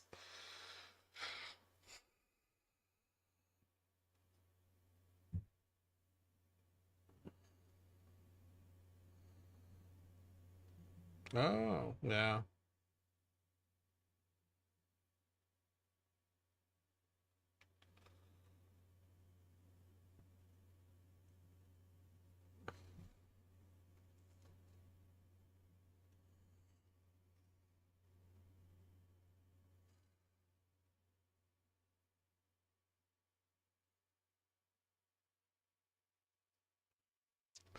But that seems like we're gonna rip at the sign of no news. I mean, like what happened at the start of the day when the report came out? You mean when the report didn't come out?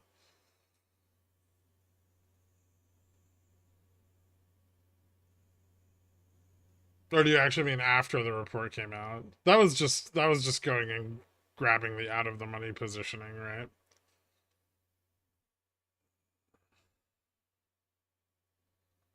How are they holding this hot lettuce sandcastle up with Dixie dropping?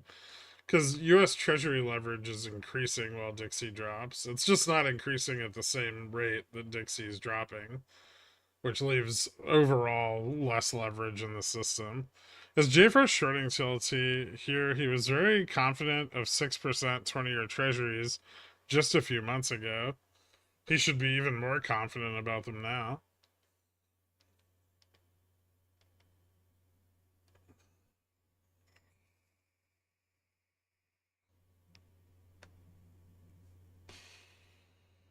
Are you still bullish on oil? Yeah, I've been long. What are you talking about?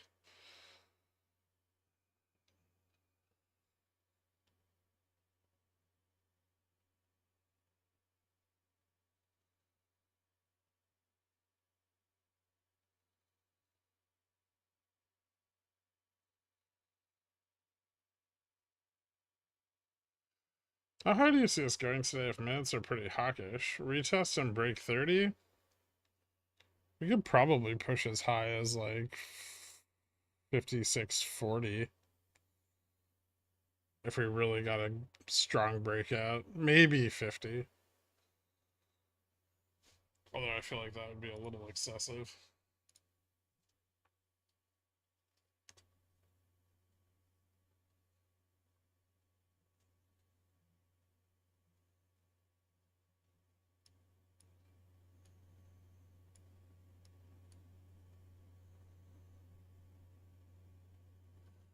$20.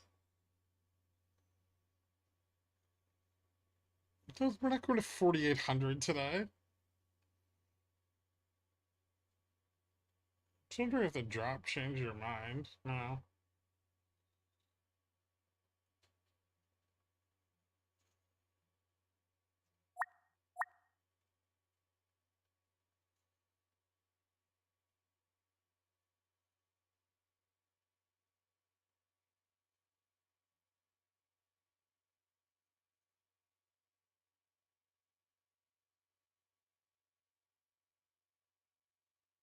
Hmm.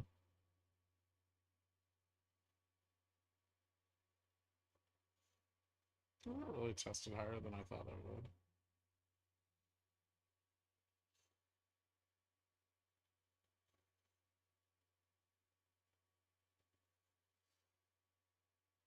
Alright, let's see here.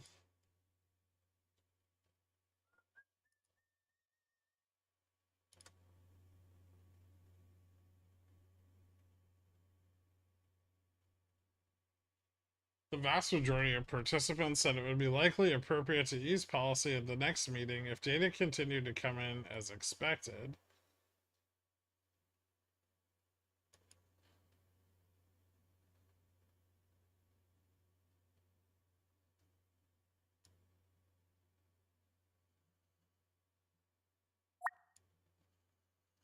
Hmm.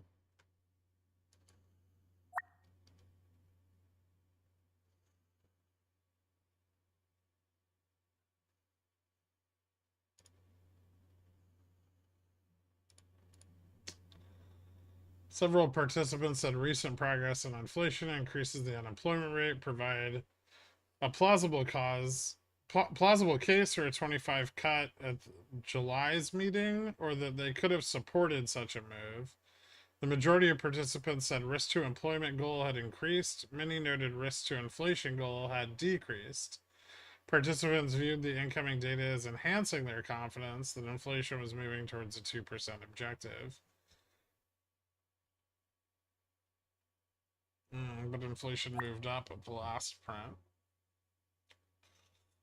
So some confidence in rate cuts, probably not good for the dollar. It looks like so far.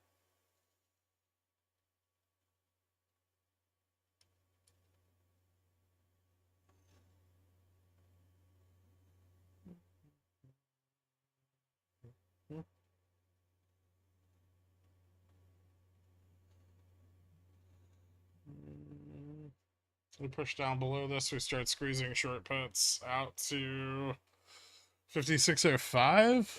Yeah. So 56.13 breakdown, push to 56.05 or 5600.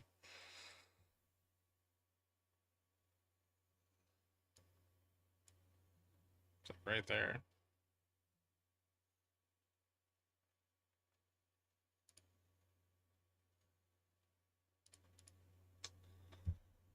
All participants support maintaining policy rate in the current range. Several participants said reducing policy restraint too soon or too much could risk a reversal of progress on inflation.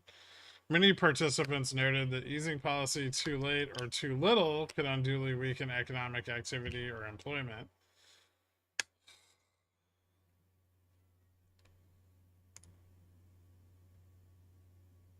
I love it when they say nothing.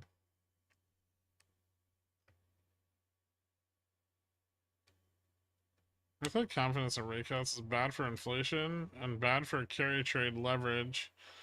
Thus, dispersion Mag 7 should break down. How long should this take to work out? Probably until Friday. I don't think anything's gonna significantly break down before Friday. They'll wait till JPOW speaks from Jackson Hole. If this data's mixed, which it is, right? They're gonna everyone's just gonna wait for Jackson's Hole.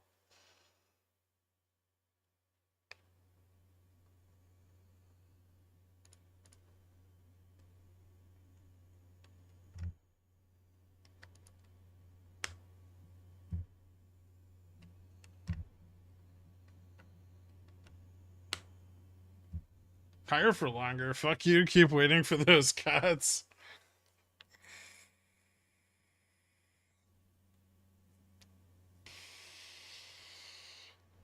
But they're ready to cut rates, right? They just can't. It's so tough.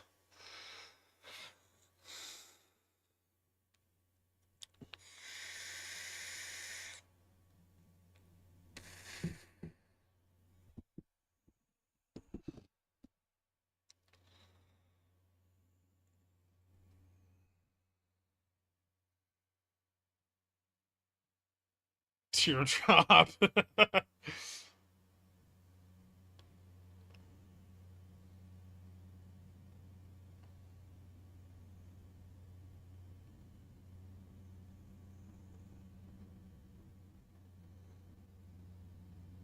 talking about cutting rates. The bond bros want there to be a rate cut, or their fucking positions are gonna get blown up.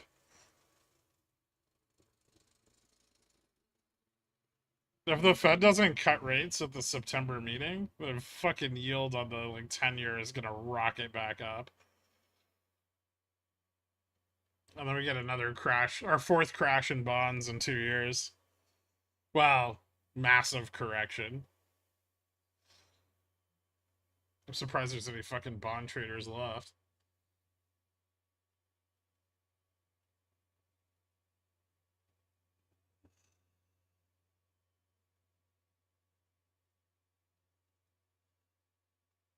Yeah, they went long bonds. They went long as fuck. We were pricing in 100 points of cuts by January, like 2 weeks ago.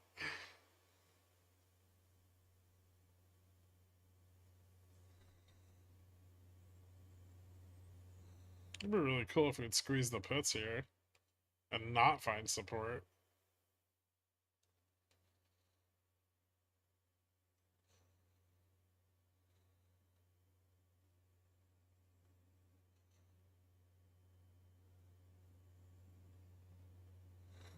Do you know any stocks or companies are purely focused on marketing and sales? Google? Meta?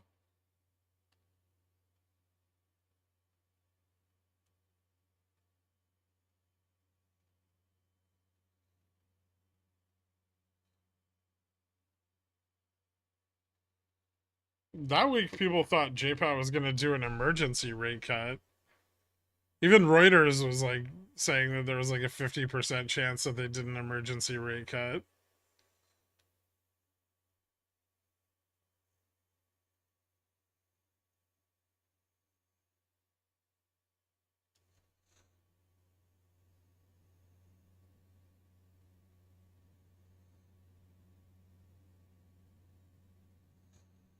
Hmm.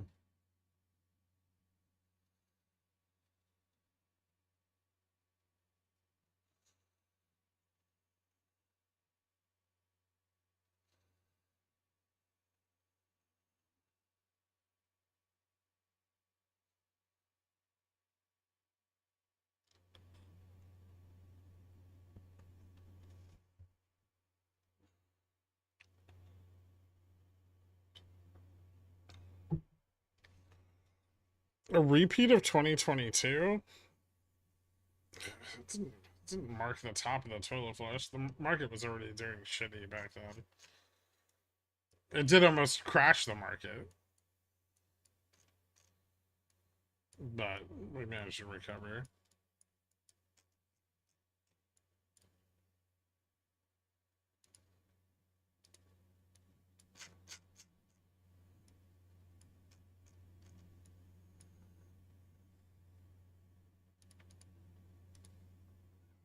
I think SPX was already down like 13% when we were into that Jackson's Hole meeting.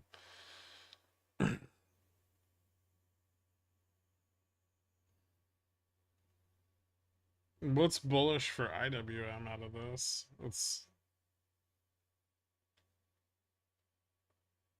It's like mixed with hints that they won't cut because inflation rose.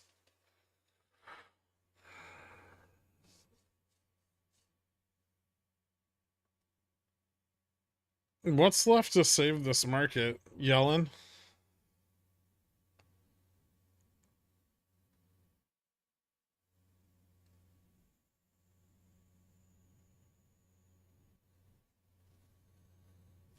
Well, at least until like November, December.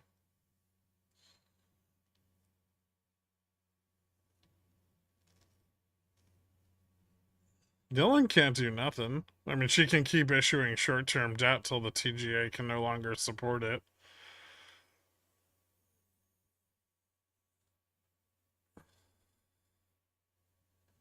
Until she runs out of money and rates are still high. Well, yeah. I mean, she wanted to fight a battle against the Fed.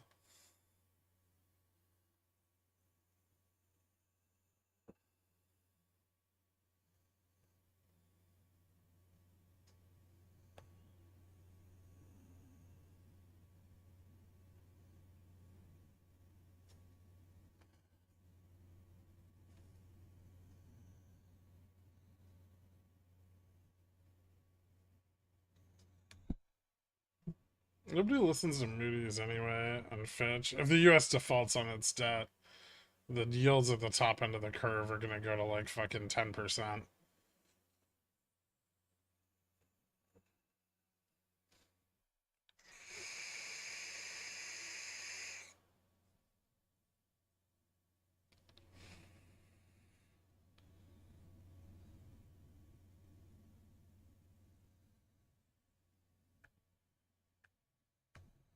If we default, I'm buying puts.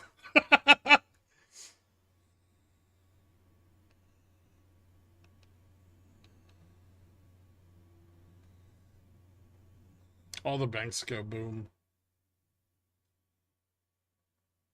In that event, what would you expect Japan to do? Dump their UST holdings? I mean, they'd have to, but into a market with not a lot of buyers.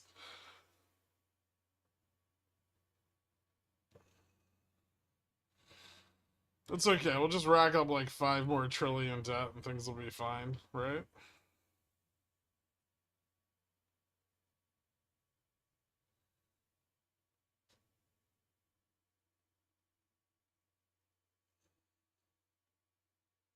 Charge it on the Fed Amex. All the banks will blow up, though. We'll have to bail them out again.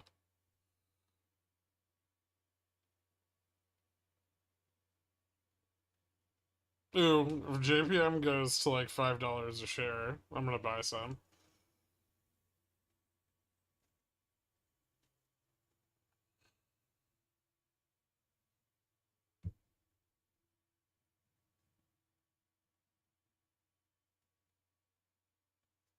After the share offerings.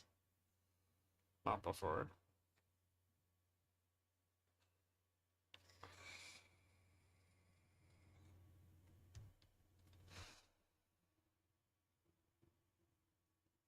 We could just destroy all our debt. Move the dollar over to a digital currency. Tell everyone to go fuck themselves.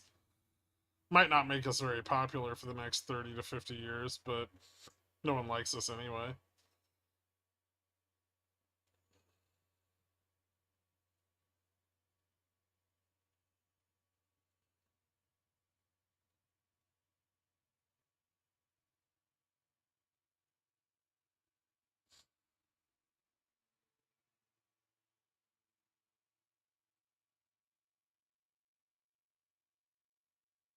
As long as we keep the strongest military, we can do what we want. Exactly.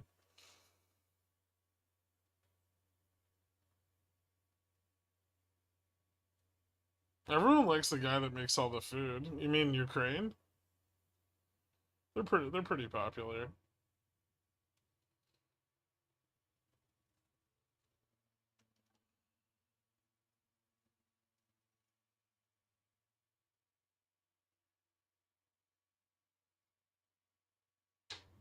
Does Boeing make our military airplanes? I think they make some of them.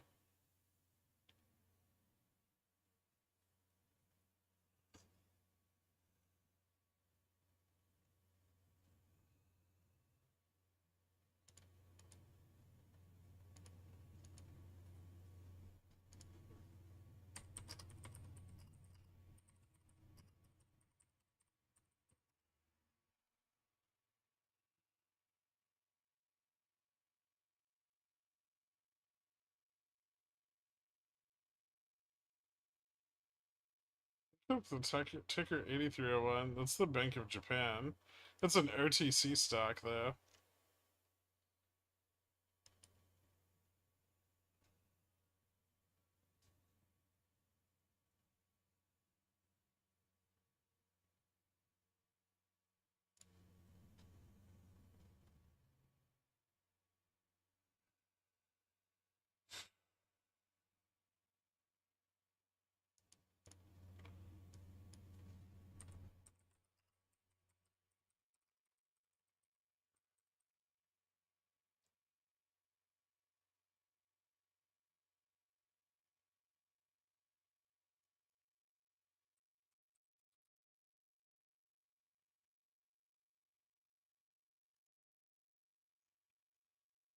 They make the AH6, the AH64, Air Force One, B-1B Lancer, B-52, C-17, the C-40, the CH-47, the Chinook Block, FA-18 Super Hornet, 18G Growler, 15EX, the 46A Pegasus Tanker, the MH-139, the MQ-25, MQ-28, the P-8, the T-7A Red Hawk, and the V-22 Osprey.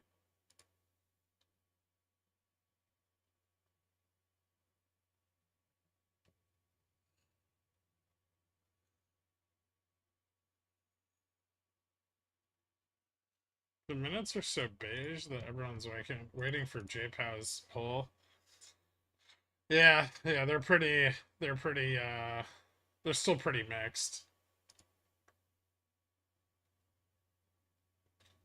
It seems like the majority of participants, though, still feel that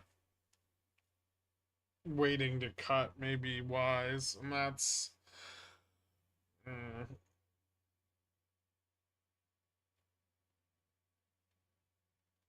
I don't know. Prepared to cut, but maybe they won't, right? That's what people are getting out of the minutes. So we're seeing a little bit of a bond market and dollar reaction that's negative, right? But not a strong enough bond and dollar reaction necessarily to tank equities. Probably just have to wait for Jackson's will.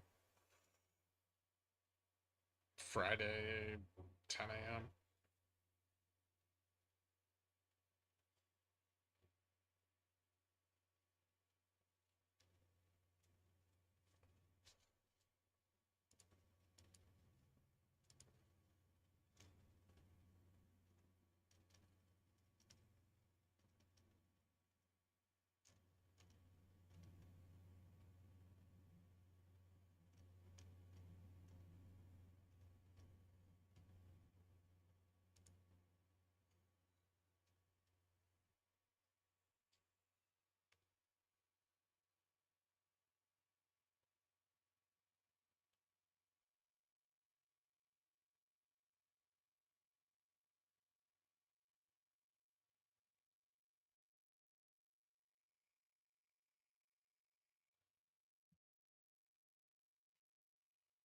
The dollar being at 100 isn't like a massive drop in the dollar.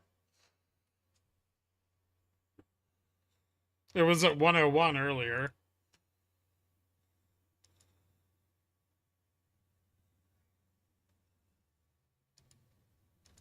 Don't get me wrong, it's dropping, but not that fast.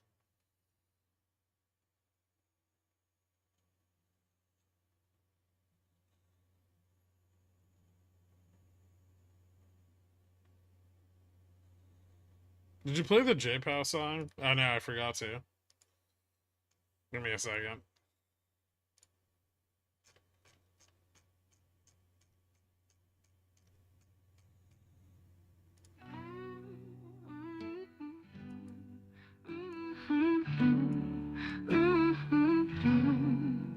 In a town where trains pass slowly, I sip my coffee dark and strong. Prices rising with the sunrise. Each day's harder, feels so wrong. Jerome Powell, you're no hero, not the man we thought you'd be. You're just a shadow of Volker Arthur Burns in our memory.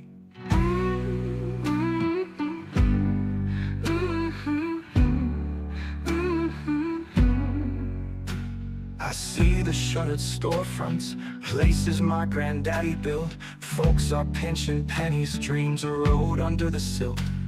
You promised us salvation, but your silence digs our grave. Jerome Powell, where's the justice? Our homes we couldn't save. Jerome Powell, it's the path you chose to take. We're aching from inflation while you gamble on our fates. You'll never be a Volker, your legacy will fade. Jerome Powell, we're all stuck in the mess you made. Support to the downside's weakening. Family Families gather Puts around at the table, 56.20. stretching meals that are too Long small. puts. Mama's crying in the kitchen, hearing every child's call. You could have changed the story, eased the burden and the strain. Jerome Powell, we're all stuck in the mess you made. I remember when it all started, promises of skies so blue. Now we're walking in the shadows, wondering what you're gonna do. Every speech you mumble just leaves us in despair. Jerome Powell, we are waiting, but it seems you don't care. The echoes of your silence scream louder than your words. We're drowning in this struggle while your hope flies like the birds. You could have been our savior, but now we wear the chains.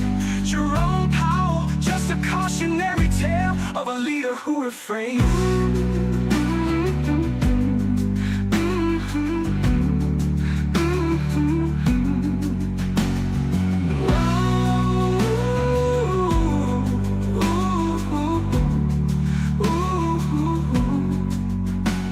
The echoes of your silence scream louder than your words. We're drowning in this struggle while your hope flies like the birds.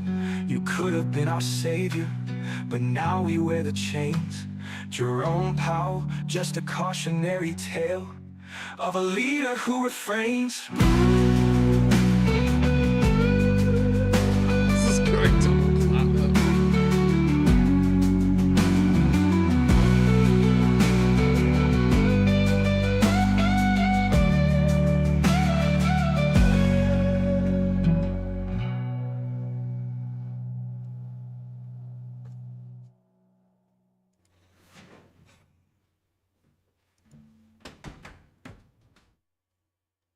That's enough.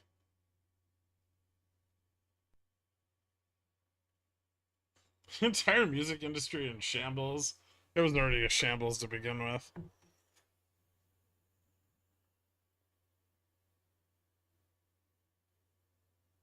Yeah, I wrote the lyrics and then put it in Suno to write the music.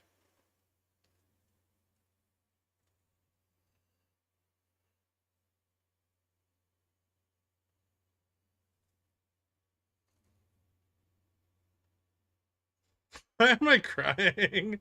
I don't know. Wouldn't pump? This doesn't look very pumpy.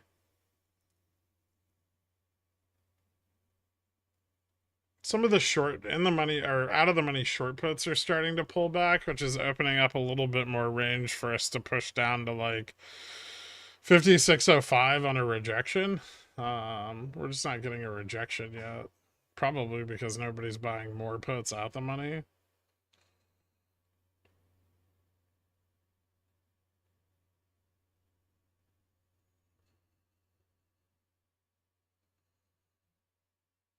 I listened to that song outside work the other night and I almost started crying. It's not that sad.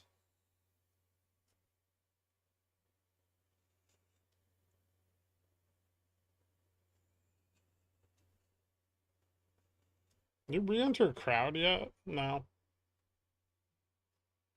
Probably not going to now till Friday.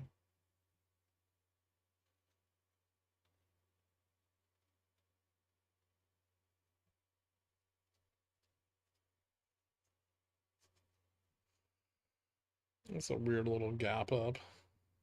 I'm gonna try to pressure the bot puts.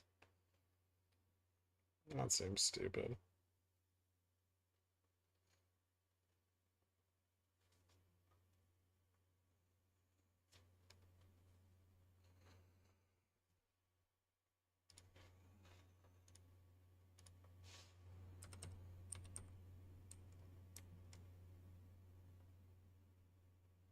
How many shares of CXAI did you buy? None?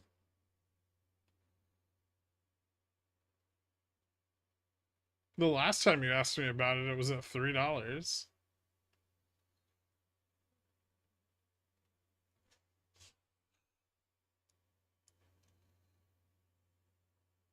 Didn't we establish that they don't make money?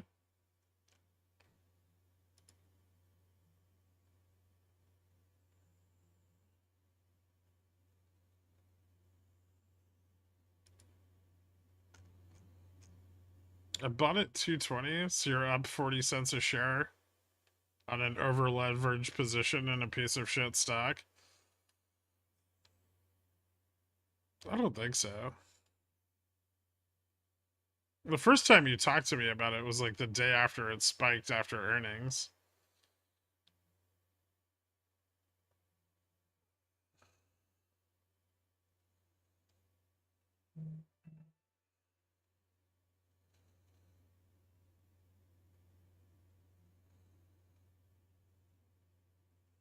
Any new people saying how fast the app is?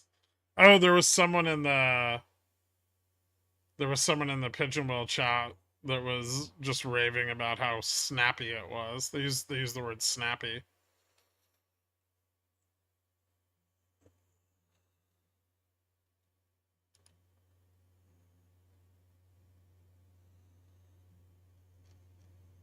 Mm.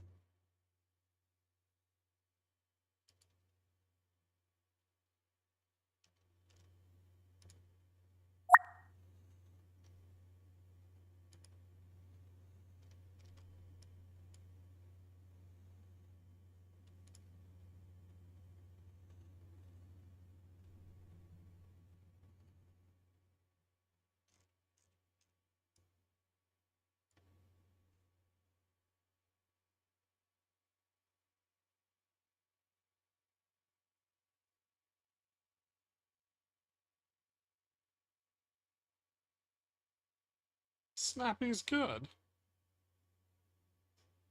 Gamma Strike is awesome. Thanks, man. It is really fucking cool.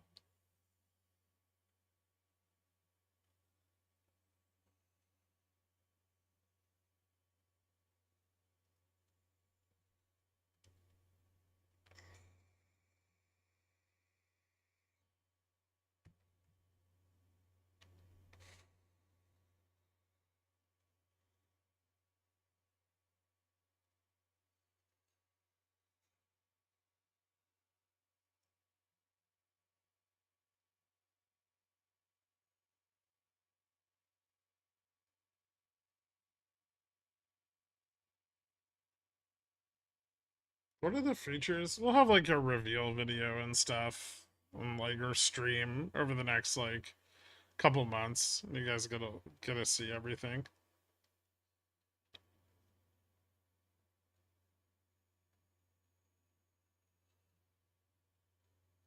Hmm. I don't like where this is going.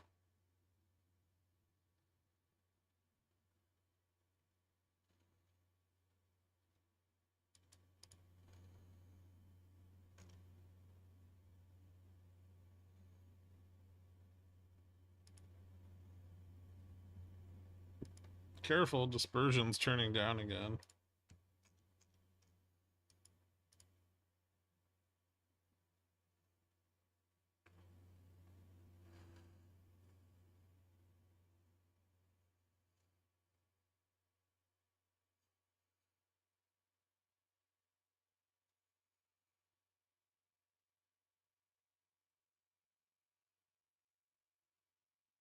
$200,000 options on the NVIDIA 130 strike today, and it's marching right towards it.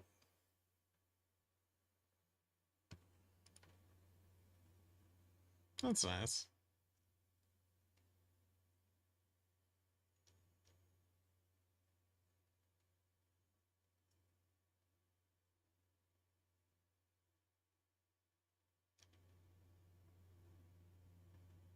Apple and Microsoft are red all the day.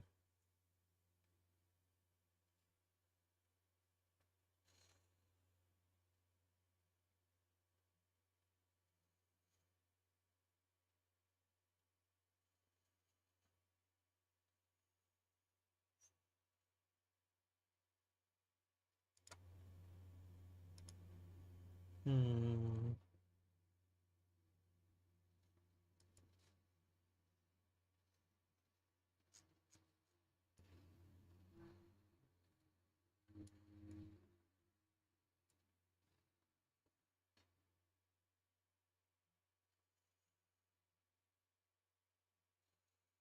Ooh, interesting.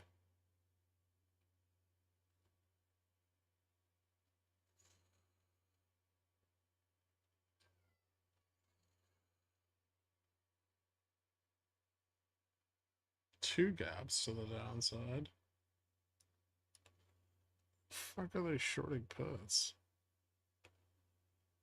Oh, they're shorting the 5630 put. Should I be selling the 3540 here?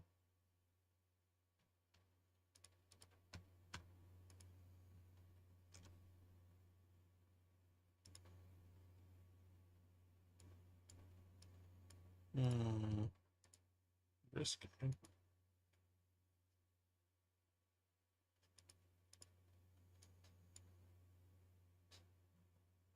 Oh, that's dead.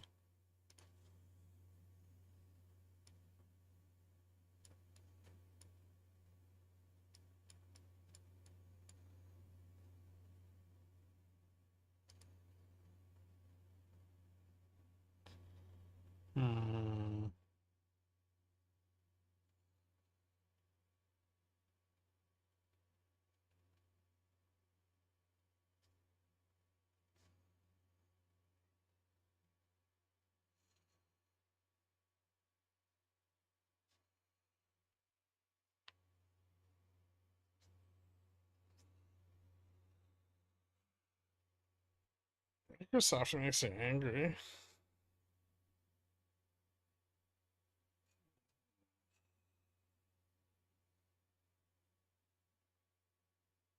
Why?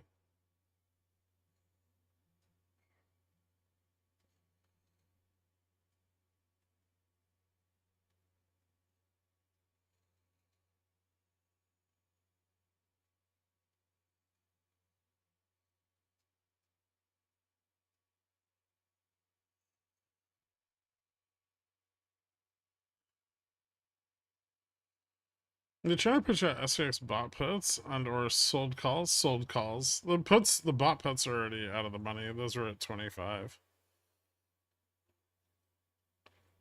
They're not very far out of the money, but they're a little bit out of the money. Or 20? Yeah, they're at 20. Sorry. There's a few more bot puts at like, is that 35?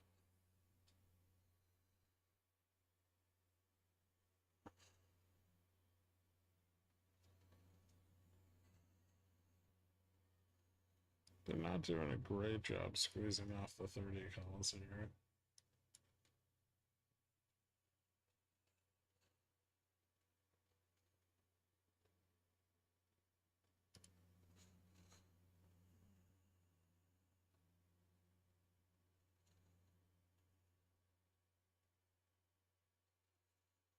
Puts are oversold at 30. Just the in the money 30 put. Like a little bit the 45.50 put is being sold.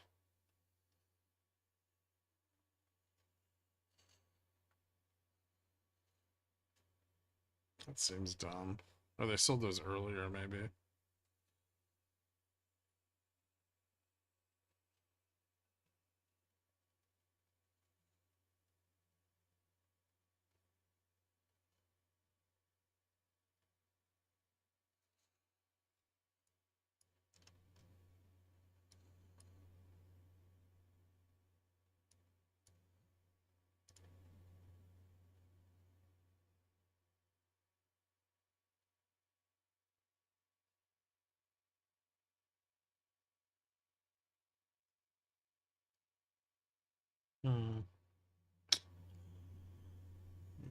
Yeah, dispersion's reversing a bit. Oh, there it goes.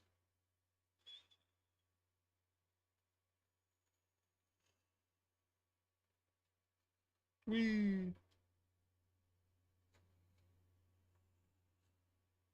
Now we fall back through the puts at 20. Long puts, and then into the short puts at 15, 10, and 05. Ooh, this has enough momentum. We could push down hard.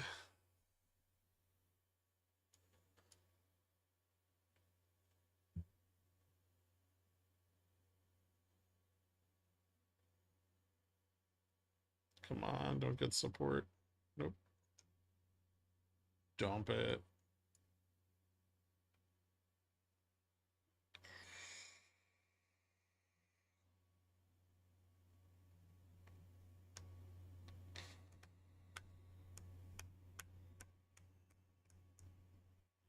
Don't worry about it, AJ.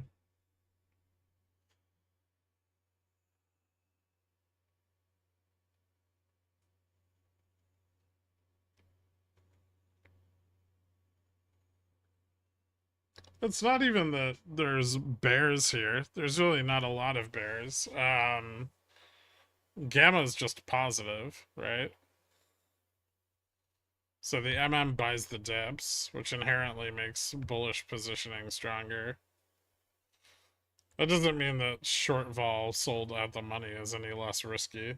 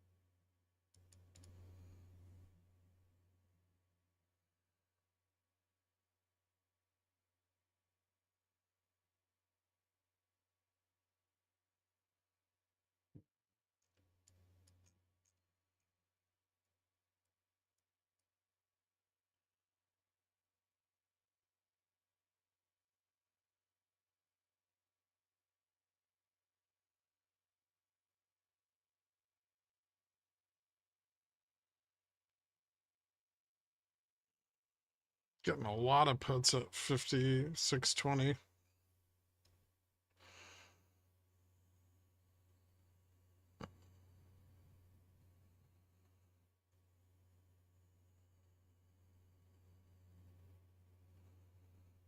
Yeah, that's what I'm talking about when I'm referring to dispersion, AJ.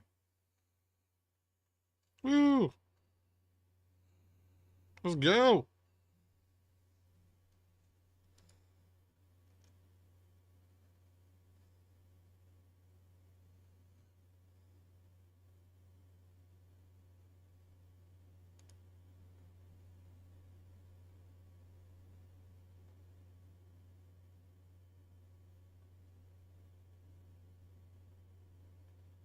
Nope, fuck you. Squeeze out the short puts.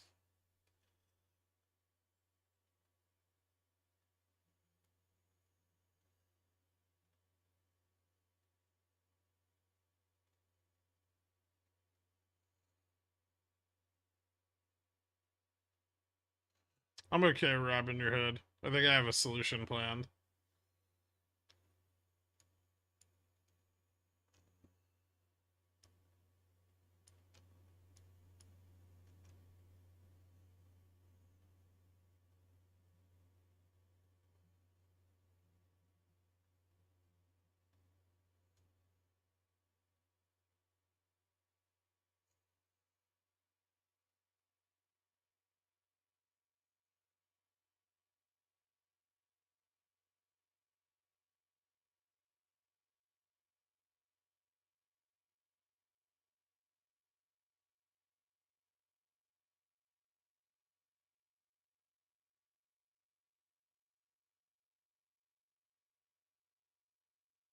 Stocks rise as Fed minutes boost bets on rate cuts.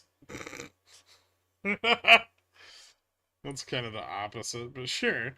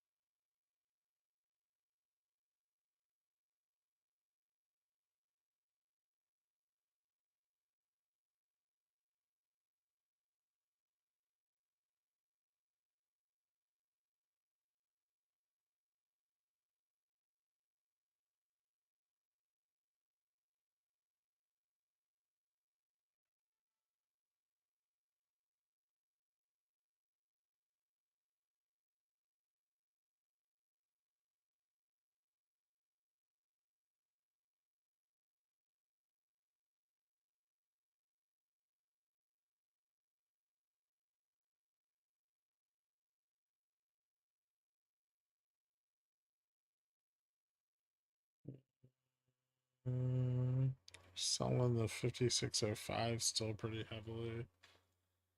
Trying to catch the knife, but I don't know if that's the smartest idea. It seems they're a little bit afraid of selling the 5615 more.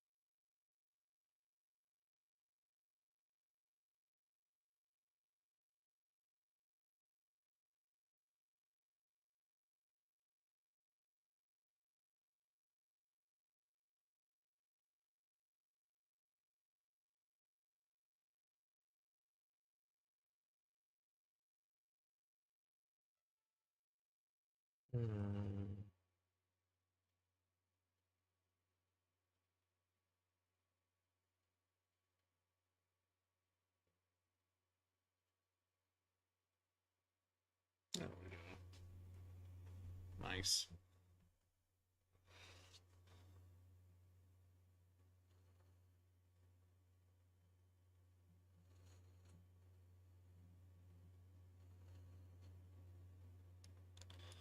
So remember 5613, 5607.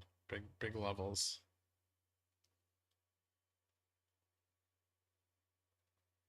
And 5602, 50.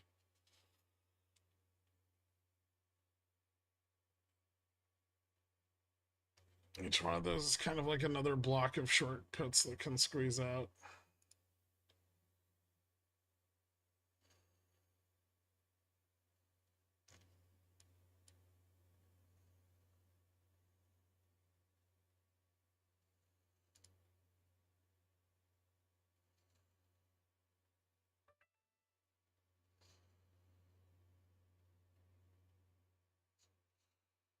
Mm-hmm.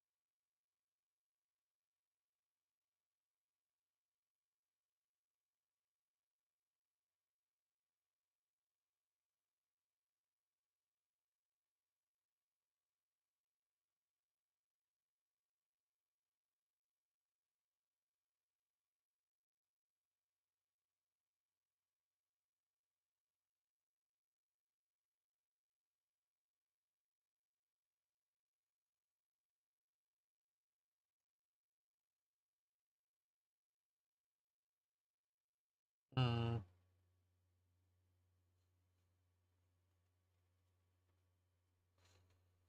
How strained are they on the short put side? Well, the short puts are start at 56.15, carry all the way out to 56.05. And they are a bit over leveraged.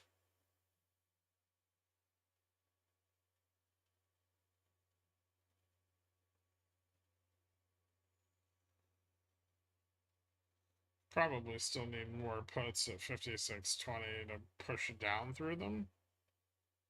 But yeah, I would say they're not in the greatest spot. Head and shoulders on a retest of ES 56.45. Although we may not get that. This still hasn't broken back above the trend after failing. So there might be some weakness right around here.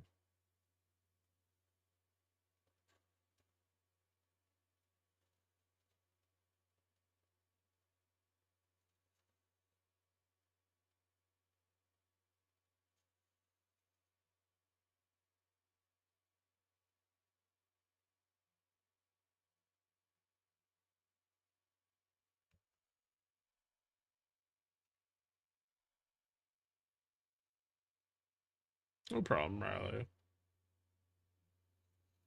Someone call. Sorry, guys, it's gonna pump now. The trick isn't catching the knife; it's grabbing it by the handle, or making sure it's blunt first.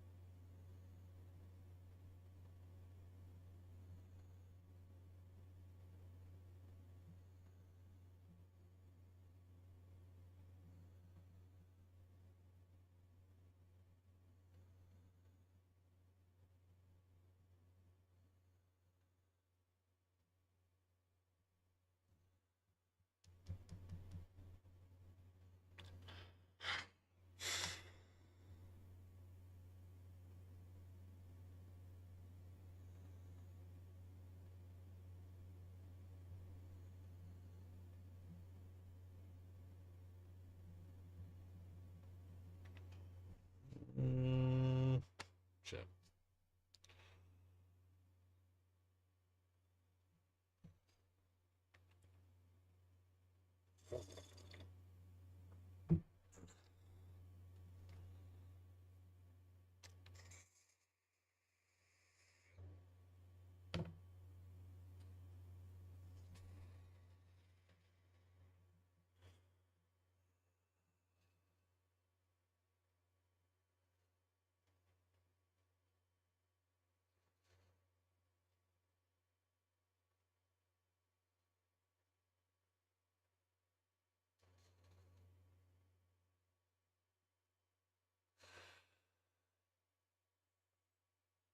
How often on days like today where it's slow early does activity get pushed into the end of the day? I mean, that's not necessarily a factor at end of day.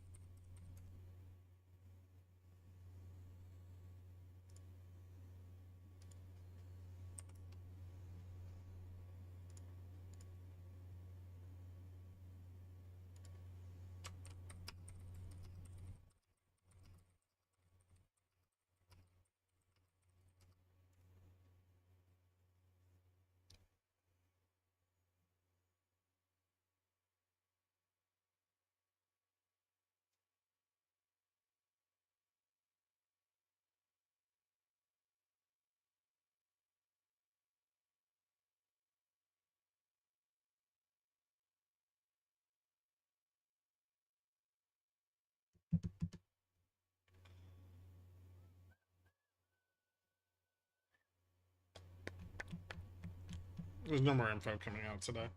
That was it. Next big data set's probably going to be PMIs tomorrow.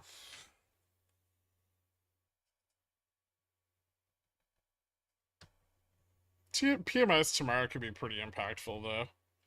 So could jobless claims tomorrow morning.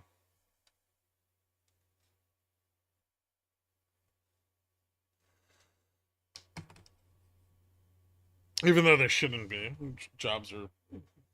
fucking weekly job numbers are not that relevant. Everyone's just leaning on them because we don't have any other employment data to look at right now.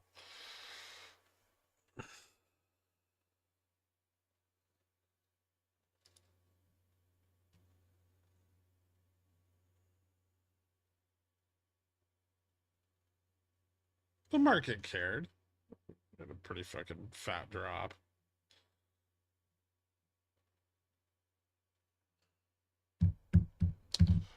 Come on. Let's fucking test 46 so someone can buy some more puts.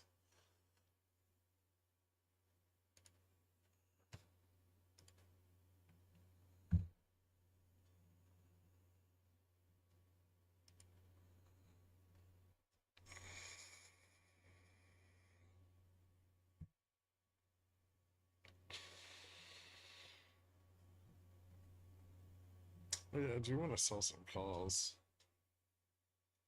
Fuck, I forgot to do that earlier.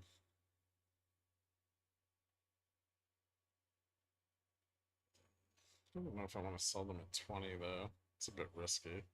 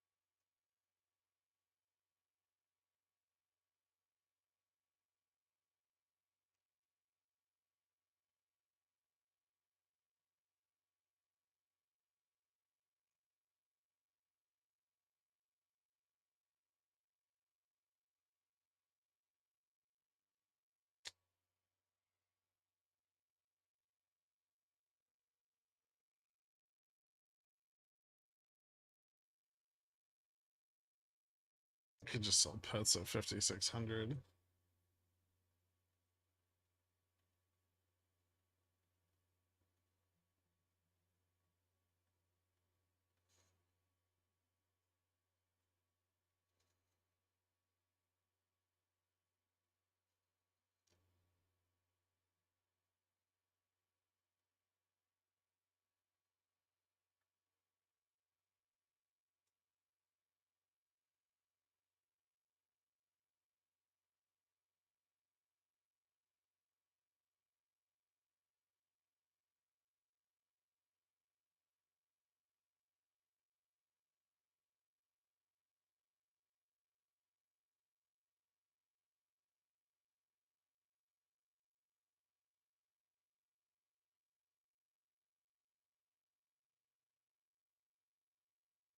Hmm.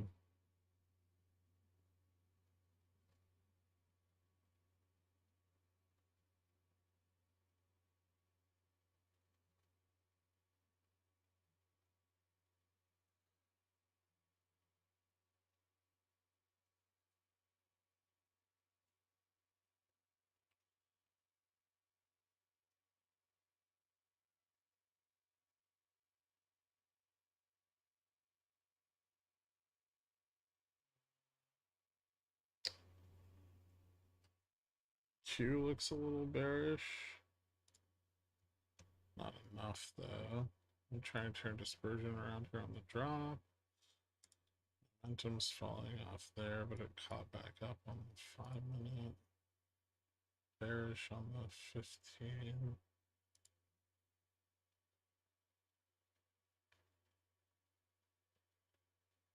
Hmm.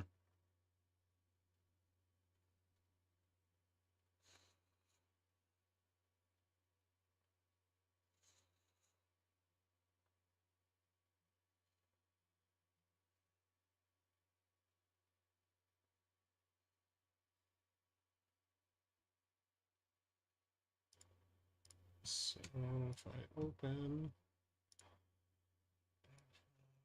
20,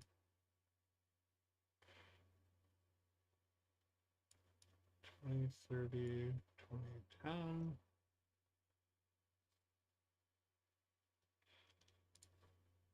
13 to 26. Yeah.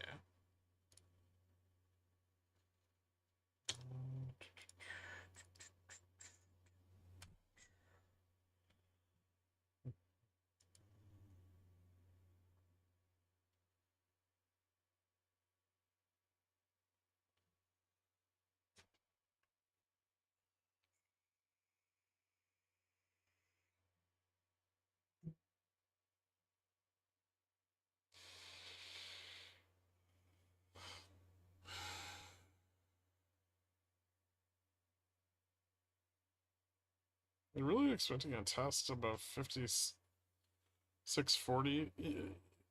We could test 5645. Yes. It doesn't look good. Obviously, we failed. We failed early, right? But technically, we should have at least. I mean, we pushed for that test. It just failed to materialize.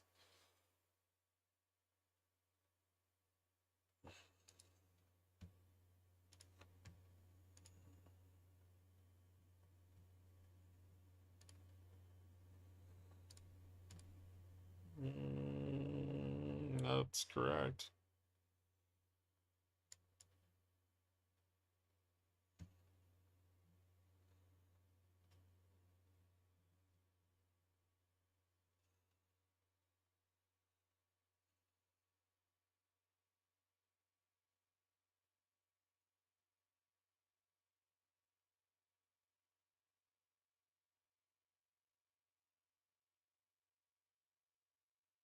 There's a natural end to a capitalist economy where productivity and technology supplants labor, thereby making modern capitalism broken. With our current birth rates, there just won't be anybody around for that anyway, so who cares?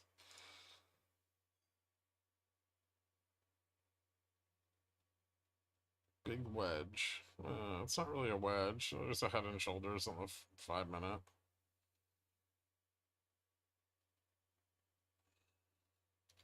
Let's see if the second test yields us a lower low. Got some of the short puts pulled back there, triggered that gap.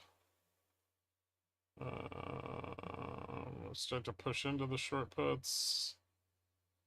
Yeah, still 56.13 and 56.07 are what matter.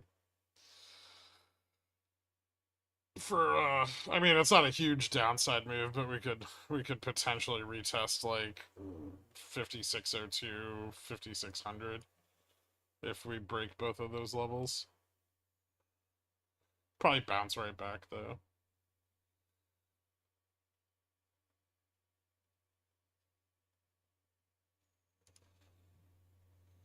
Should be happy with my $25. Not. Oh, there we go. Yay! Squeezies. Psh.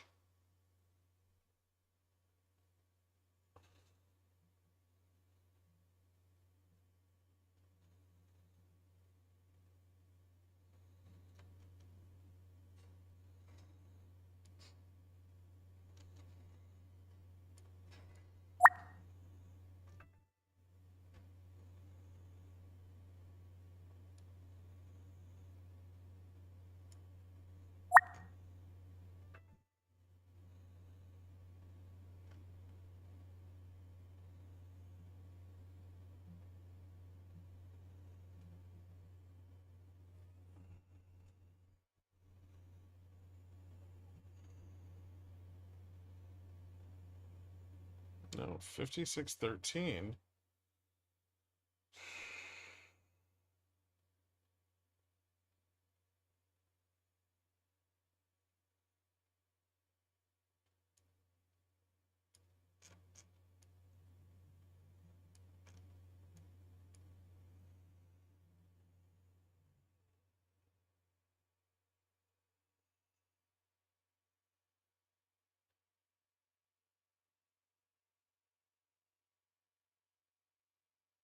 Almost squeezed. I'm just need another a little push down. Need like another dollar.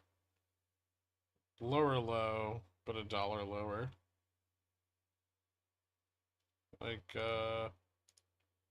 right there.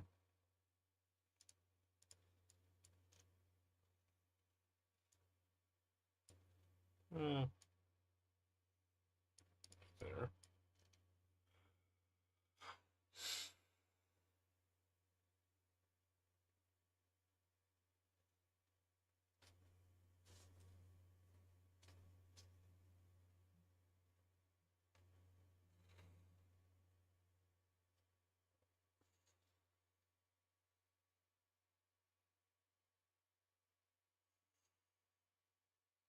So close.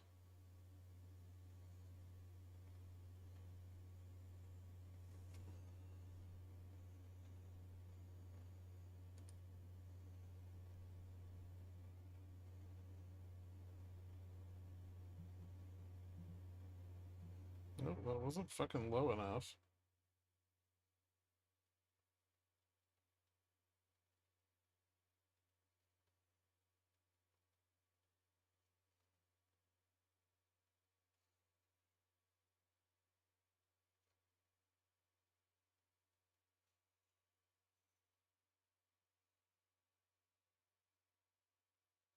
Although that is exactly where I put the line initially.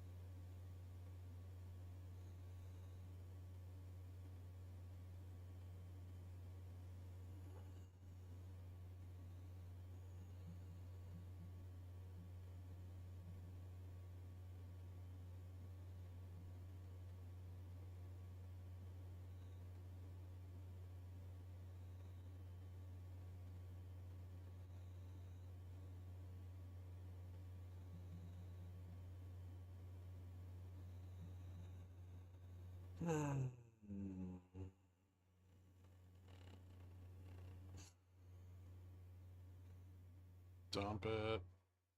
Come on, future sellers. You can do it.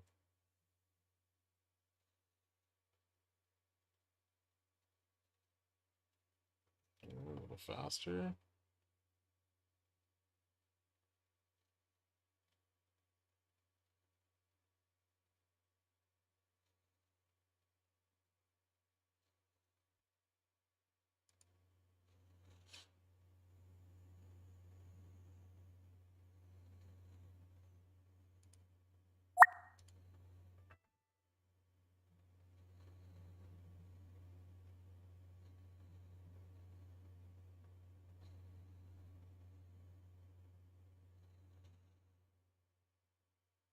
There we go.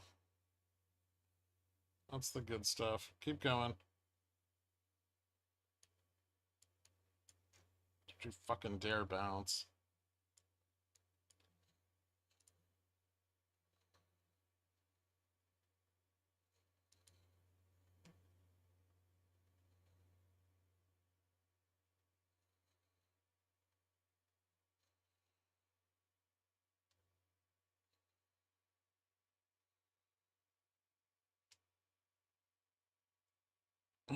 Oh shit.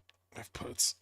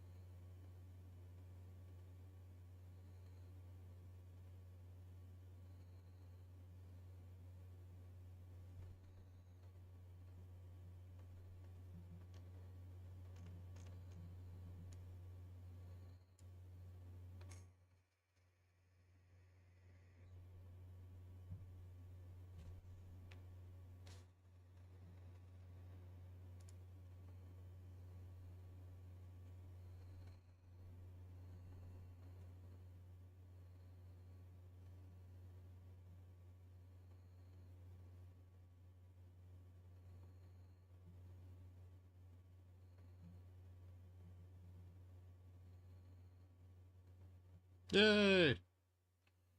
Squeezies. Nice.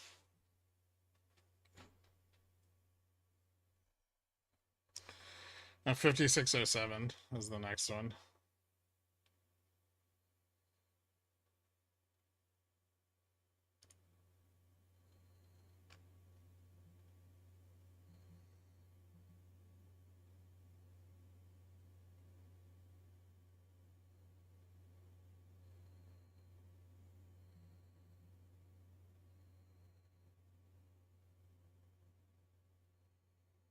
That'll be harder to get, probably.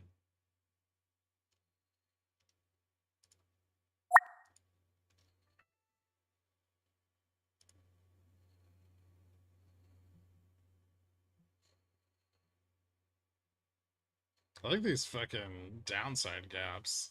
These are nice.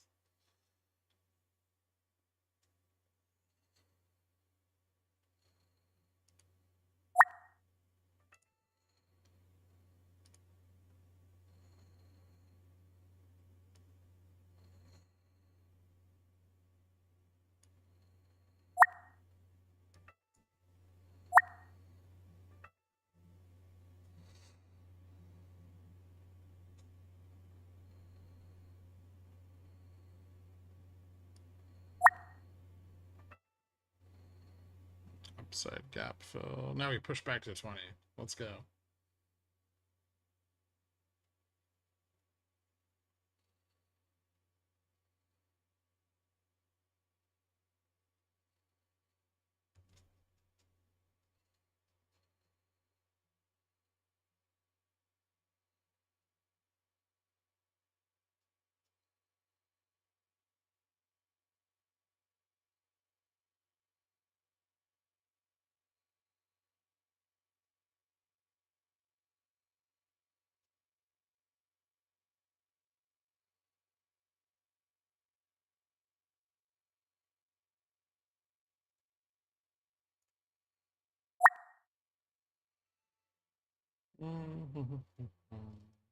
Oh shit, what did I do with the link?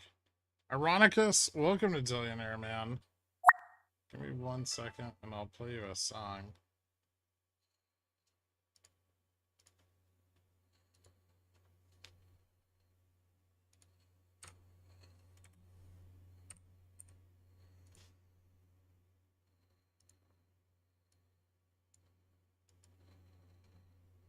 Congratulations, you a billionaire. Not quite poor, not a pigeon, well rare. Enjoy your data, boss, you a real one. Buying calls, selling puts, markets mad fun. Your boss now, your pickle daddy. J Fresh on his lap, dorks got the VIX fatty. Calls on Excel, straight hitting sheets. Vissel's mod again, straight smashing beats.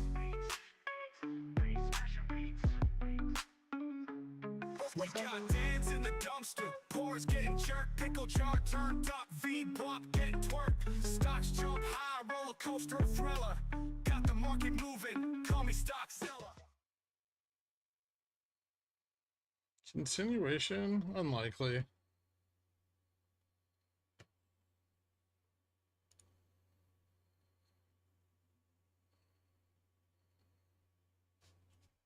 Well, we could retest the low, I think, but we'll probably bounce again if we do.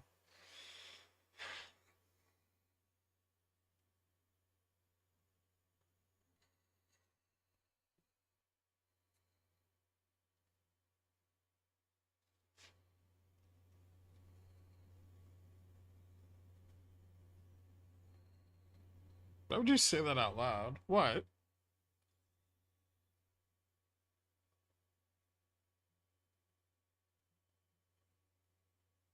Don't listen to him? If my window to 3x is longer than 4/9 of a second, that'd be neat.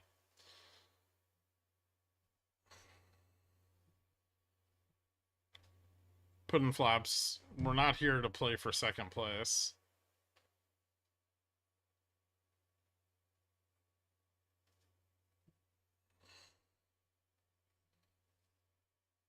Tear me up. I'm ready.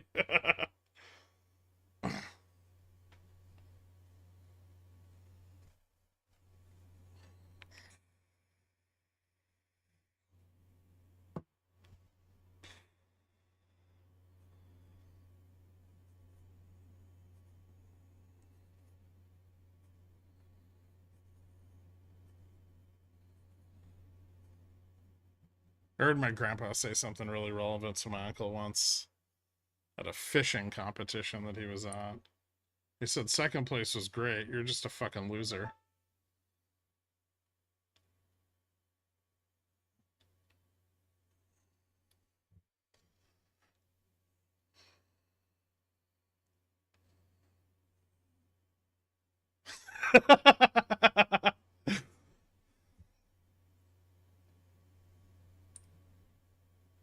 We're gonna have all kinds of cool things, character name.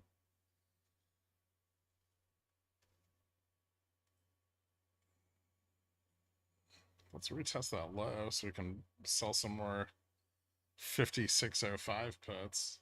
Right, bulls?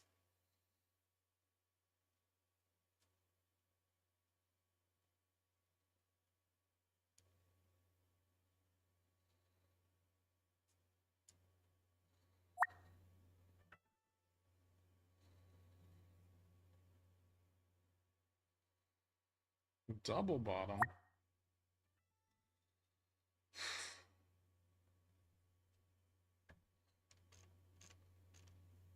What even is Fubo? They're a Latino market focused sports streamer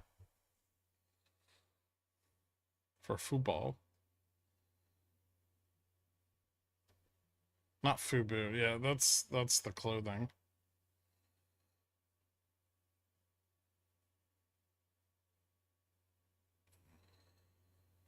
How do I get the most leverage for the impending economic collapse over the next 12 to 14 months?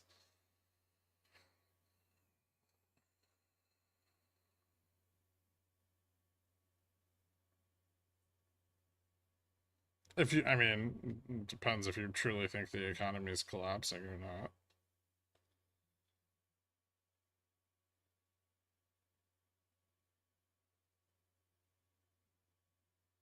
Options on Bitcoin futures? That'd probably be a good one.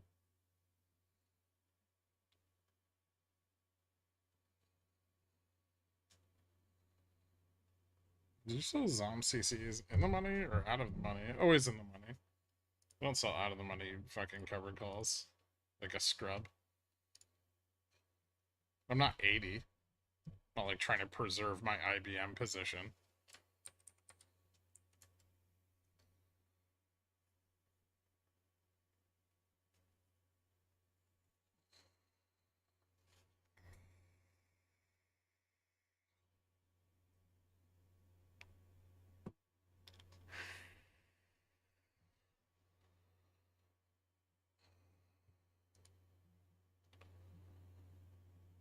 It's amazing what you can do with conditional orders, Lawrence.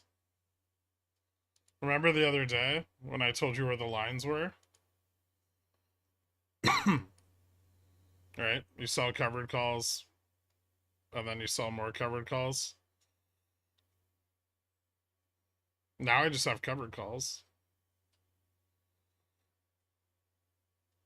Maybe it gets support back at like, I don't know, 113. Might buy him back. Buy back some. Might buy back some at 113. Might buy back more at 110. If it goes below 110, I'll just wait for them to go back out of the money. Trying to preserve your IBM position is the most low-key boomer burn ever.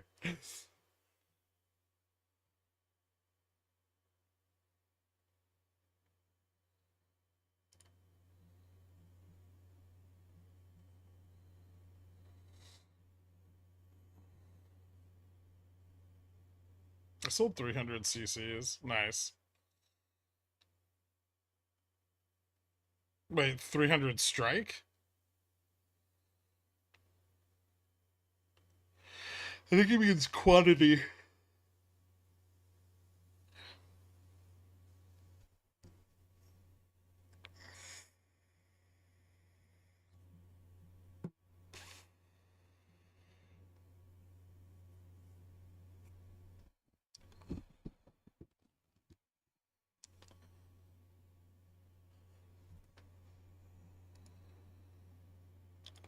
That's a really big Zom position.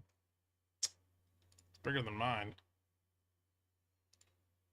But it's not the size of the position, it's the motion of the ocean.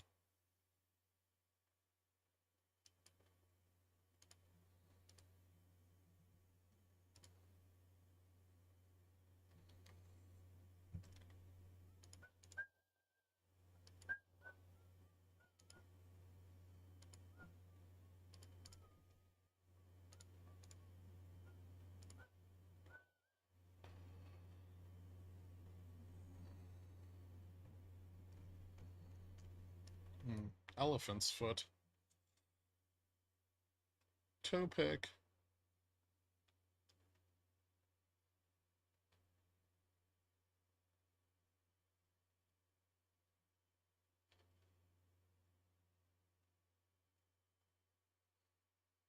Ho-ho! Rough. Good thing I got those lines there before that happened.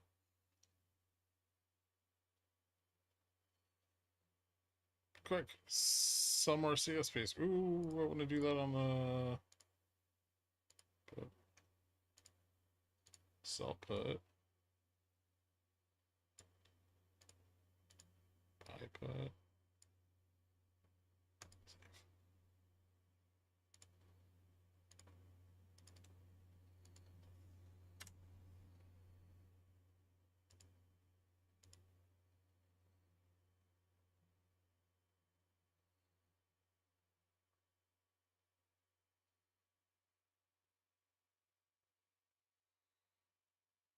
Is that a cutting edge reference? Yes.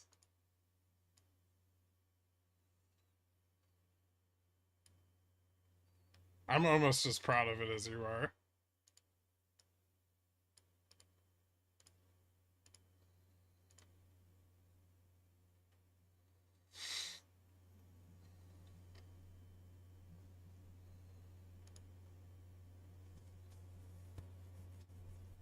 Is this about to get bearish as fuck? It's probably about to bounce. I did say 5607, but I really meant 5693.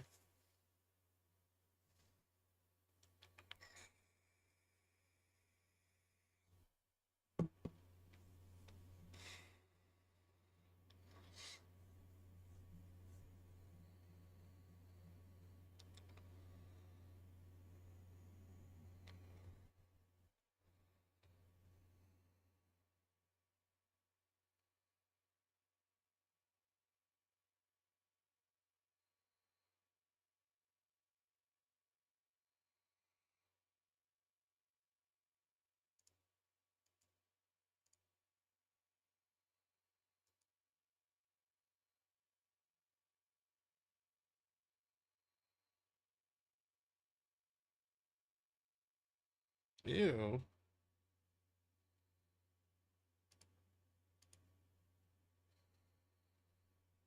Somebody break the bulls?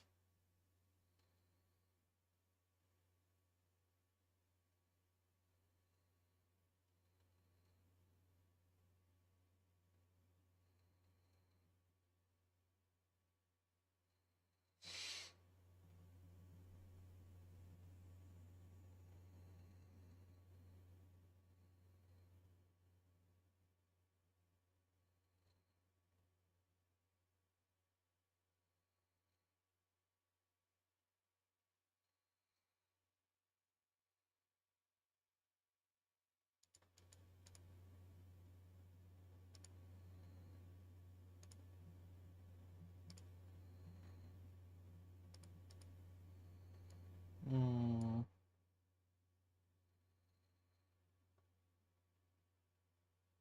That's fucking awkward. Why are you so fucking awkward, bud?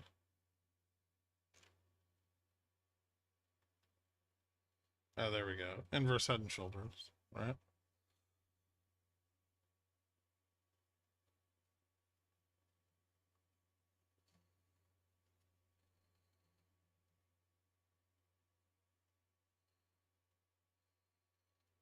Whee! Spare parts bulls. Bulls paying a big tax on all that Vega they tried to sell? Never. Just back to 5620 and everything's fine.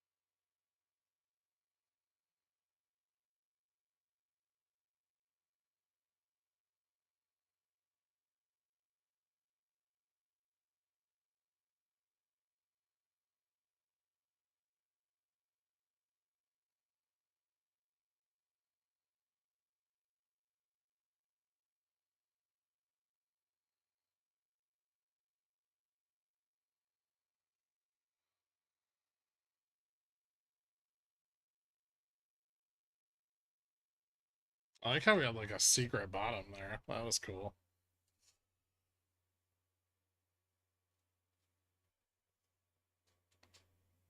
Since Fubo's over 2, can weeklies be exercised now? I mean, yeah, but who's gonna do that? That's gross.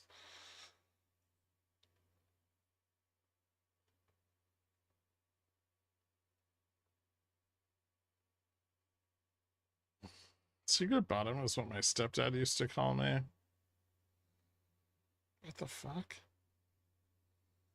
Listen, man, this is a Gamblers Anonymous meeting. Save that shit for your therapist.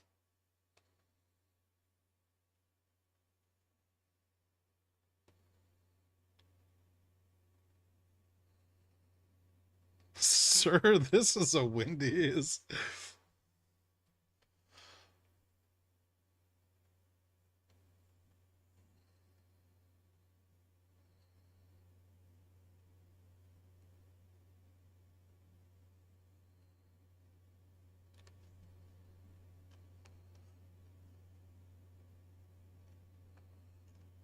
I thought it was funny.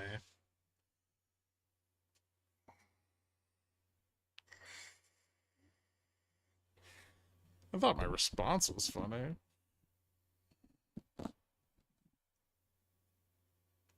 I exercise my Fubo $3 weeklies. I learned that from J-Roll. Great job.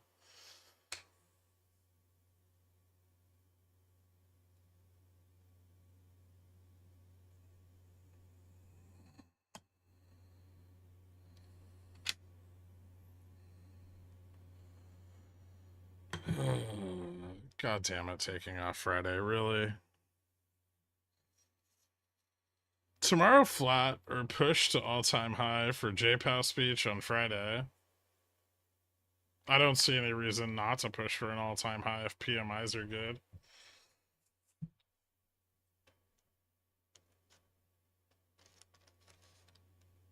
We just need service costs to bounce back, right? People have been getting too many discounts on shit lately. That's not good for the bottom line.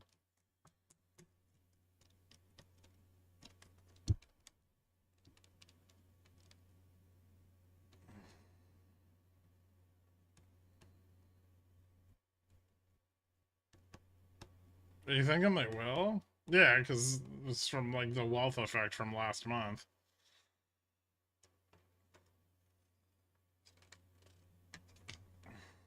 It's almost like inflationary data is going to now be inflationary. Inflation, deflation, inflation, deflation. As long as we stay away from stagflation, everything's fine. The only problem is the net effect over time is that we get closer and closer to stagflation. And Yellen can't issue short duration forever.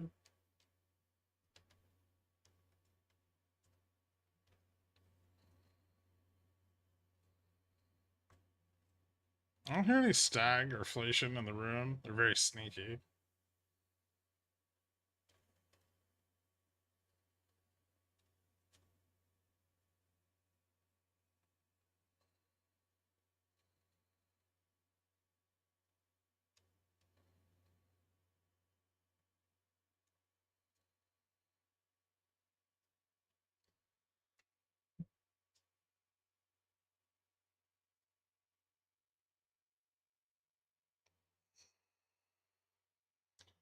If this gets back over 56.14, we're going to 56.20.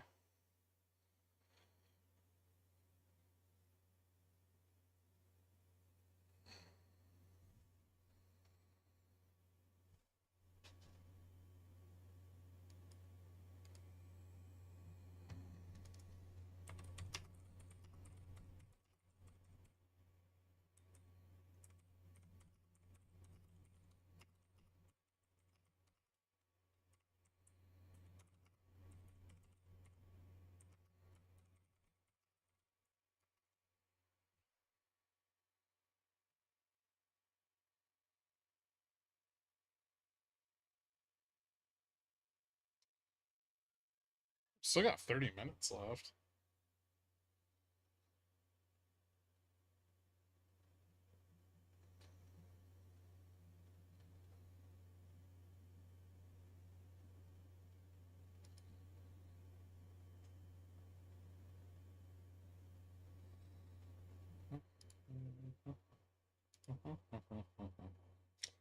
Bouncy, bouncy, bouncy, bouncy, bouncy, bouncy, bounce. That's not so bouncy. I don't like that. For returns drop today. You're so bored? Well, I closed my puts, but I didn't buy calls. So this isn't all that interesting. I guess I could buy calls, but $9. Maybe I'll buy some calls on a break of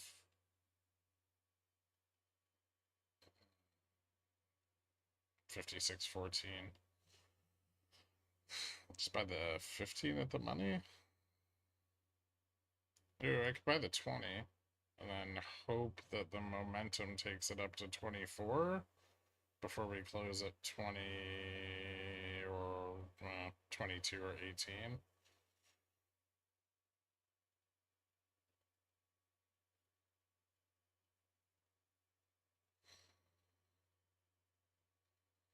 Top PMI bullish? Yeah. We like inflation.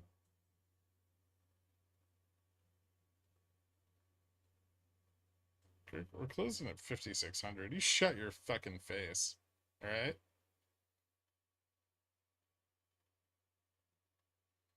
You're clearly forming an inverse head and shoulders here. Everything's okay. We just need to short vol back under 16 before the end of the day so nobody blows up.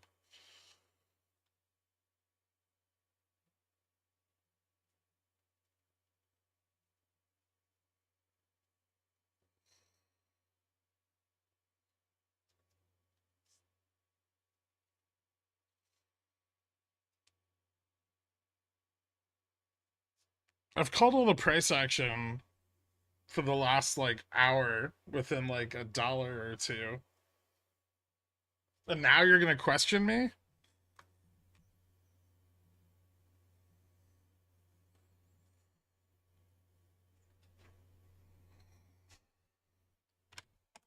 Be better.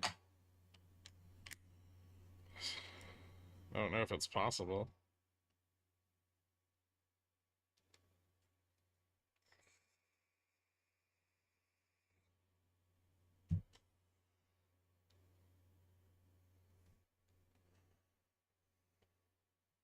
I'm like the goose in that story, just shitting golden eggs everywhere. I couldn't think of a better time to question you. I mean, statistically, yes. Actually, I called all the price action today. Oh.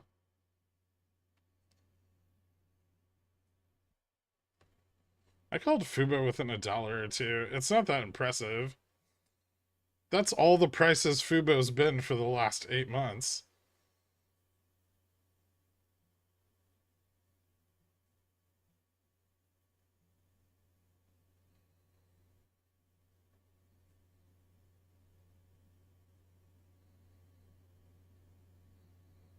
I made $440 today at work or in the market.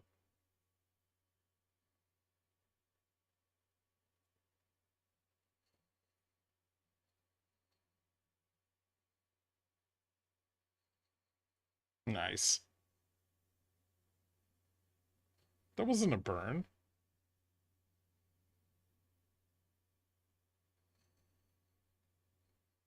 I called it when I said you would call it. I'm seldom wrong.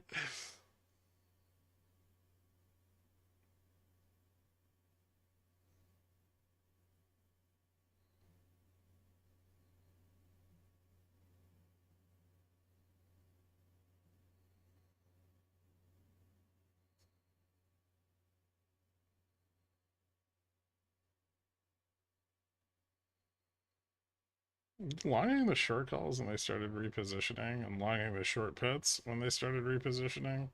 Yeah. What's a good day profit for you? I'm usually pretty happy if I make like 3 to 4% on my straddle. I don't really care what the fuck happens for the rest of the day after that, to be honest. If I make more than 4% on my straddle, I'm in a very good mood.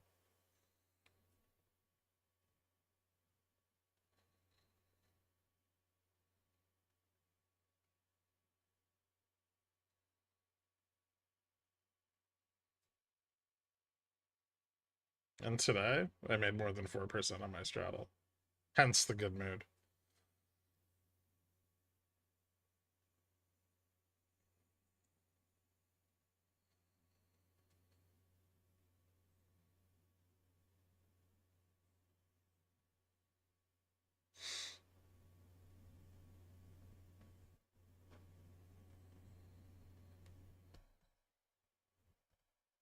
What's a straddle? It's a put and a call at the money.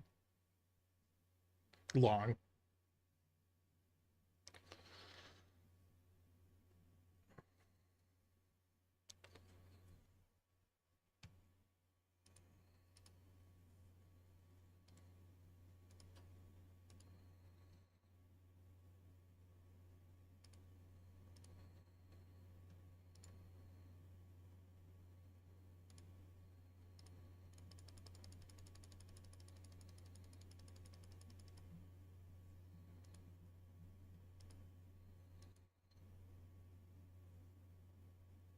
How big are your straddles nominally? 75 to 150?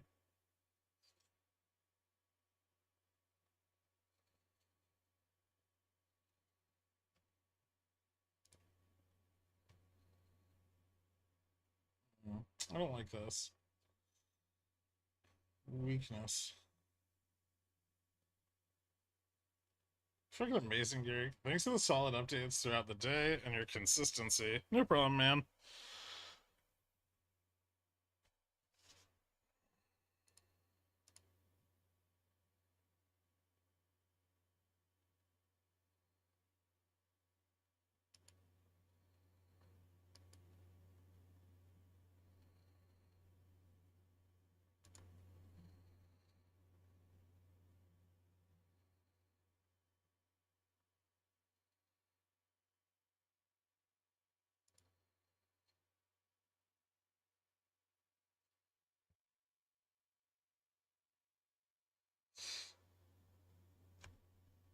What was your straddle that you did yesterday into today? 5,600. I guess it's 4 DT?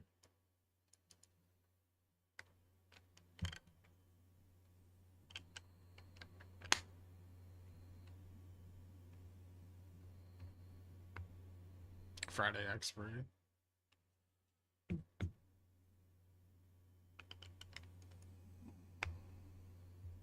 What 5620 for my calls that you told me to buy? I didn't tell you to buy calls. I said I was thinking about buying calls if it breaks 5614. You notice the difference there? So it wasn't like I'm going to buy calls at 5609 or 5610 or 11 or 12, but specifically on a break of 5614. Hold on.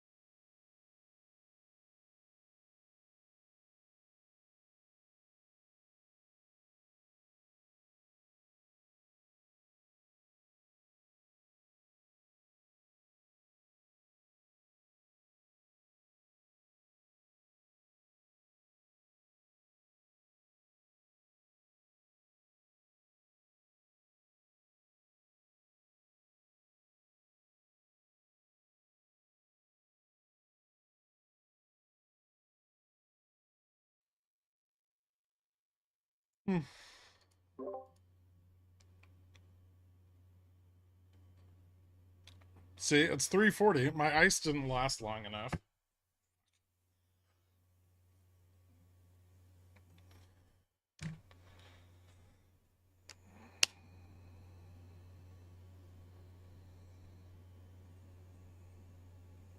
Tankerifics at the door. I made twice as much on SPX 0 DTs as I lost on Carvana puts today. It doesn't exactly feel like winning.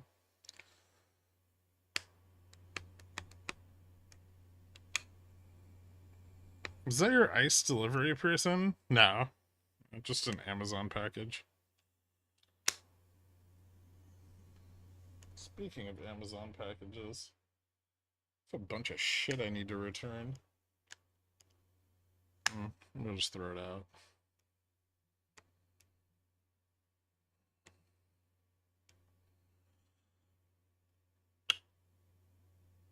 Is it a Vuvuzela? No. No, it's not. Health benefits to getting up and getting more ice. Yeah.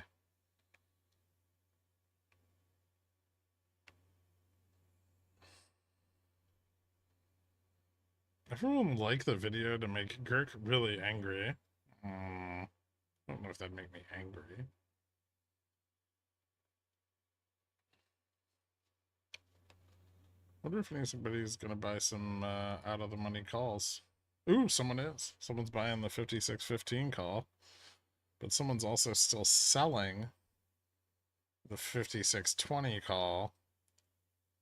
But they're also selling the 5620 put. Are they a genius? Am I the genius? It's me.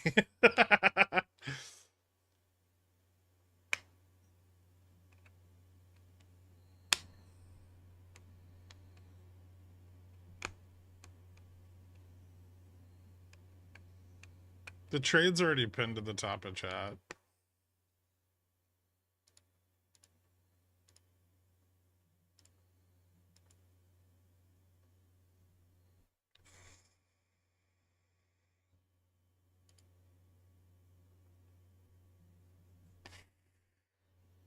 Ooh.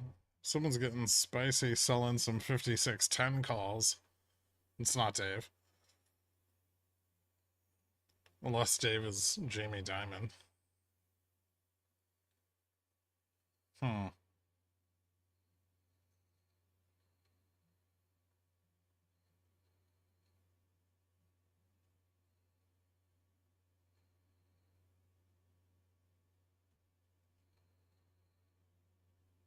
The butterfly wings are being clipped. It's just in metamorphosis. Don't worry. It has plenty of time to disappoint its parents.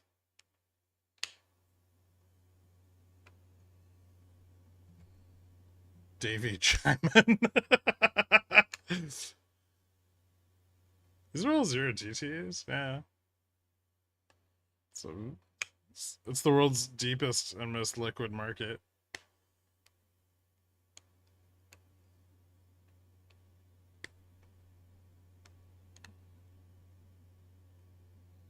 It's not a phase, Mom. They're just giving you pores a chance to load up on 15Cs.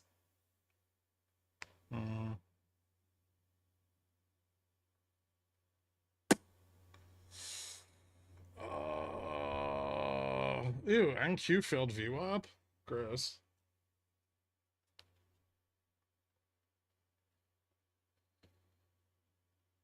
I don't want this to take too long to bounce, because I don't want to rip 50 points into close.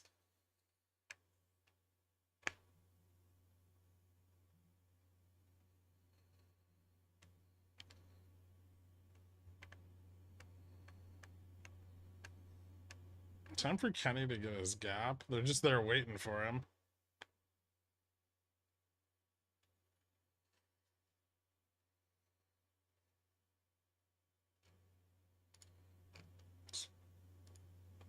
Speaking of Kenny's gap.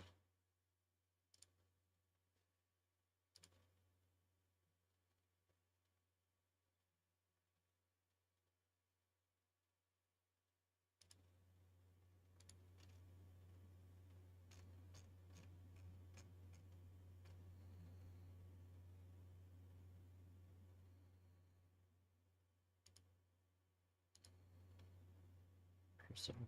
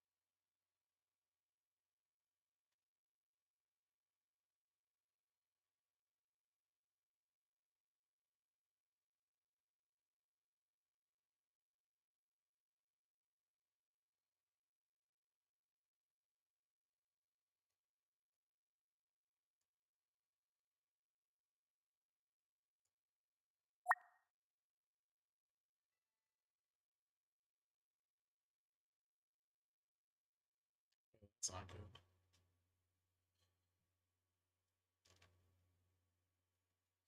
Need more vol shorting.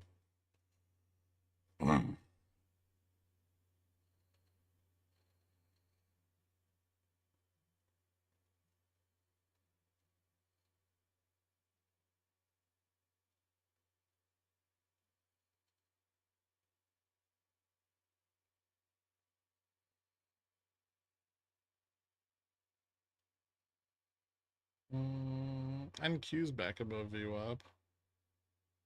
A little bit of tech pumps into the end of the day.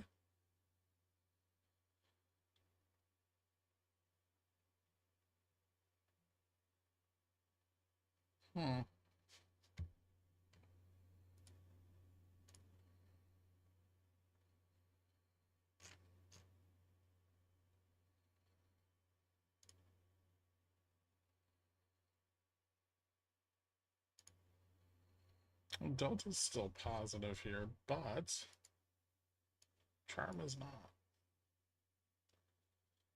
Charm is not positive at all. They have not sold enough puts to offset the decay of the out of the money calls. But if they get some of those pushed up, maybe they can.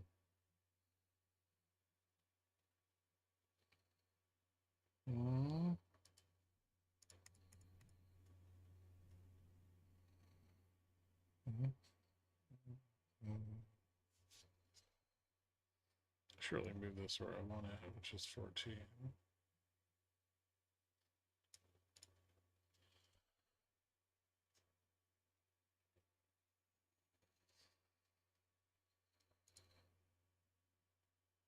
Is every call and put on the chain sold? For the most part, yeah. It's capital efficient.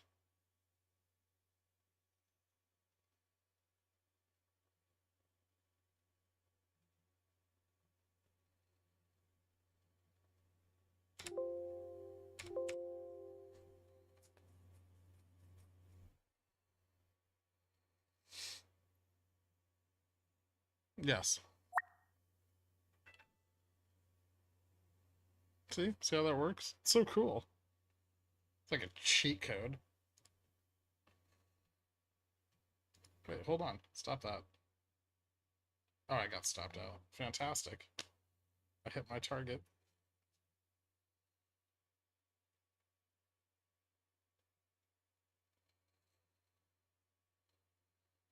I could do it again.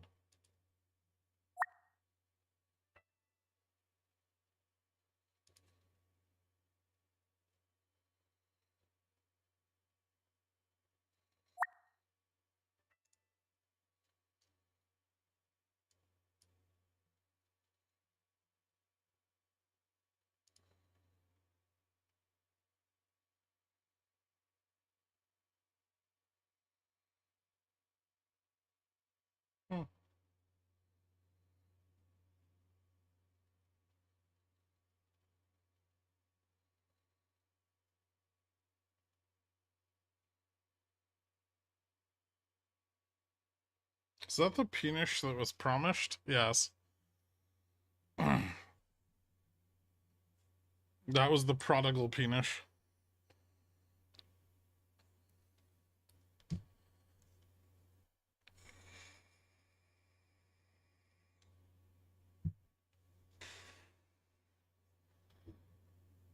How's Fubo looking? Like it's $2.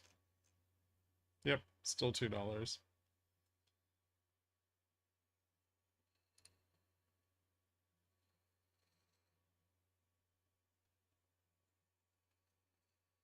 Steam vac ban. The key is to make the crime work for you. Exactly. So glad everybody made a lot of money today. I like it when the pickle jar is happy at night.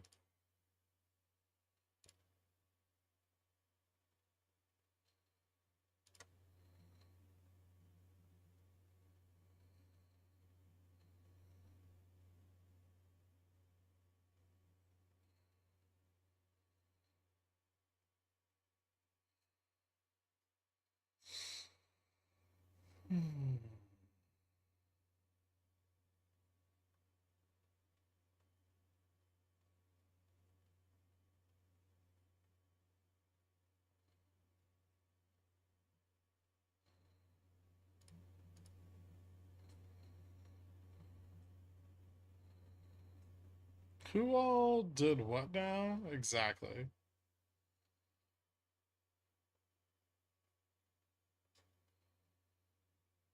And they couldn't have done it without you.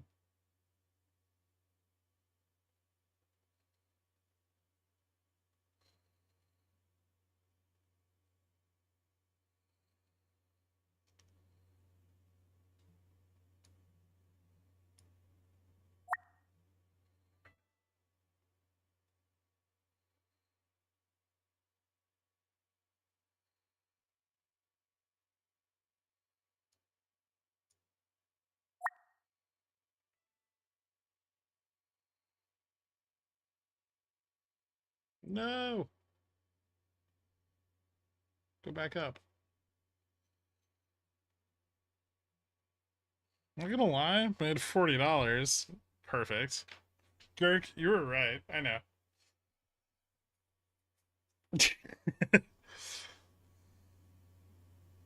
That's okay, Poopy Pants. You didn't have to say anything.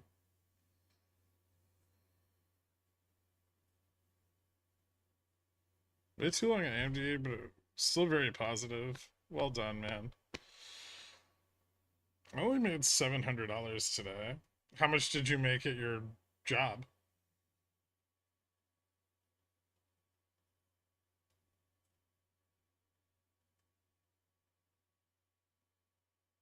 So better than your job.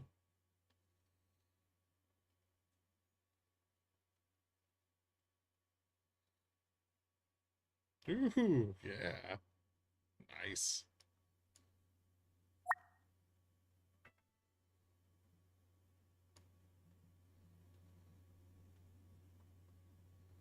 That's fucking spicy.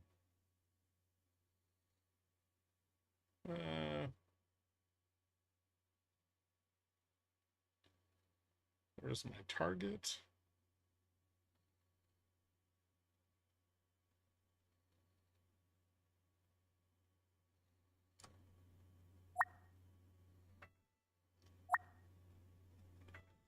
Excellent. Okay.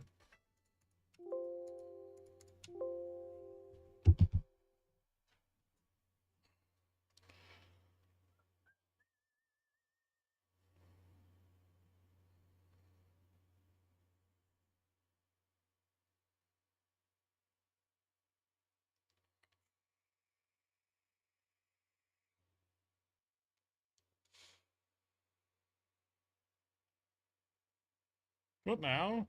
I don't know. We have like 5 minutes left. Might test 25, but if we do, it'll sell off. Might test 15, but if we do, we'll probably bounce. I would say we just close right here. This seems like a perfect place to end the day. 56.18, 56.22, right there. Exactly what I said 45 minutes ago. That's what I'm banking on, at least. Although I think I'm okay with any close between 2016 and 26.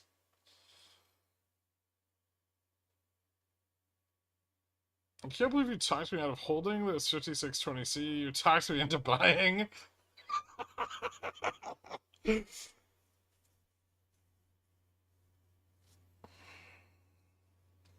might be a nice day for a 25p for $1. I don't know if we'll test it. 20's got some solid resistance. If we do, it'll have to be like a last candle kind of shit.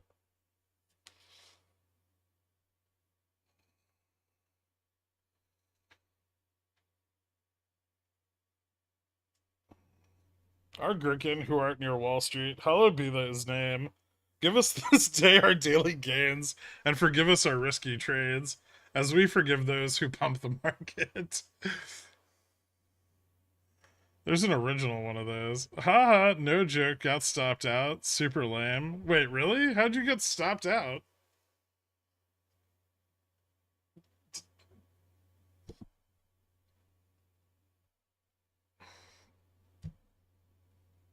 Fucking setting like 20% stops on dollar contracts. How much time do I need on Upstart? What are you trying to do? Short it?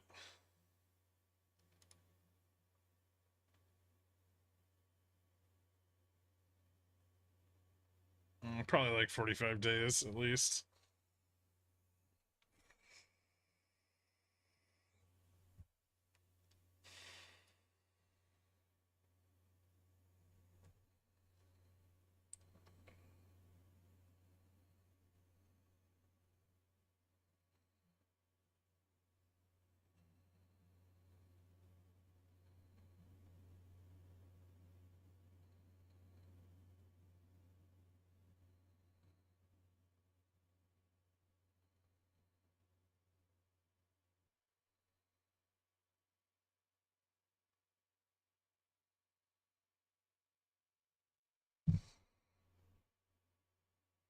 What are we betting on? 18 or 22? What do you guys think?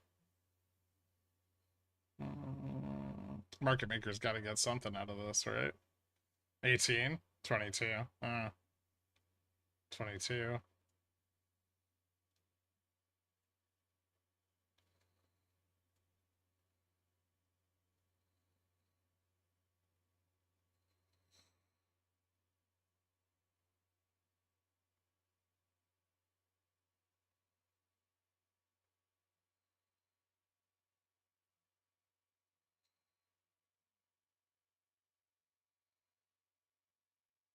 $55.95.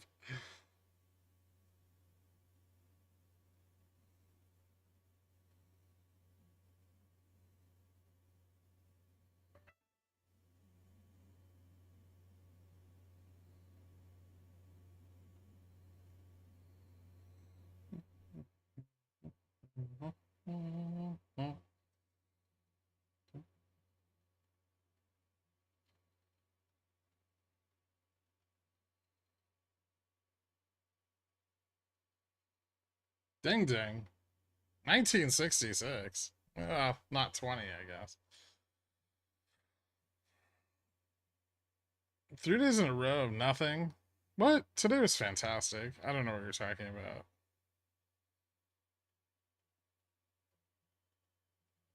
Butterfly nailed it. Yes. Oh, yeah. I forgot.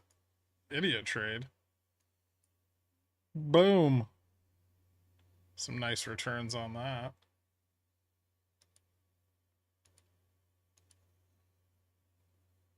I guess we just close everything? How the fuck do I... What should I make? A little bit off.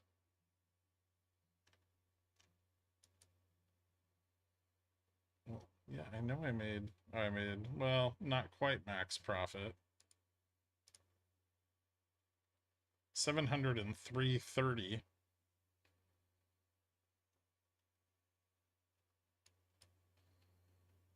Time to update the idiot trade for day 11.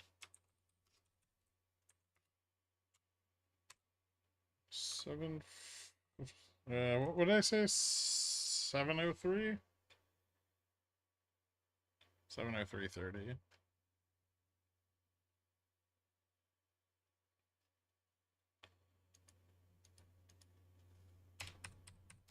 $703.30. That was a 94% return. Not bad. Boop.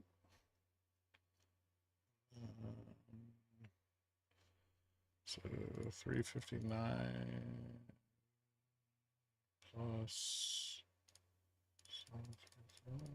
40, was that 40, 4301?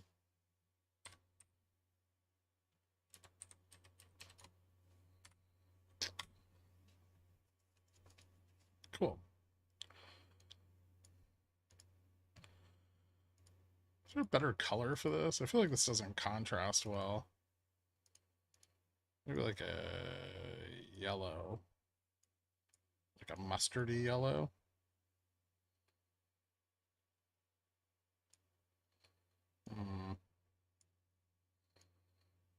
There we go. That looks like shit too, doesn't it?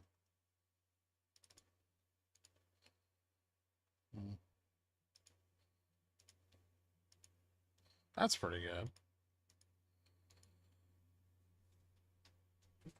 Use purple? I could do cyan. I don't like that as much.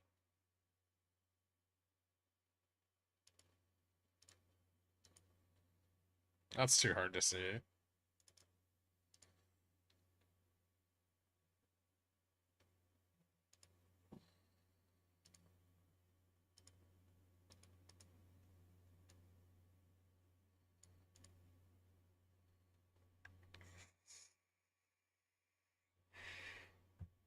Anyway, ding ding.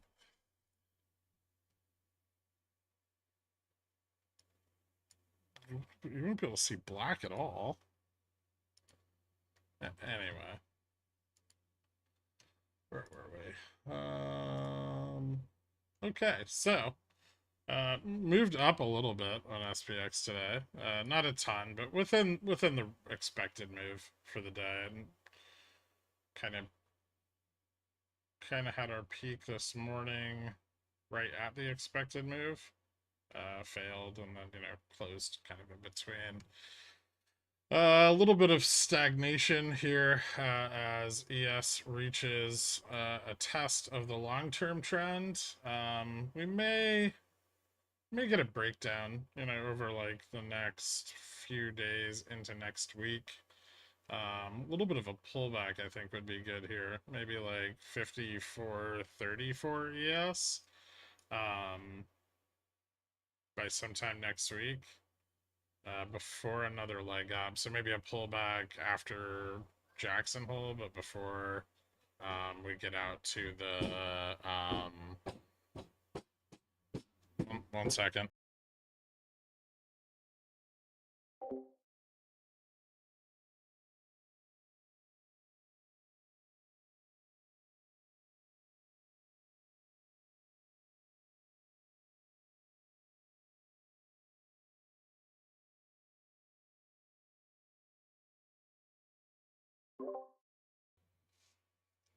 Dude, what the fuck? No, this is my buddy just showed up.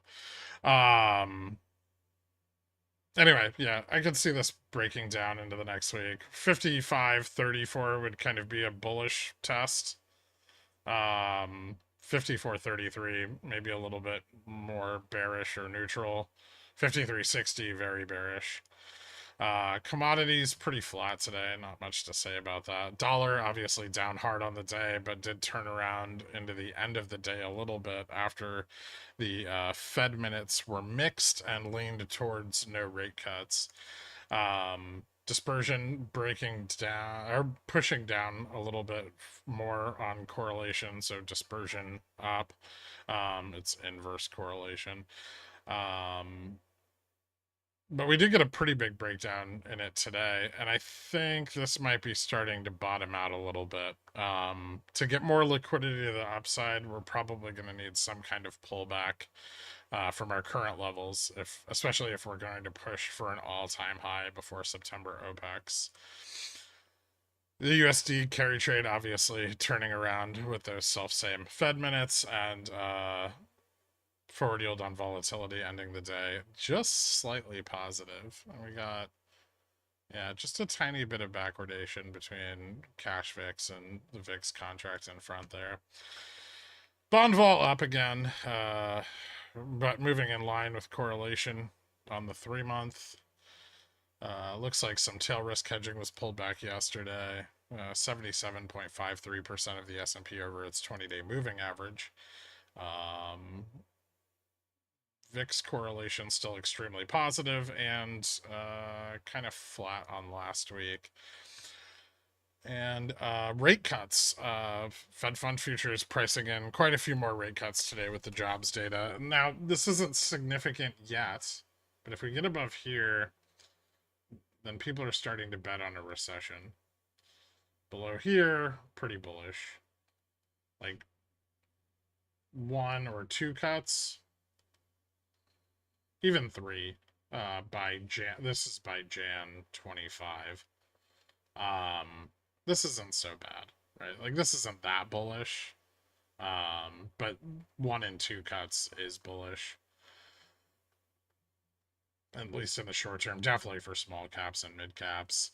Anything more than 4 cuts by Jan of 25, people are starting to price in a recession. They're pricing in a extraordinarily rapid cutting cycle. Some of those cuts being like 0.5 per meeting, right? So yeah, we're the market's leaning a little bit more towards a recession with the jobs data, and this is the pinch point here, right? People have bought very heavily into U.S. Treasuries over the last several weeks, right? And I kind of talked about this the other night in Pickles Picks. But if we look at the 10-year bond, right? Well, today was rough.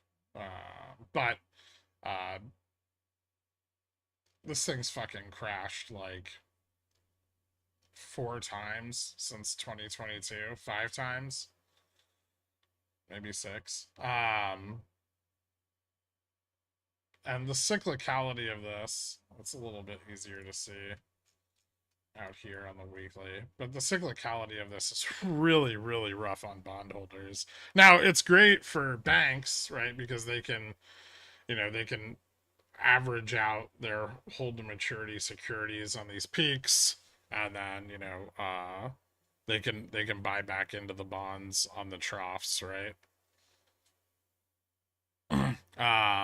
However, this is like very volatile behavior for the U.S. 10-year. I mean, especially if you look, historically, it generally trades in a much tighter range over long periods of time. There's usually very few, crazy moves on it. And these last 2 years have just been fucking nuts. Was Traps getting higher? Something to worry about? Yeah, so it is kind of, right, because you're getting consolidation there, which means we're finding buyers higher and higher, right? But that's not exactly bullish, especially if we move towards a new low like we saw in October of 2022.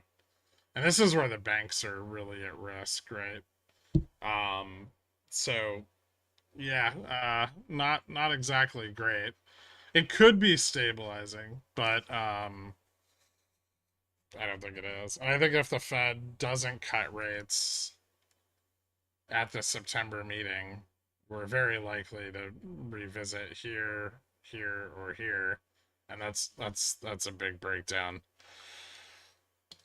Especially given how much leverage was pushed into UST on this little tiny dip, right? Like this is a fairly sorry, this is a fairly insignificant dip compared to the prior two, but the amount of buying in treasuries significantly increased.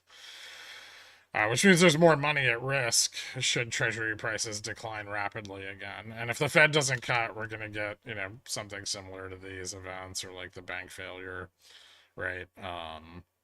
So keep an eye on that, I guess.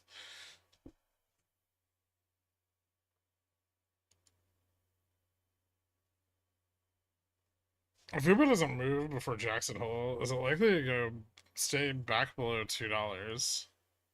Fubo looks really bullish. I mean, I don't know. It's looked bullish before and not really done anything. I would say if it doesn't climb much higher than $2, it's likely to fall back below 2. But 2 seems to have tons of interest. The tips are crossing over. Fubo's getting more liquid at a fairly significant rate, and volume is increasing since the initial gap up, which is bullish. People are buying out of the money calls on it. People are buying shares at $2. Generally speaking, if this were to continue out for a little while longer, we're likely to see a fairly significant amount of additional price improvement beyond what's already been seen. So I think it looks pretty good. Anyway, thank you guys so much for tuning in. I will see you bright and early tomorrow at whatever time I wake up. Later, guys.